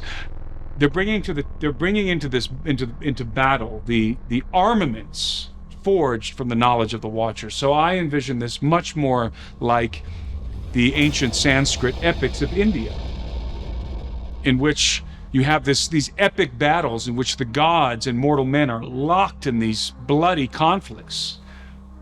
And in the midst of these wars, you have these amazing advanced aerospace vehicles being deployed, which are called vimanas in the Sanskrit epics. And these vimanas are like warships, flying warships that are able to discharge what appears to be some sort of laser or missiles. And it's all described in lurid detail in Ramayana and the Mahabharata. And I think this is probably what this conflict between the offspring of the watchers, the hybrid civil war that's unfolding between the various factions of giants on Earth looked like. It looked like superhuman giants and their advanced technology fighting each other, but in the midst of this battle are also human beings who are also fighting on one side or the other, just like the Sanskrit epics, right? So something like that, in my estimation, is unfolding in this fratricidal conflict that's unfolding on planet Earth before the flood. And so the watchers are witnessing their offspring kill each other. And then, and this all happens as a prelude to the cataclysm of the flood, which is never actually described in the book of Enoch. But it's coming in the background. It's coming. But it's never actually described. in the historical narrative. But that's pretty much what brings the narrative to an end, is God chooses to preserve the line of Adam through Noah and some of the animal life on earth, and everything else is destroyed.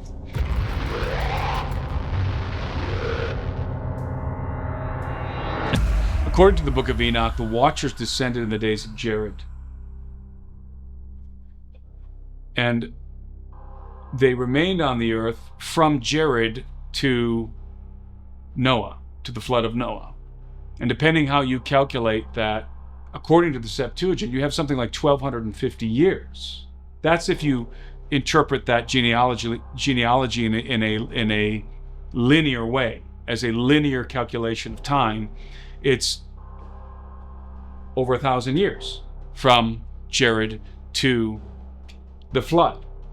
So that's over 1,000 years that the Watchers had to intermingle with the human species, and that their offspring had to grow and prosper and propagate and dominate the earth and build kingdoms.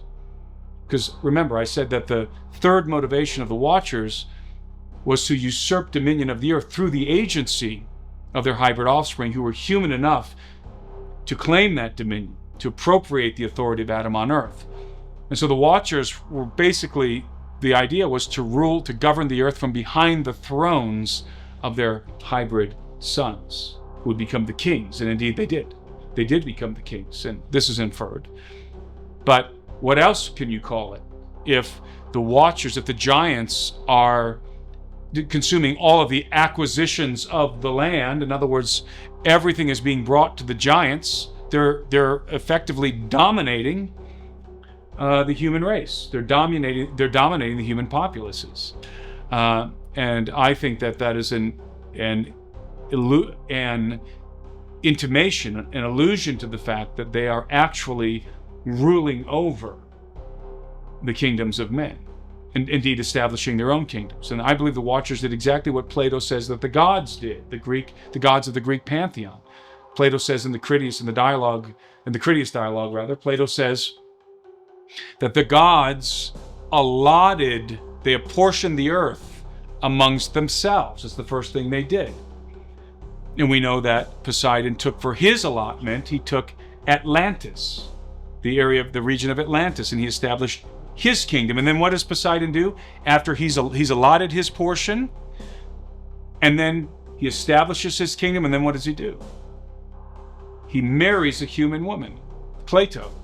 He copulates with her, and she gives birth to 10 hybrid sons, who become the 10, and they're twins, so 5 sets of twins. They become the 10 kings of Atlantis. And I think they were giants, and if we're to take that story literal, I think at the very least that story is an allegory of the antediluvian world. And so I think the Watchers did the very same thing. They allotted the earth among themselves, and they established what I call the empire of the gods, because it's effectively an empire. And each of these Watchers, their hybrid sons would have been the kings of their respective realm. And this might have gone all over the world. And so you would have had, in my estimation, you would have had the gods walking among men, the Watchers, who were venerated as such, as gods, and temples were raised to them. And rather than there being just some idol to them, they would actually be sitting there receiving the adulation of their human subjects in these temples. And their sons, their hybrid sons, would be the kings, literally governing over the kingdoms. And I think we could expect that these would have been quite advanced, at least the knowledge that the Watchers had, that extraterrestrial advanced knowledge would have been deployed and employed in their kingdoms, but not to the commoner. I think that the common people would have been something like a Bronze Age civilization, and that fraternity of hybrid giants would have had advanced knowledge and technology, much like the movie Stargate is an accurate view of the antediluvian world. So you have this fraternity of hybrid giants in possession of advanced technology and knowledge, but only them, and their moms and their fathers, right? So this is what I call the empire of the gods. And you can imagine when those kingdoms go to war, what that would look like. Maybe even atomic level armaments, like nuclear type technology, but those type of weapons were deployed and wrought great destruction on the earth. And maybe this is why, by the way, why do we not find evidence of these advanced civilizations? Because they annihilated themselves. How much evidence would you find of our civilization in 10,000 years from now if we had utterly annihilated ourselves with nuclear missiles? What kind of evidence would remain if we experience a nuclear holocaust? And I'm not saying a bomb drops here and there. I'm saying every single major city is obliterated, right? Because that's the kind of war I think was happening. And then a global cataclysm washes all the debris away in the aftermath. And much of what happens here to the matter, to the material, to the structures, the buildings, the edifices, they're vaporized, they're melted. Explosive devices that we can't even, the destruction of which is beyond our imagination right now. Many times more, like an antimatter bomb is many times more destructive than a nuclear warhead. Decimating, annihilating, vaporizing these kingdoms, these hybrid kingdoms, these kingdoms that are being governed by the offspring of the Watchers, the Nephilim kingdoms. They're being vaporized in a technological war using unimaginably destructive technologies. And then an unimaginably destructive cataclysm ensues in the aftermath. How much of that civilization should you expect to find 10,000 years later? The answer? Almost nothing. That's the answer. Almost nothing would be the answer. So I think that would be one reason why we don't find much evidence of an advanced ancient civilization, because they literally obliterated themselves, right? And I believe that the cataclysm, the specific cataclysm that ensued, in my estimation, I could be wrong about this is my opinion, is what is known as the Younger Dryas Impact event. And basically, the Younger Dryas Impact event happened at the end of the last ice age, some 12,000 years ago, roughly. And it resulted from fragments of a comet breaking up in the atmosphere or in orbit around the Earth and pummeling the North American ice sheets. The Laurentide ice sheet, North America, for example, which covered most of North America at the end of the last ice age, was a mile to a couple miles deep in certain areas. And this is ice. This is solid ice. This is water, fresh water in the form of ice. And when those fragments of this comet impact, each one of them is itself many times more explosive in destruction than an atomic bomb. And so it generates, it vaporizes everything in the impact zone, right, at ground zero, vaporizes everything, and suddenly melts the ice sheets. And so imagine all of that fresh water, millions of cubic tons of fresh water pouring into the ocean. It would be tidal waves sweeping across the land masses, and not just in North America. And then in concert with this, you have the I think they call it the ejectile or the ejecta, the ejecta, I think it's called, of the superheated fragments of that comet just blasting off hundreds of miles away, landing in forests and just lighting them on fire. So you have extensive biomass burning all over the globe. At the same time, the sheets of ice are melting. It would have caused earthquakes, volcanic eruptions, tidal waves sweeping across the oceans. Utter destruction. The utter destruction it's just absolute utter destruction on every landmass on planet Earth. Every continent is experiencing cataclysmic destruction. Any kind of civilization that lives on the shore of the ocean or on the bank of a river, gone, obliterated. it would have been totally flooded, tidal waves washing it away, and ultimately the sea levels rose dramatically. And so this all in the wake, potentially, of a catastrophic, let's call it nuclear holocaust, right? Probably something even more destructive than nuclear, and a different kind of technology. So envision that. You have what would amount to a nuclear holocaust, followed by the Younger Dryas impact event.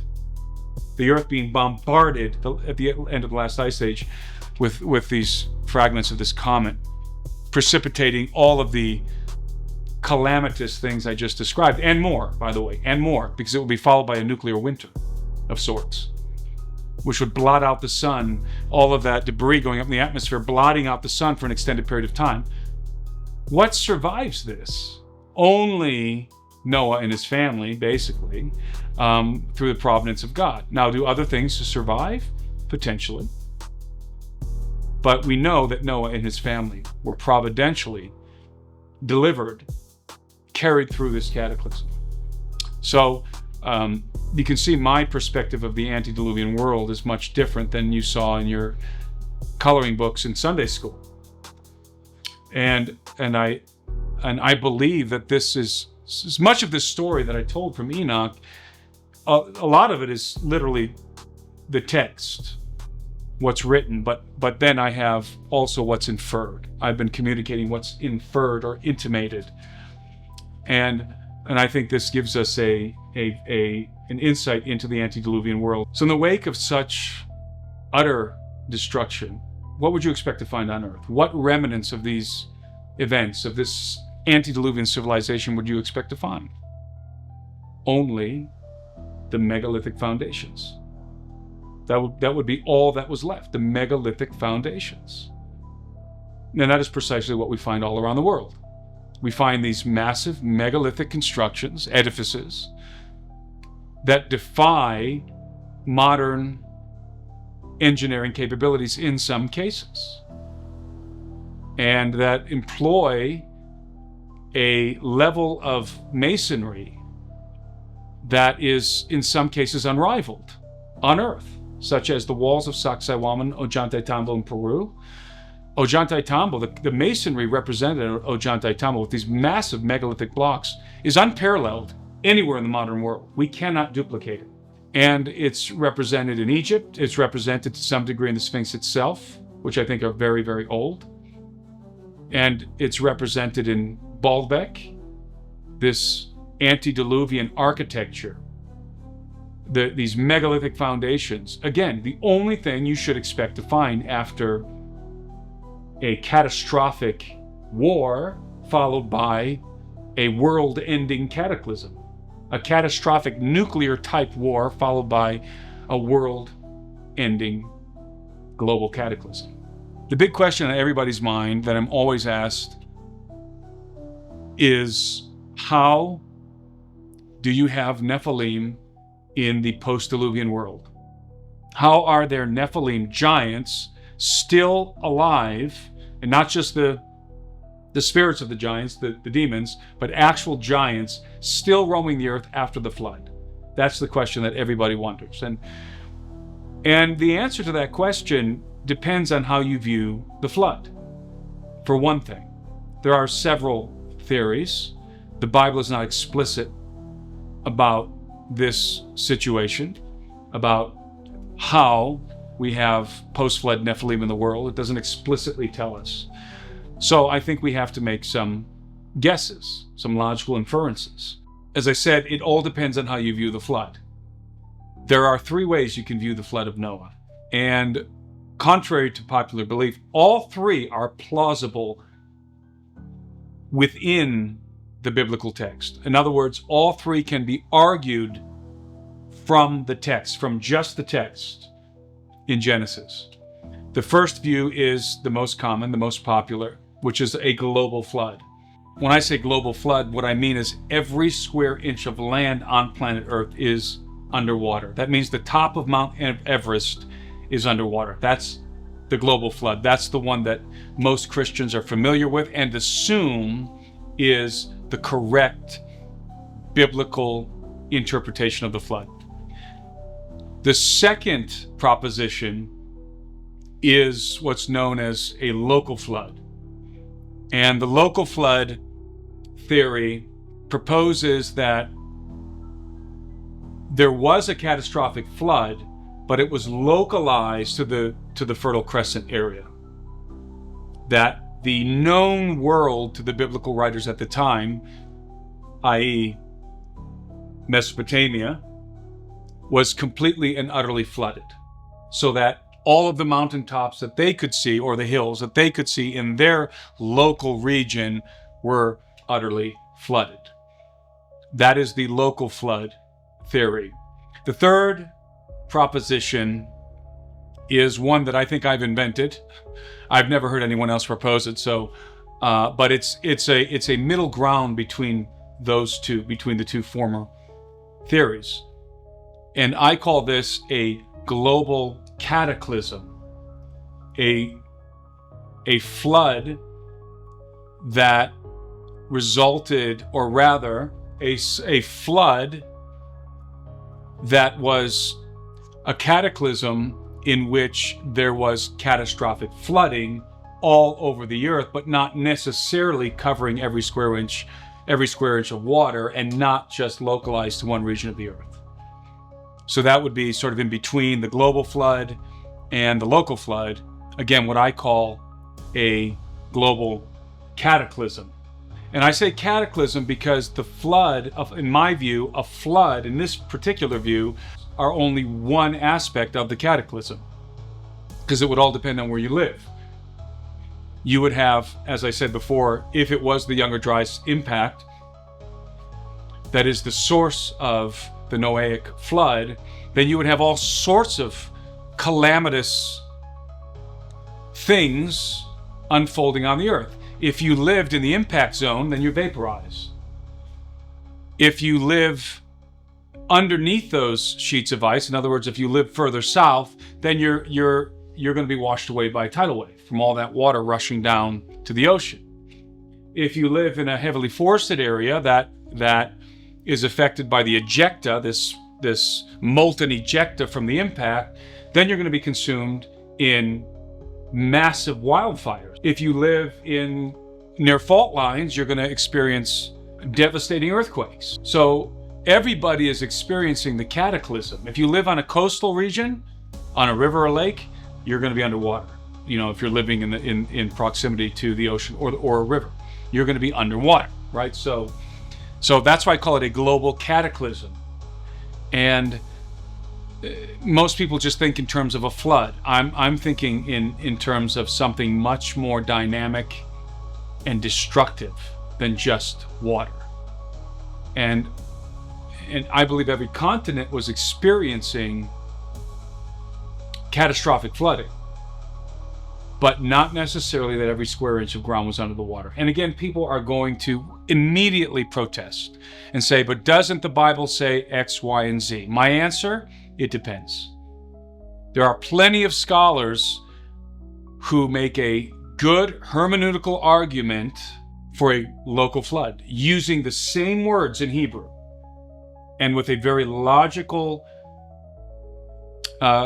position on what those words are conveying. I would say just as convincing as anyone making an argument for the global flood.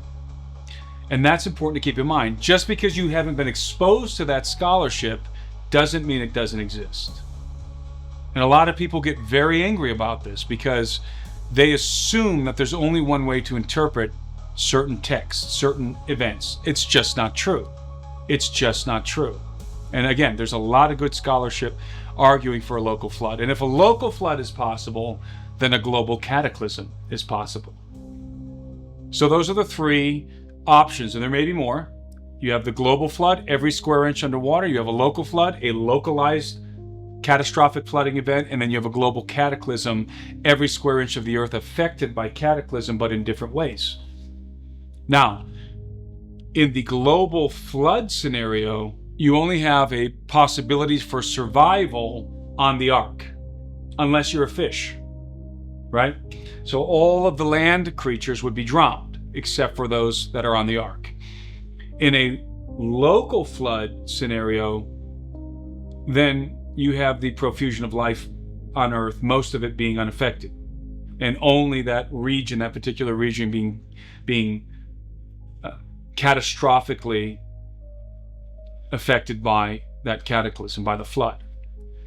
Still saving those individuals who are on the ark, because that's where they were living, and still being delivered through that flood in the manner that the Bible describes.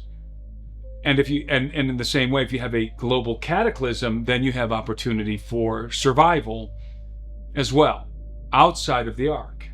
And again, everyone always immediately accuses me and others of denying the plain reading of the scriptures. It's just not so. That's not the case. You are reading an English you're reading an English translation of a particular interpretation. It's not the only interpretation in regard to the flood. And so it's simply, when people get up in arms about this, it's just a manifestation of ignorance. So I personally lean toward a global cataclysm. However, I'm perfectly willing to accept a global flood or a local flood. I'm open to all three possibilities. All three propositions are on the table, but I lean in the direction of a global cataclysm. So you can see now, depending on which of these options you choose, it will bear upon regarding how the Nephilim made it through the flood into the post-Diluvian world, into the post-flood world. Now, if you subscribe to a global flood, then you're really limited. The Nephilim would have had to do one of two things. They would have had to have some extraordinary way of surviving, like going underground maybe. The other option, which is probably, perhaps, I would say at least equally plausible, is the genes of the giants. The DNA of the giants were carried through the flood in the genomes of Noah's sons' wives, or one of them, specifically Ham's wife, probably, based on what unfolds after the flood. And so that's a popular theory, that genetic stock, so to speak, that DNA information of the Nephilim came through the flood, literally carried in the genome of, let's say, Ham's wife, right? That's possible. I'm certainly open to that idea. Okay, so if you subscribe to a local flood, then the question is moot. Because if you weren't inhabiting that specific area that was flooded, then you would not have been eliminated, annihilated. And the same can be said of the global cataclysm hypothesis. So take your pick. I mean, or there may be other options. Now, one option that I reject is the notion of a second incursion. It's often referred to as the second incursion. And the second incursion proposes that it happened again. The Genesis 6 type transgression, that the Genesis 6 affair happened again. So it seems like a very simple explanation for a lot of people. How do we get giants in the post-flood world? Angels did it again. They came down, they copulated with human women, and the same thing happened. I don't think so. Why don't I think so? Because the first event is so well attested, so instrumental, so fundamental to Hebrew cosmology that it's unthinkable that the second incursion would be undocumented and nowhere mentioned. Anywhere. There is no mention of a second incursion anywhere. And the first one is so well documented, it's so important in the minds of the ancient Hebrews. To think that a second incursion would just be no big deal is ludicrous in my mind. So, and also the judgment on the watchers was so severe and apparent to the rest of the angels that I think it was an effective deterrent.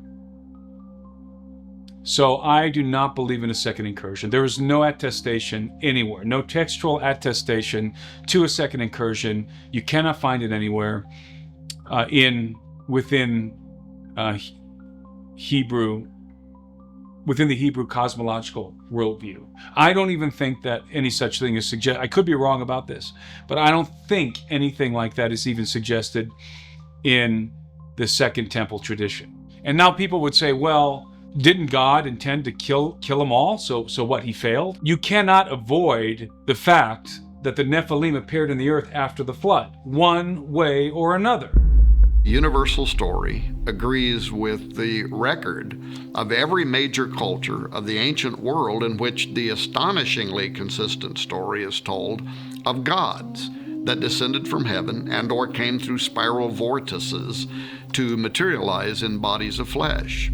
From Rome to Greece, and before that to Egypt, Persia, Assyria, Babylonia, Sumer, the earliest records of civilization tell of the era when powerful beings known to the Hebrews as Watchers, and in the book of Genesis as the Bnei Ha-Elohim, the sons of God, mingled themselves with humans, giving birth to part celestial, part terrestrial hybrids known as Nephilim.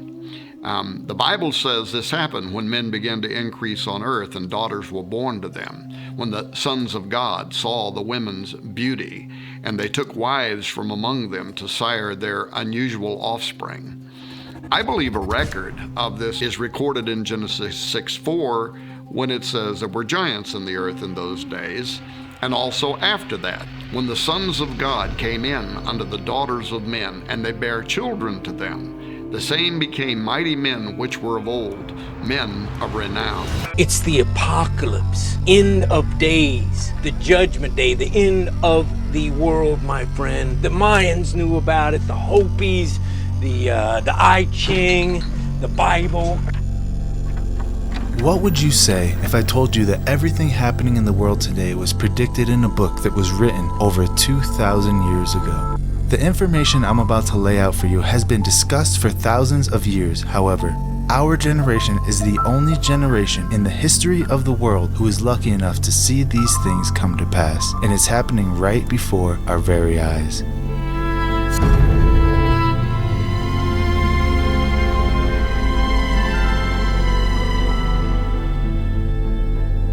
Now, at this point, some of you may be saying to yourselves, but the Bible was written by men, and Jesus Christ is just a myth. So why should we believe in some fairy tale from a time long ago? Fairy tale? Myth? Actually, this couldn't be further from the truth.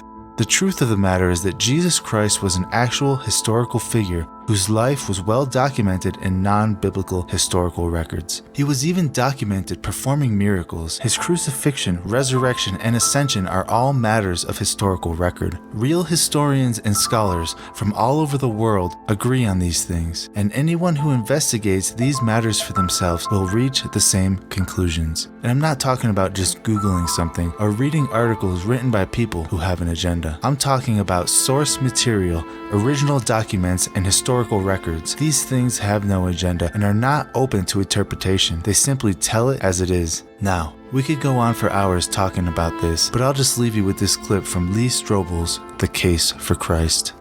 I remember going alone in my room, and I took a yellow legal pad and put a line down the middle, and on one side I started to list all of the evidence I had encountered for Jesus Christ being the Son of God, and on the other side all the negative evidence against that. And I wrote page after page, and finally I put my pen down and I said, wait a minute. In light of this avalanche of evidence pointing toward the truth of Christianity, it would require more faith for me to maintain my atheism than to become a follower of Jesus Christ. So now that we've established that Jesus Christ is a real person, let's take a look at some of his words and the prophecies he made and see if they hold up in modern times. So one day, some of Jesus' followers came to him and asked, "What shall be the signs of thy coming and of the end of the world?" Jesus gave them a list of things to look out for, and then in Matthew 24:7 he says this, "For nation shall rise against nation, and kingdom against kingdom, and there shall be famines, and pestilences, and earthquakes in diverse places. All these are the beginning of sorrows." The beginning of sorrows, meaning when you see these things take place, there is no turning back. These events are going to set off a chain reaction, resulting in the end of the world as we know it, or as it's called biblically, the day of the Lord. All the things he said are coming to pass right before our very eyes. Let's break it down. Nation against nation. The word used in the original manuscripts for nation is ethnos, meaning a race, that is, a tribe. So ethnos versus ethnos, or race versus race. Sound familiar? What about kingdom versus kingdom? Well, we see this playing out live on TV every single day, and it has been for well over 100 years. The first time China has expelled and actively denounced the U.S. for what it calls the illegal trespass of a warship off the Shisha Islands. India and China will be holding their 7th military-level talks on Monday. The meet is expected to not only take stock of the situation on ground, but also the measures on de-escalation by the Chinese side. Heavy fighting between Armenia and Azerbaijan has continued for another day. And as more explosions rock the area surrounding Ukraine's largest nuclear power plant, officials are urging the kingdom of the West versus the kingdom of the East. And it's not just about war, it's about ideologies, domination, and control. Kingdom versus kingdom.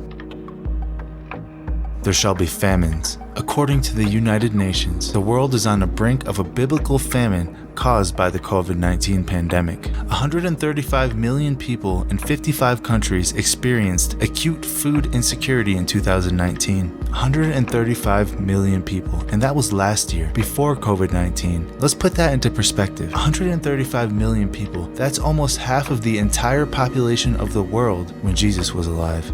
There will be famines. Pestilence. The word pestilence means a plague, literally the disease. Can you think of anything that matches the description of the disease? Not only that, but people are the sickest they've ever been, historically speaking. We have modern medicine and drugs that don't heal people, rather they keep people sick and just manage their symptoms. That's why it's not called the healthcare industry, it's called the sick care industry. According to the World Health Organization, 29 million people die each year from preventable diseases that could be cured with proper diet and exercise. Pestilence. Earthquakes in diverse places. Despite what you may have heard in the past, this is the compiled data from the USGS from over the last 100 years. Keep in mind that we're not talking about the millions of microtremors that can now be detected from the distribution of more numerous and sensitive sensors, but strictly data from the larger earthquakes that can be felt by people beginning at 6.3 and up on the Richter scale that could be easily detected by early 19th century sensors from virtually anywhere in the world. This data shows what the USGS and other organizations do not want you to see. It shows that the earthquakes are increasing in intensity and they are increasing in frequency. This is exactly the description that was prophesied. Now, these aren't the only things that Jesus told us would happen before the day of the Lord occurs. He also said, Matthew 24:9, "Then they shall deliver you up to be afflicted, and shall kill you, and ye shall be hated of all nations for my name's sake." We see this exact scenario playing out right now all over the world. Places like China and North Korea have underground churches where their members risk death if caught. We see groups like ISIS lining Christians up and decapitating them on camera, and then uploading the footage online for the whole world to see.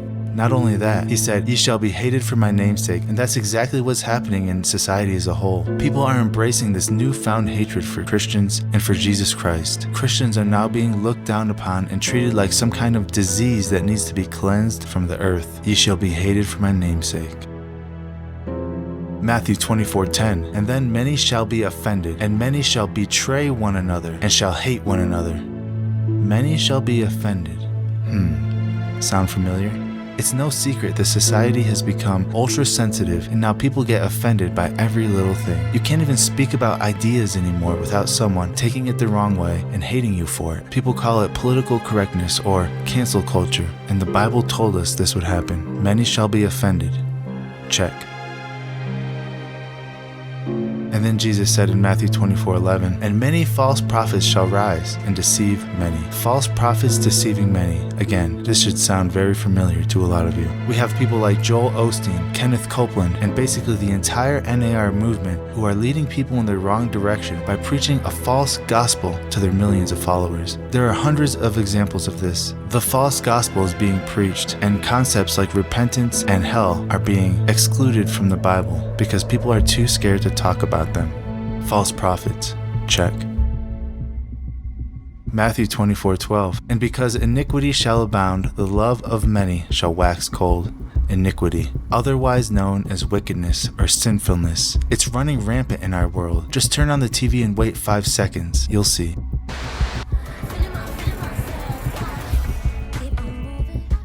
Move! The subject's clothes. Yeah! It's a robot that is designed to molest children.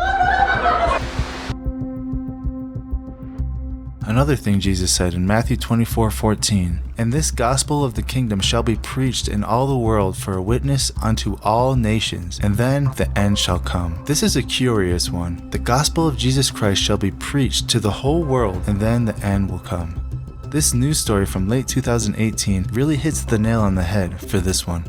This missionary was killed by an uncontacted tribe on a remote island off the coast of India in late 2018. And this island is thought to be the last place on earth, literally, where Christian missionaries have never been. He was killed preaching the gospel to literally the last place on earth where the gospel had never been preached. And think about this, what happened since then? Basically everything. Since that time, late 2018, the world has gotten exponentially worse. And it's actually quite astonishing how fast things have declined since that time. The gospel shall be preached to the entire world. Check.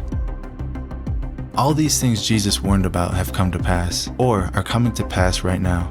But what about the rest of the Bible? What other prophecies have been fulfilled regarding end times events? Well, the list can go on for miles, so we're just going to cover a few of them here. The book of Daniel, chapter 12, verse 4. But thou, O Daniel, shut up the words and seal the book, even to the time of the end. Many shall run to and fro, and knowledge shall be increased. Many shall run to and fro. According to the FAA, over 1 million people fly every single day. On top of that, there's an estimated 1.4 billion cars on the road globally, with more being added every single day. There can be no mistaking it. Our generation has more people going to and fro than any other point in history. Many shall run to and fro. Check.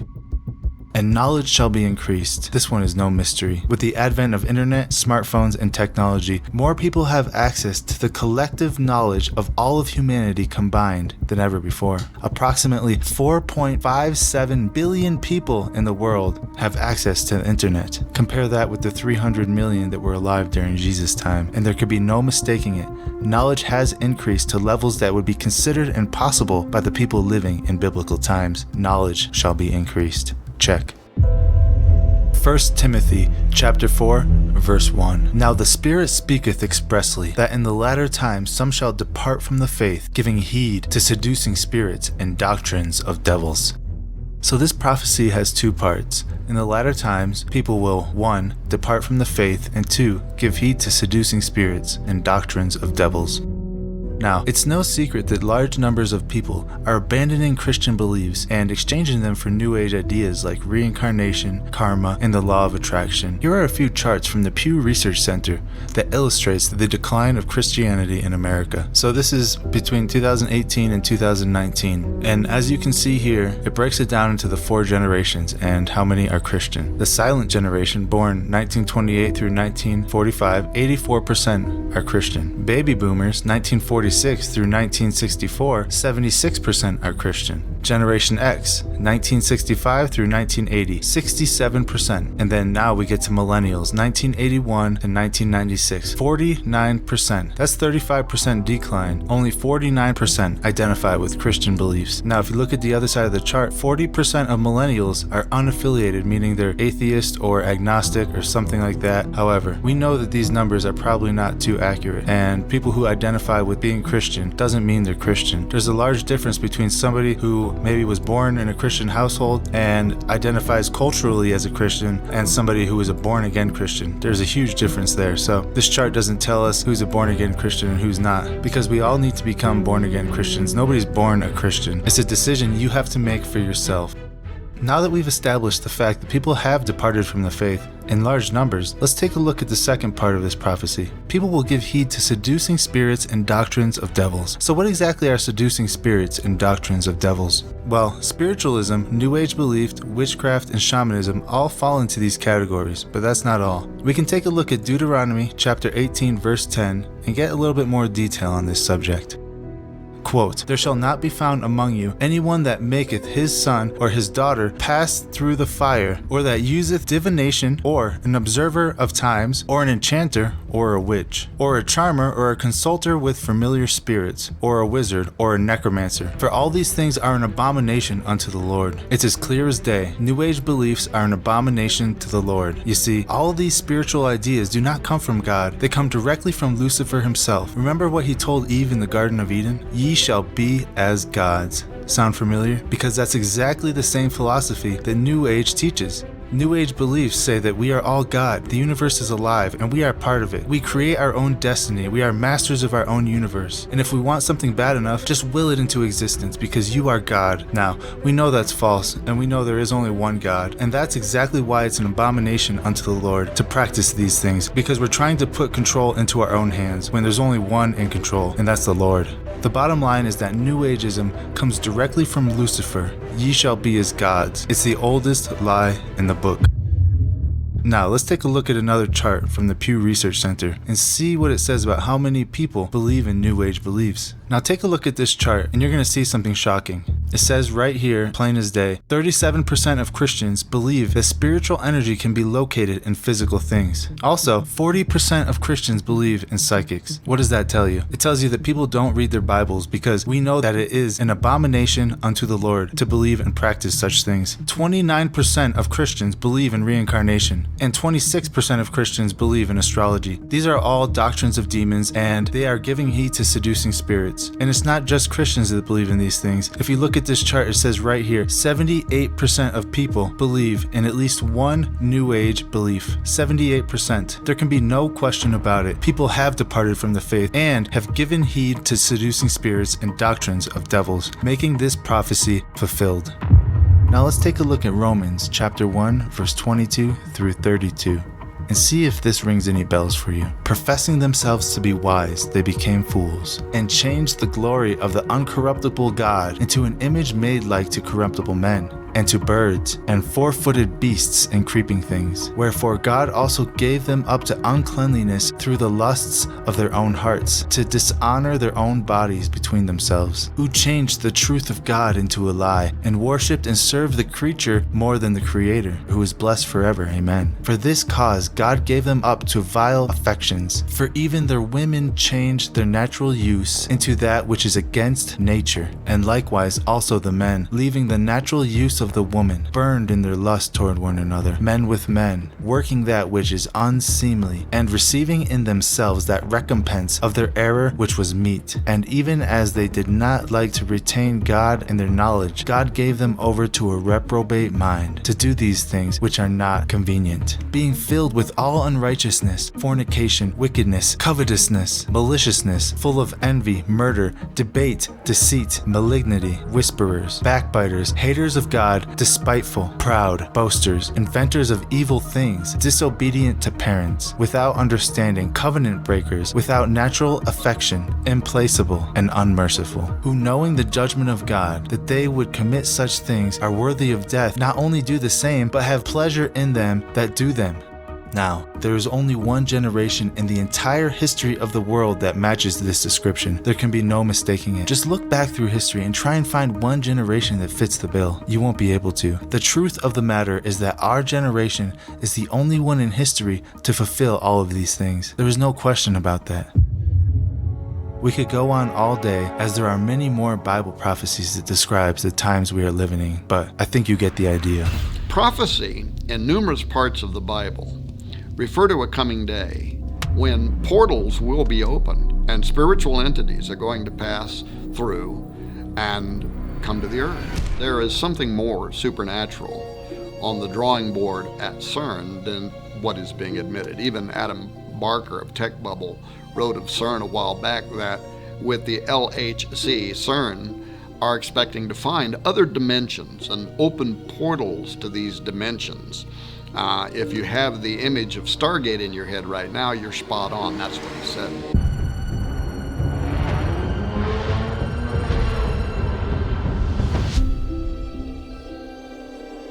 And then he went on to draw parallels to the biblical story of Jacob's ladder. Perhaps you remember the dream that says, "Behold, there was a ladder set up on the earth, and the top of it reached to heaven. And behold, the angels of God were ascending and descending on it." Then Jacob wakes up from his sleep and he says, "Surely the Lord is in this place, and I did not know it." And he was afraid. And he says, "How awesome is this place? This is none other than the house of God, and this is the gate of heaven," Genesis 28.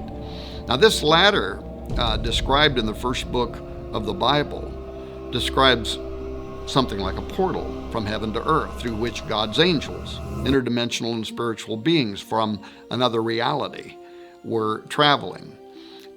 When Jacob wakes up, he refers to the location as a gate, much like one of CERN's goals is to recreate Jacob's ladder, according to Barker, and to reopen a portal.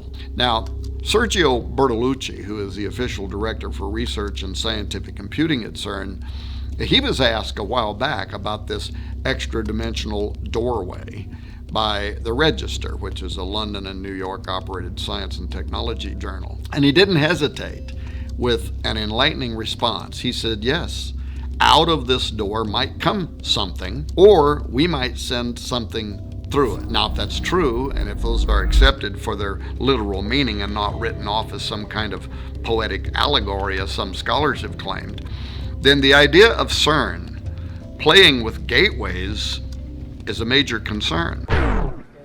This is Houston. Say again, please? And if, as CERN claims, they're only out to explore space-time matter, particles, and the origin of our known universe and planets from exclusively a scientific or Darwinian-related perspective, if their agenda is unrelated to Bible prophecy entirely, then what is it with all this mystical symbolism that they knowingly are associating themselves with? Wouldn't it be more appropriate for them just to proudly display a polished statue of a particle or some artist depiction of the Big Bang instead of the statue of Shiva? For those who have not yet heard about this controversial piece of art that CERN proudly exhibits between buildings 39 and 40 near the main building of their operation, it stands as really the most visible and celebrated imagery behind their work, Shiva. This is the Hindu god of destruction.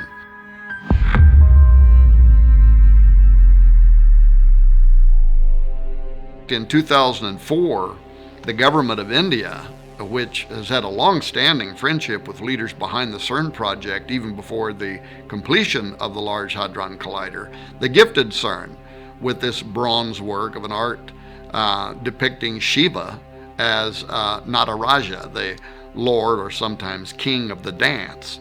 This dance that Shiva performs in the sculpture is the one that provides the source of the creation cycle in Hindu mythology, the preservation of all life in existence and the termination of all life in existence.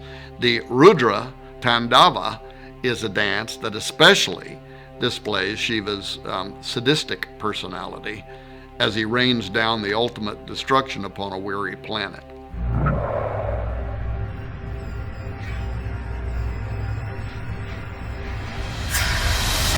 The plaque at the side beside the statue, however, reads in part, "Hundreds of years ago, Indian artists created visual images of dancing Shivas in a beautiful series of bronzes. In our time, physicists have used the most advanced technology to portray the patterns of the cosmic dance. The metaphor of the cosmic dance thus unifies ancient mythology, religious art, and modern physics. So right there out in the open for all to see is a direct correlation between the Hindu perception of Shiva hundreds of years ago, which is the concept of destroyer that I explained a moment ago, and our time, unifying, quote, ancient mythology, religious art, and modern physics. Something is going on. You think everything's a conspiracy. Everything is. Additionally, and perhaps even more important, there's a significant section of CERN that is built upon the St. Genus Poili, which is a commune in Ain, a department of France. In Roman times, the St. Genus Poili was called Apaliacum, but the town and a temple were dedicated there in ancient times to Apollyon, the destroyer, the Shiva Horus, if you will. Apollyon is also the angel of the bottomless pit, referred to in Revelation 9:11. And then there is a connection between CERN and the Gothard Base Tunnel, the GBT, which is the world's deepest and longest tunnel system, consisting of 2 parallel passages, each moving in a single direction on a single track. The GBT passes directly beneath St. Gothard's Pass, a strategic north-south corridor that connects northern and southern Switzerland. The connection to the Large Hadron Collider has to be made primarily because of the bizarre opening ceremony that was live streamed to the entire world on June 1, 2016, that included this highly occult, demonic dance with characterization, beginning with a call to unite the religions of the world by conducting an interfaith blessing of the tunnel beside a statue of St. Barbara, the patron saint of miners. Following the blessing at the statue of St. Barbara, the press, along with visiting dignitaries, also paid tribute to the 9 miners who had lost their lives during construction of the tunnel. Bodio's southern portal provided the visiting dignitaries a disturbing parade, really, of miners, erotic dancers, zombies, fallen angels, all of whom were obeying the call of what they called the shepherd, whose yodels invoked the appearance of the event's infernal master of ceremonies, a goat man, portrayed by a young and energetic dancing male. This creature is shown with a Baphomet headdress, a goat demon's head, if you will, and a goat body costume with a hairy pelt, and then it had a formal tuxedo over the top. The imagery was heavily evocative of the German and Bavarian Christmas demon known as Krampus. Now, according to tradition, Krampus accompanies St. Nicholas on his midwinter rounds with the intent to steal boys and girls, putting them into a basket carried on his back, or he may decide to beat them with branches for being naughty. Maurice Bruce published a book on pre-Christian Alpine traditions in 1958, and he had this to say about the half-goat, half-demon entity. There seems to be little doubt as to the true identity, for in no other form is the full regalia of the horned god of the witches so well preserved. The birch, apart from its phallic significance, may have a connection with the initiation rites of certain witch covens, rites which entailed binding and scourging as a form of mock death. The chains could have been introduced in a Christian attempt to bind the devil, but again, they could be a remnant of pagan initiation rites. Many show the goat man in formal dress and a tuxedo-style cutaway formal coat and trousers, but with his usual horned goat face and always with his tongue extended. Now, this tongue out pose seems to be popular with ancient gods, whether they're Mayan, Hindu, Babylonian, Egyptian, Greek, or even British. For some reason, the coat of arms from the Prince of Wales supports both a lion and a unicorn, with their tongues extended, for instance. More than likely, this tongue position represents sex magic, fornicating with fallen angels. The ancient symbol of the horned god, referenced by Maureen Bruce in the quote that I made a moment ago, it allows us to connect our goat demon from the opening ceremony at the GBT to CERN. Despite the fact that the Large Hadron Collider sits 3 to 4 hours down a twisty road from the location, the horn god's circular logic and passion for human depravity, Hernunos as is sometimes called, or Cernunnos, or the Green Man of British lore, simply had to make an appearance at this occult ceremony. Josh Peck and I and many other researchers have written extensively regarding the in-game plans for tunneling beneath the earth and smashing atoms to smithereens as nothing more than a thinly veiled attempt to open portals. But the opening ceremony at Gotthard made it clear that these portals are intended to do something else, and that is to release demonic entities. The twin tunnels of the Gotthard base tunnel commence with twin portals on a single track. These northward and southward journeys symbolize the death, birth, death cycle of the Green Man, who dies in the fall and winter and rises in the spring, summer.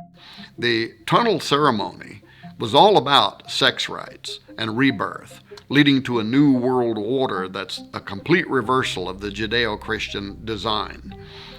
This included the triple goddess and the horned god, along with human sacrifice and a return to pagan worship, all of which lie at the center of this nauseating ritual play, which you can probably still watch on YouTube. Dancers dressed as miners climbed this rock face, and they dug into the earth, so to speak, to unveil what was beneath the earth, a great machine formed from human arms that rotated and churned into various shapes and design, many of which resembled the Large Hadron Collider at CERN.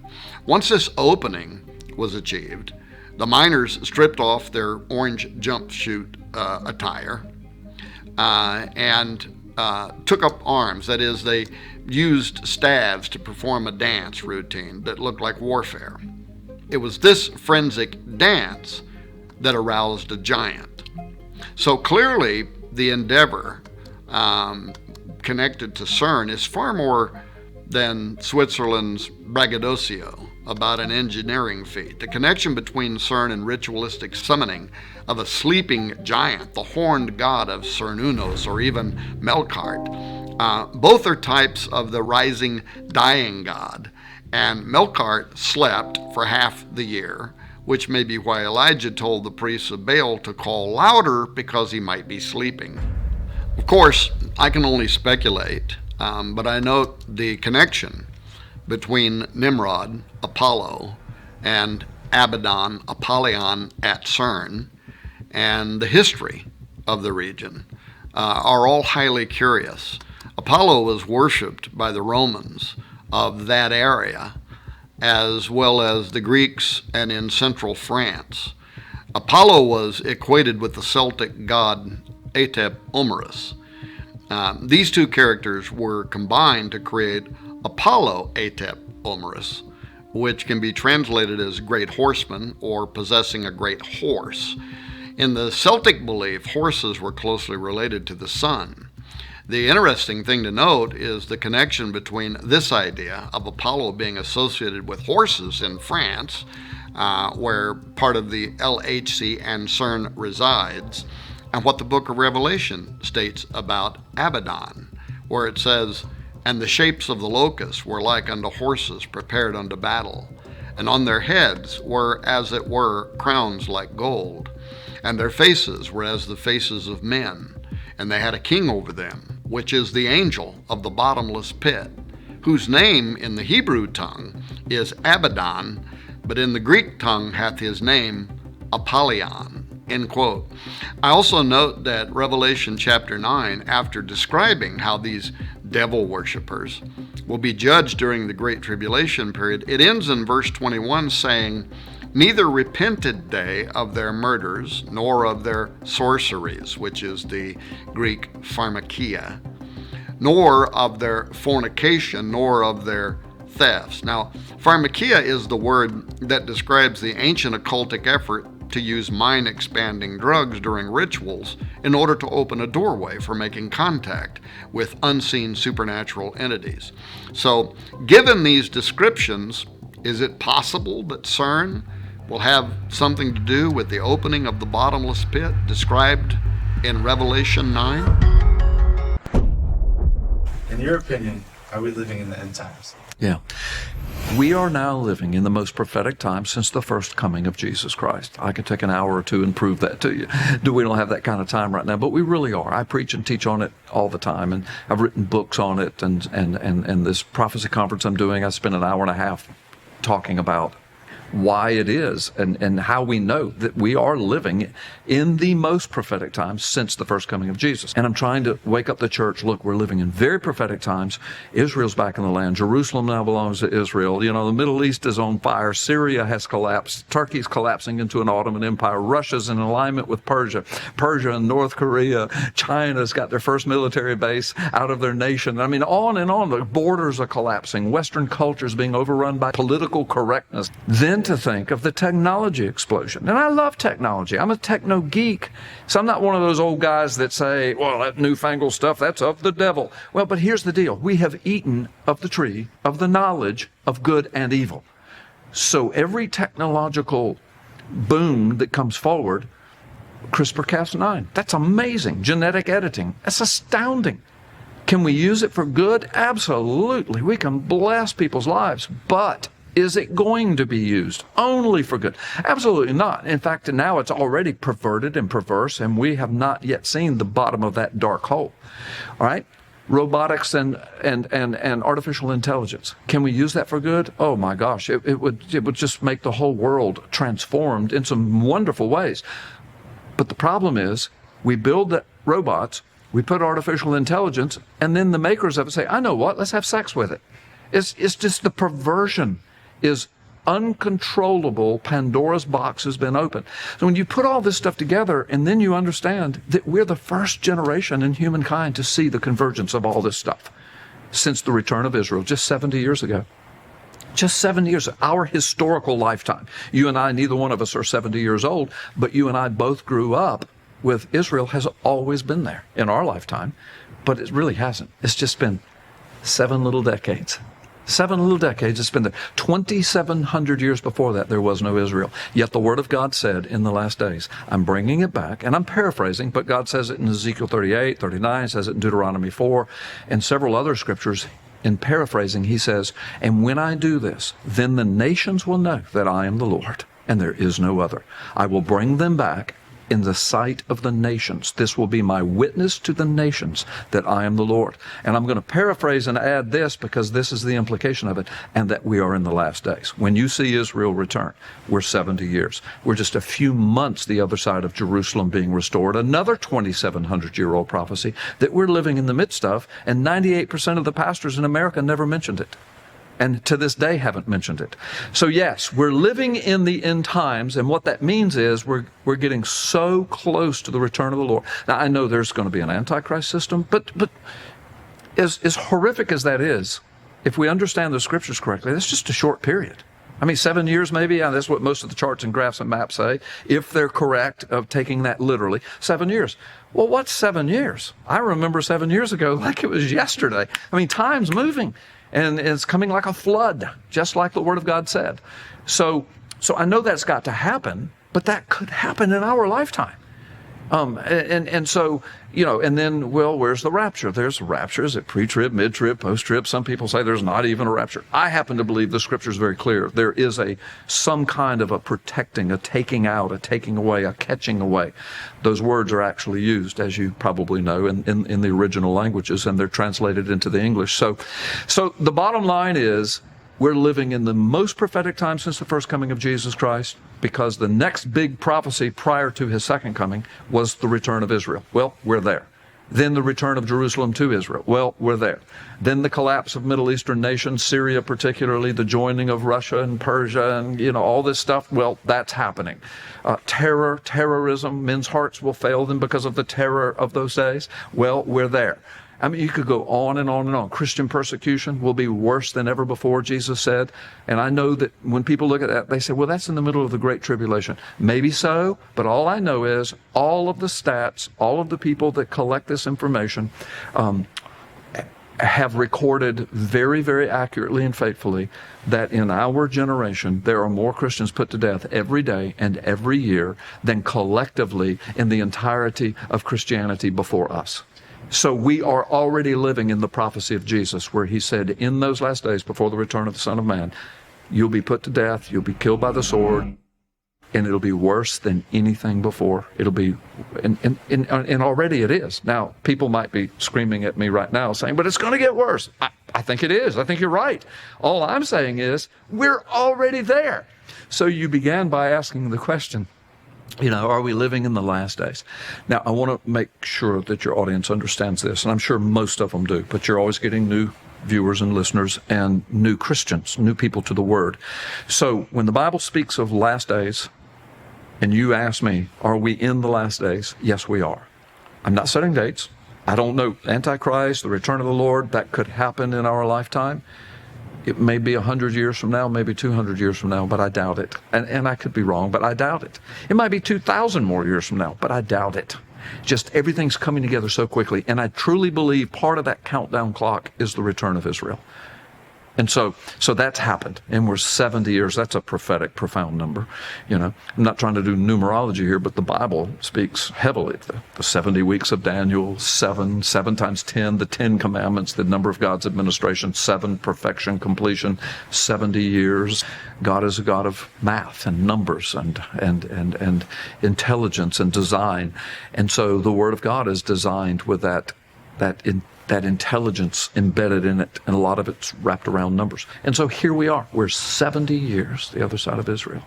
We're the only generation to see all of this happening. And it's basically the clock started ticking on all this when Jerusalem was restored. Just think about it. When Israel was restored to the land in 1948, when that happened, people watched it on a grainy black and white television. If you were lucky, because you had to have an antenna high enough, and there were 3 networks, and if you were lucky, you got one of them. And if you were in a city, you might have gotten 2 or 3. And that was information systems back then. That was the technology. Now, we didn't have a remote control. 1948 remote control was, hey, son, get up, turn the TV up, change the channel. That was a remote control. The children were the remote control in 1948. We didn't have anything. But here's Israel. Now think, in 70 little short years, 7 little decades, not even a whole lifetime of most humans, look what's happened. From grainy black and white television, the restoration of Israel, technology has exploded. We're into quantum computing and genetic editing and CRISPR-Cas9 and instantaneous information communication networks and satellite and cable and 24/7 news cycle and military machinery and equipment and circumnavigating the globe and nuclear-powered submarines and aircraft carriers and space shuttles and space probes out in deep space beyond our galaxy.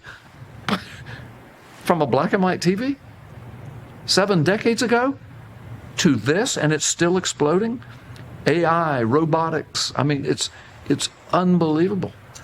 And this has only happened in one generation. And all of these things we've talked about are coming like this. So ask me again, do I think we're in the end times? Yes, absolutely we are. I don't think it, I know it. When is the beast going to arise? At the end of the age of Pisces. And what's really fascinating is that you have Yuval Noah Harari out there, the famous proponent of transhumanism, who's like the spokesperson for the global elite as it pertains to transhumanism. And Harari is out there saying that we are the last generation of Homo sapiens. He says, 100 to 200 years from now, the Earth will be populated by post-human species. Is it coincidental that Harari's projections correspond to the end of the age? And Armageddon and the beast making war with God, the post-human army? It's not coincidental that at the end of the age, even according to these futurists, then Harari's prediction about the end of humanity and the rise of a post-human species puts us right at the end of the age when we know the beast is coming, according to the calculation of the number of the beast. 6 times 6 times 6. So the Book of Revelation, you've probably heard of it before, but what does it really say about the end of the world? I found this old VHS tape from the 80s that really explains the Book of Revelation. So I'm going to play you this old tape that I found. Keep in mind, it's very old. It was recorded in the 80s. The quality of the audio was terrible and the video was terrible. So I did the best I could to kind of clean it up a little bit. It's not perfect, but it is better than what it was. So, all right, so here it is, the Book of Revelation. Means in place of Christ. This world leader will be the most popular man that has ever walked the planet Earth. He will be embraced by the whole world as the man of the hour. He's going to bring an apparent peace.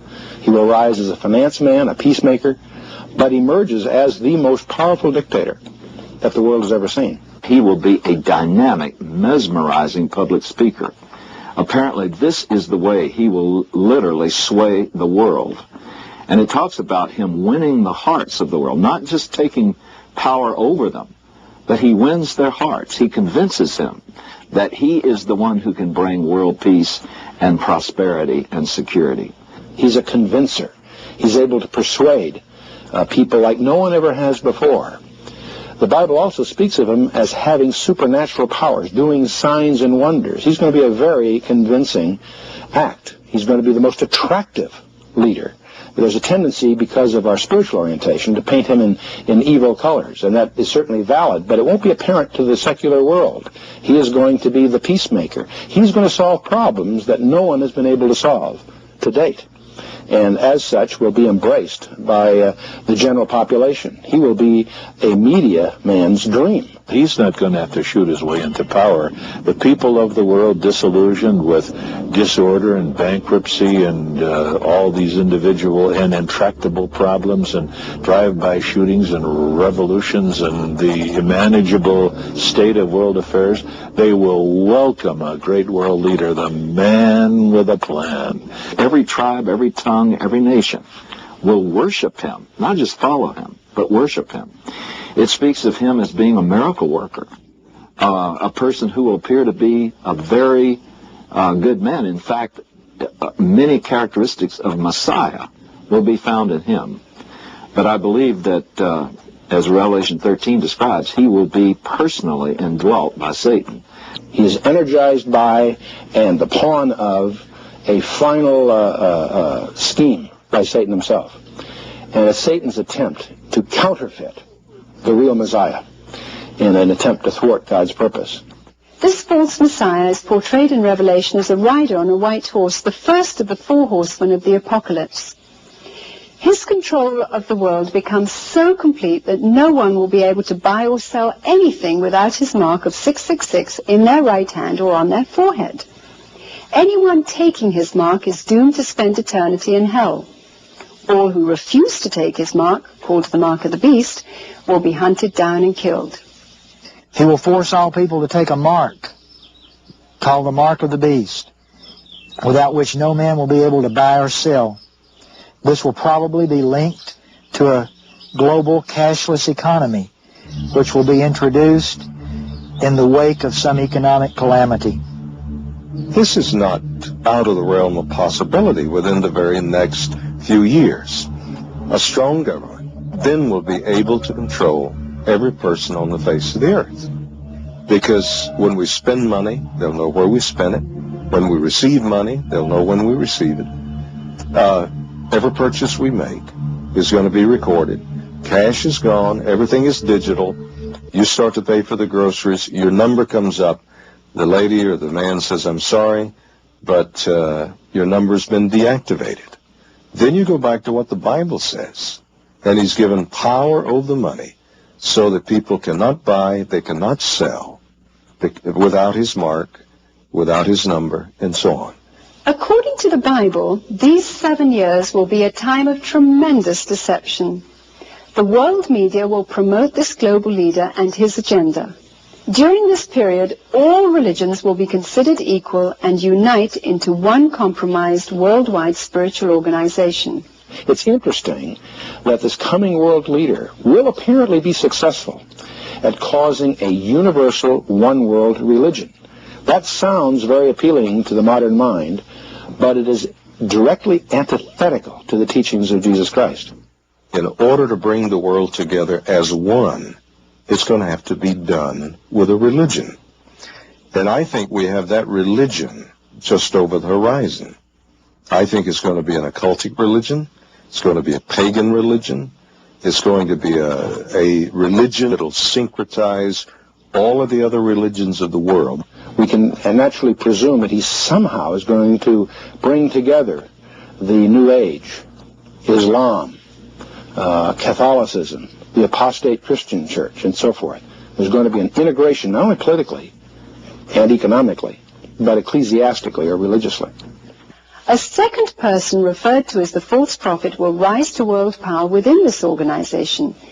This false religious leader will coax everyone into giving their allegiance to the Antichrist by performing great miracles.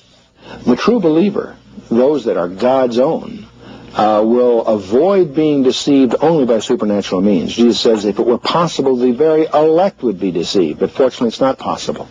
So the elect, that is those that are God's chosen, will be supernaturally protected from the widespread deception on the earth. This charming world leader's promises of global peace begin to unravel as the other three horsemen of the apocalypse ride across the earth, representing war, famine, and disease, which brings death to 1/4 of the Earth's population. Incredibly, the real horrors have yet to begin. Catastrophic earthquakes, destructive meteor showers, and unprecedented natural disasters follow. Although people know these judgments are occurring because of their rebellion against God, they refuse to repent and instead cling even tighter to their false leaders for help. Hail and fire rain down from the sky, causing 1/3 of the earth's vegetation to burn up, 1/3 of the sea creatures to die, and 1/3 of the ships at sea to be destroyed. 1/3 of the fresh water supply becomes poisoned, while the sun, moon, and stars are darkened to 1/3 of their light. In 90 AD, the prophet John saw these future events unfold in a vision from God. He obediently recorded them in the section of the Bible called Revelation.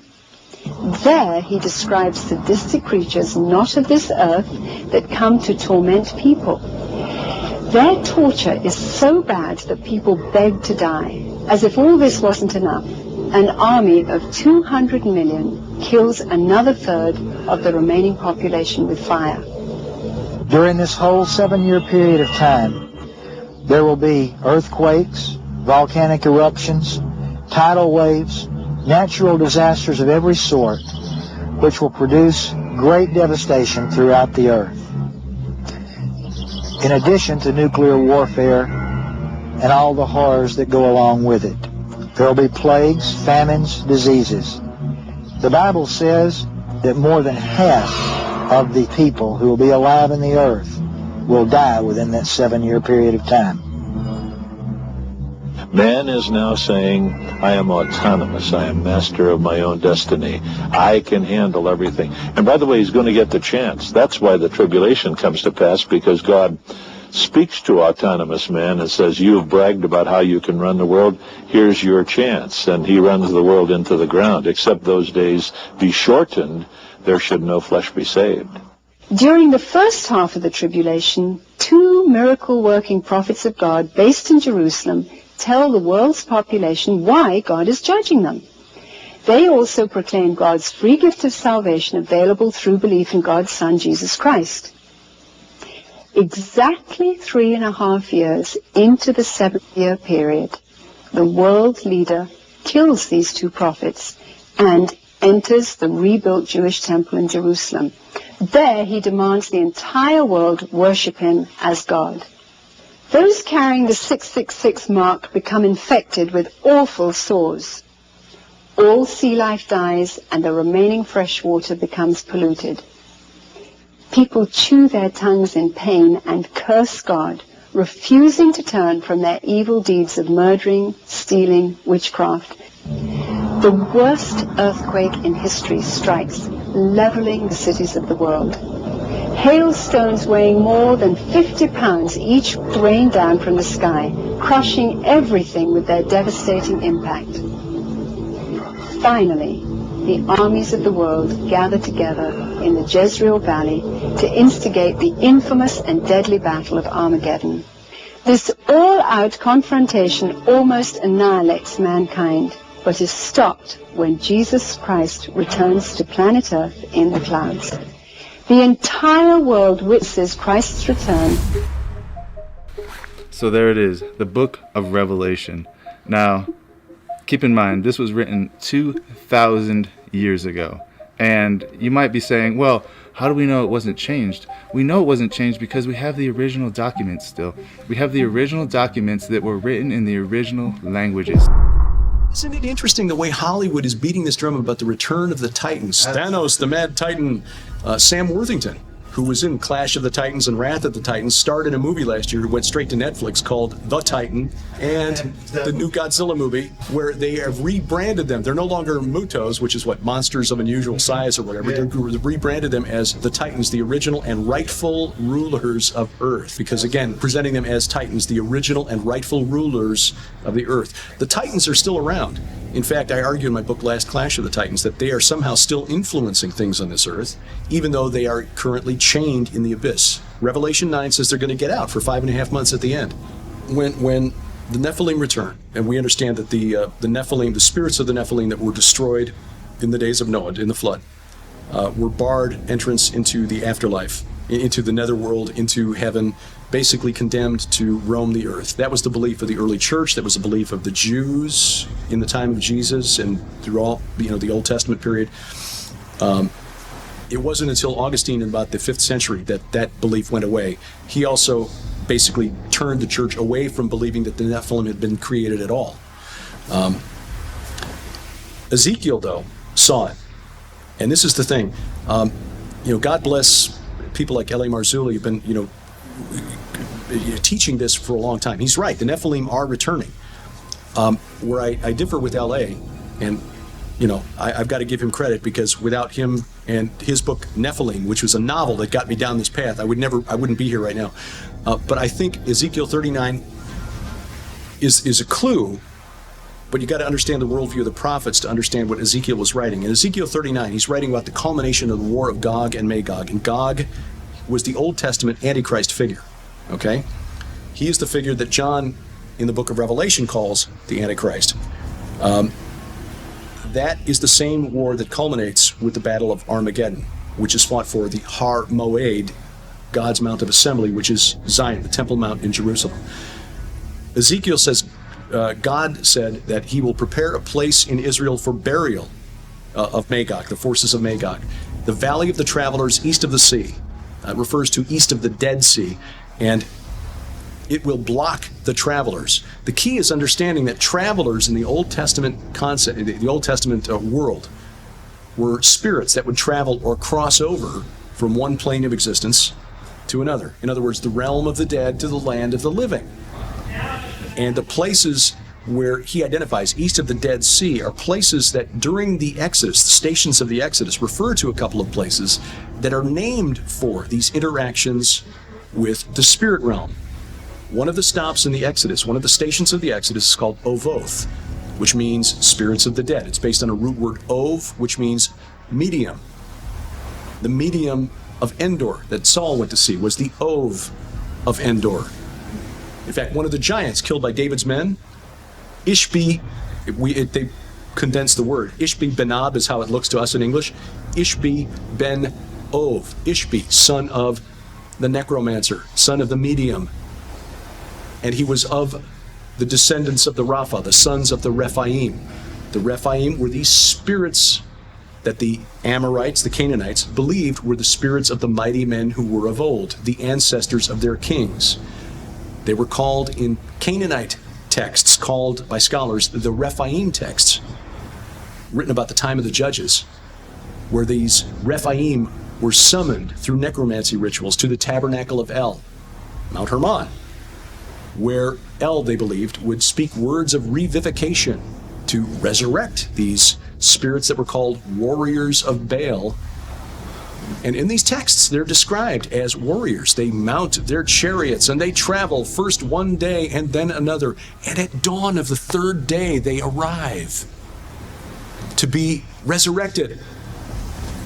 Like Jesus, who went down and preached and proclaimed to the spirits in prison until dawn of the third day, when he arrived, except that he really was resurrected.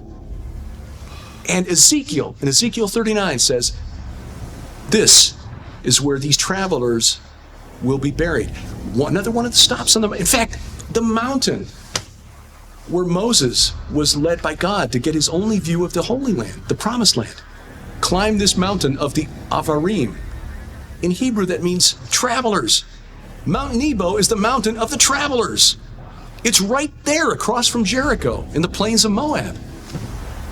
And that's where this demonic army will fall. Now, I believe that the Nephilim will return. I believe they're going to be the demons who possess a human army. I think by this point the restrainer will have been removed. The church will be removed. So I pray I'm right, that we won't be here for that day, because that's the day of Armageddon. And when this demonic army comes against Jerusalem to try to claim God's Mount of Assembly, just like Lucifer in Isaiah 14, I will establish my Mount of Assembly on Mount Zaphon, raise himself above the stars, the angels of God. On that day, when God personally takes the battlefield, which Ezekiel describes, the travelers will be destroyed. And interestingly, in that verse in Ezekiel 39, he says, then the world will know I am the Holy One in Israel. That phrase is similar to one that we see in the Old Testament many times. The Holy One of Israel. Ezekiel 39, after he destroys the Antichrist army in the Battle of Armageddon that ends the war of Gog and Magog, he becomes the Holy One in Israel because he's on the battlefield. So yes, that is when, the Nephilim have always been here. If they're the spirits of those who died in the flood, they've always been with us, because demons have always been with us. But on that day, they will be inhabiting the bodies of I believe, this army that comes against Israel. It will literally be an army of the evil dead. Like the ultimate zombie apocalypse. God puts a stop to it. And what does it mean when Ezekiel writes in Ezekiel 39:11, it will block the travelers? The word translated block is only used one other place in the Bible. It's in Deuteronomy, the verse that talks about thou shalt not muzzle an ox when he treads out the grain. Muzzle. I'm not quite sure what that means, but if we take it in context of what Paul tells us in 1 Corinthians 15, that we shall not all sleep, but we shall all be changed, we will be resurrected. Maybe that's what God is saying. I will block the travelers. They're dead and they are staying dead when the rest of us are resurrected into new glorified bodies. You have no idea how many. You have no idea what's coming. We smell Christian blood. We are waiting for our day. And when the call is given, millions of us will be released. And they looked at me and said, you believe in revivals and you believe in Pentecost and the power of God. You believe in all that. We believe in the Black Awakening, a multi-continental release of power to activate the program demonized, where they've weaponized the demonic powers to these super soldiers. Are they waiting for a specific time to unleash their power? Yeah, they are, because they have to do it at the moment the Antichrist is, like you read in 2 Thessalonians 2, that it's caught the echo, the restrainer is holding back the apocalypse of the Antichrist, the unveiling in his movement. So right now he's held restrained. Soon as he who restrains is removed, soon as that occurs, we have White Horse, the release of the Antichrist. Instantly, we have the release of the red. It says the whole earth a piece is taken from the whole earth, and all of a sudden, it doesn't give the details, but all of a sudden, on a global scale, people are released to begin to, the Greek word is svadzo, slaughter, begin to slaughter people. It's used of animal ritual butchery, to begin to slaughter individuals. That's exactly how they defined it to me back in the 90s. And we've heard this again and again and again. So that scenario fits the Masonic version of Chaos Before a New Order. It fits Father Meridon from the Cathedral of the Black Goat, his book, The Devil's Bible. It fits that scenario too. So some of the oldest, darkest occultists, the idea of chaos first, a collapsing of everything so that a new order can rise, that's all by design.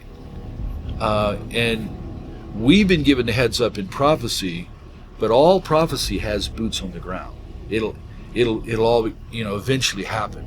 So I do believe that millions and millions of these trained, programmed, altered, demonized super soldiers, whether we want to say it or not, they believe they're being raised to help bring the Antichrist in. I think the things that we're seeing today is setting the stage for that. They're having to implode America from the inside in order to bring it down so that they can have a global agenda being fulfilled, so that order out of chaos. There's all these things that we're seeing being fulfilled today. It's because of these people following the orders that they get from their rituals, using the power that they've obtained to be able to bring this about.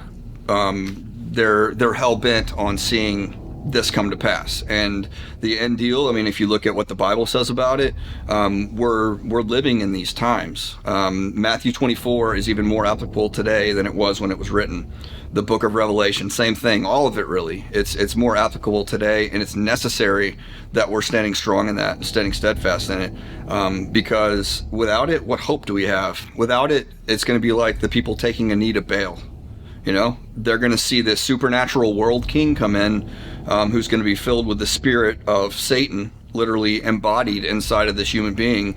So he's going to be doing lying signs and wonders. He's going to have the answers that everybody needs to bring peace in. And the way that you do that is you have to have this problem. This is the Hegelian dialectic. You have this solution that you want to get to. So you create a problem, get the people to react and say, hey, we need to go.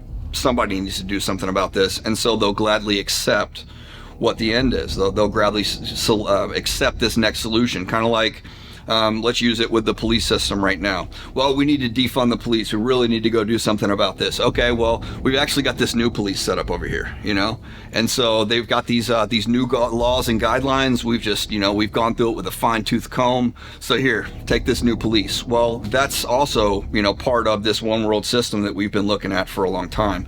What we can expect is a one world currency. We're seeing the economic system just go to crap because middle class or middle America has not been able to work. We're seeing the implosion of the dollar take place right now because of middle class America not being able to work and provide for themselves.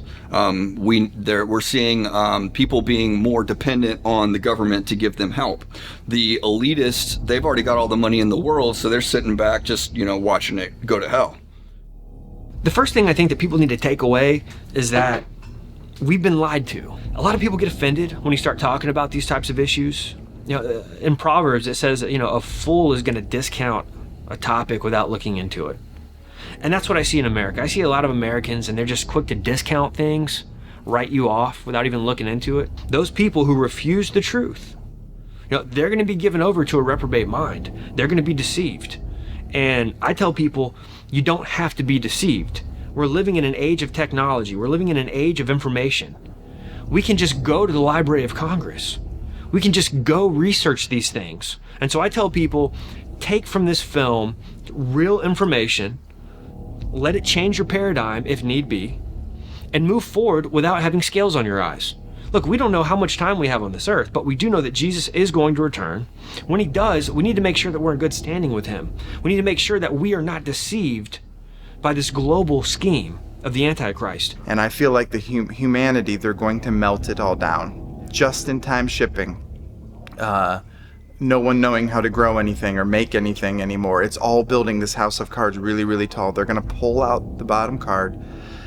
They're going to let the cities depopulate themselves. They're going to reduce the population back, just like the Georgia Guidestones mentioned. They're going to let all of that happen, and they're going to birth this out of our desperation. And when our moment of need, when we're hungry, when we're dying, and then add need and want into it, desperate times, you're talking about total chaos. I mean, yeah, I read stories of sailors who are abandoned at sea and in lifeboats, and it only takes a week and a half for them to be eating each other. And we're talking about hardened military men that are believers. And what are you looking at? Miami and Baltimore, St. Louis, LA. What are these inner cities going to do when they're used to living off Monster Energy drinks and ho-hos, and all of a sudden this whole thing is pulled out? What is that going to look like? So you add want and need onto altering ourselves into something else, and Christ said there has never been a time like it before and never will be again. And if the days were not shortened, there would be no flesh left alive, and he will shorten those days for those few people that hang on. So there's a multi-pronged solution. One, get right in your life with the Father. So believe on Yeshua, Jesus the Christ, repent, which means turning away from it, following the commands and getting your life right, and reading the Word. And I would also say to people, start looking at getting out of the system where you can, when you can. If you're looking at land, get 3 acres. Start to learn what it's like to plant things again, to hunt, to buy firearms, not as a prepper. We're not doing bunkers, okay? Because you're starting to prep and prepare for some bad times, but not changing who you are or your lifestyle. I'm saying, go back to the old ways, start getting your hands dirty in the dirt again, get away from the TV and the video games, and start giving yourself an escape hatch to freedom that's beneficial anyway. You're going to be eating organic tomatoes out of your own garden, regardless if the economy goes down. So you start to change your lifestyle as much as you can and start working think of a business idea where you can work for yourself or work in a manner where you can be with your families, get out of the commutes. There is a solution. There's one solution. His name is Jesus. Amen. That's it. There's no fear if you're in Christ. You've got love in Him. You've got peace in Him. You've got joy in Him. Things are going to get worse, but the Bible tells us that regardless of circumstance, regardless of any kind of situation that is presented against us, whether be it by the wrath of man, whether it be the wrath of Satan, or even the battle that we have between the spirit and the flesh on a daily basis, the Lord is our solution. The Lord provides all of our needs, and it's according to His riches and glory. So I would just say that yes, there is hope. Things are going to get bad. They're going to get worse. But the hope is that all these things that we're seeing, it's more evidence that the Bible's true. And so that gives me strength, and to be able to see other members of the body of Christ not bowing the knee to Baal, continuing to stay steadfast and continuing to stay in the Word. That's the solution we need. That's the only solution. That's how we become overcomers in Christ. So it's basically, choose this day to whom you will serve. Are you going to be going along with the kingdoms of this world, or are you going to go and be a part of the kingdoms of Christ? I guess the focus that I want to continue to push to everybody is that be heavenly minded. Think on things with a heavenly perspective. All of these things are temporal. Your current affliction, it's temporary, but it's nowhere compared to the riches and weight and glory that we have waiting for us. And it's all to the glory. Whether we live, whether we die, Christ, it's gain. I have goosebumps, people.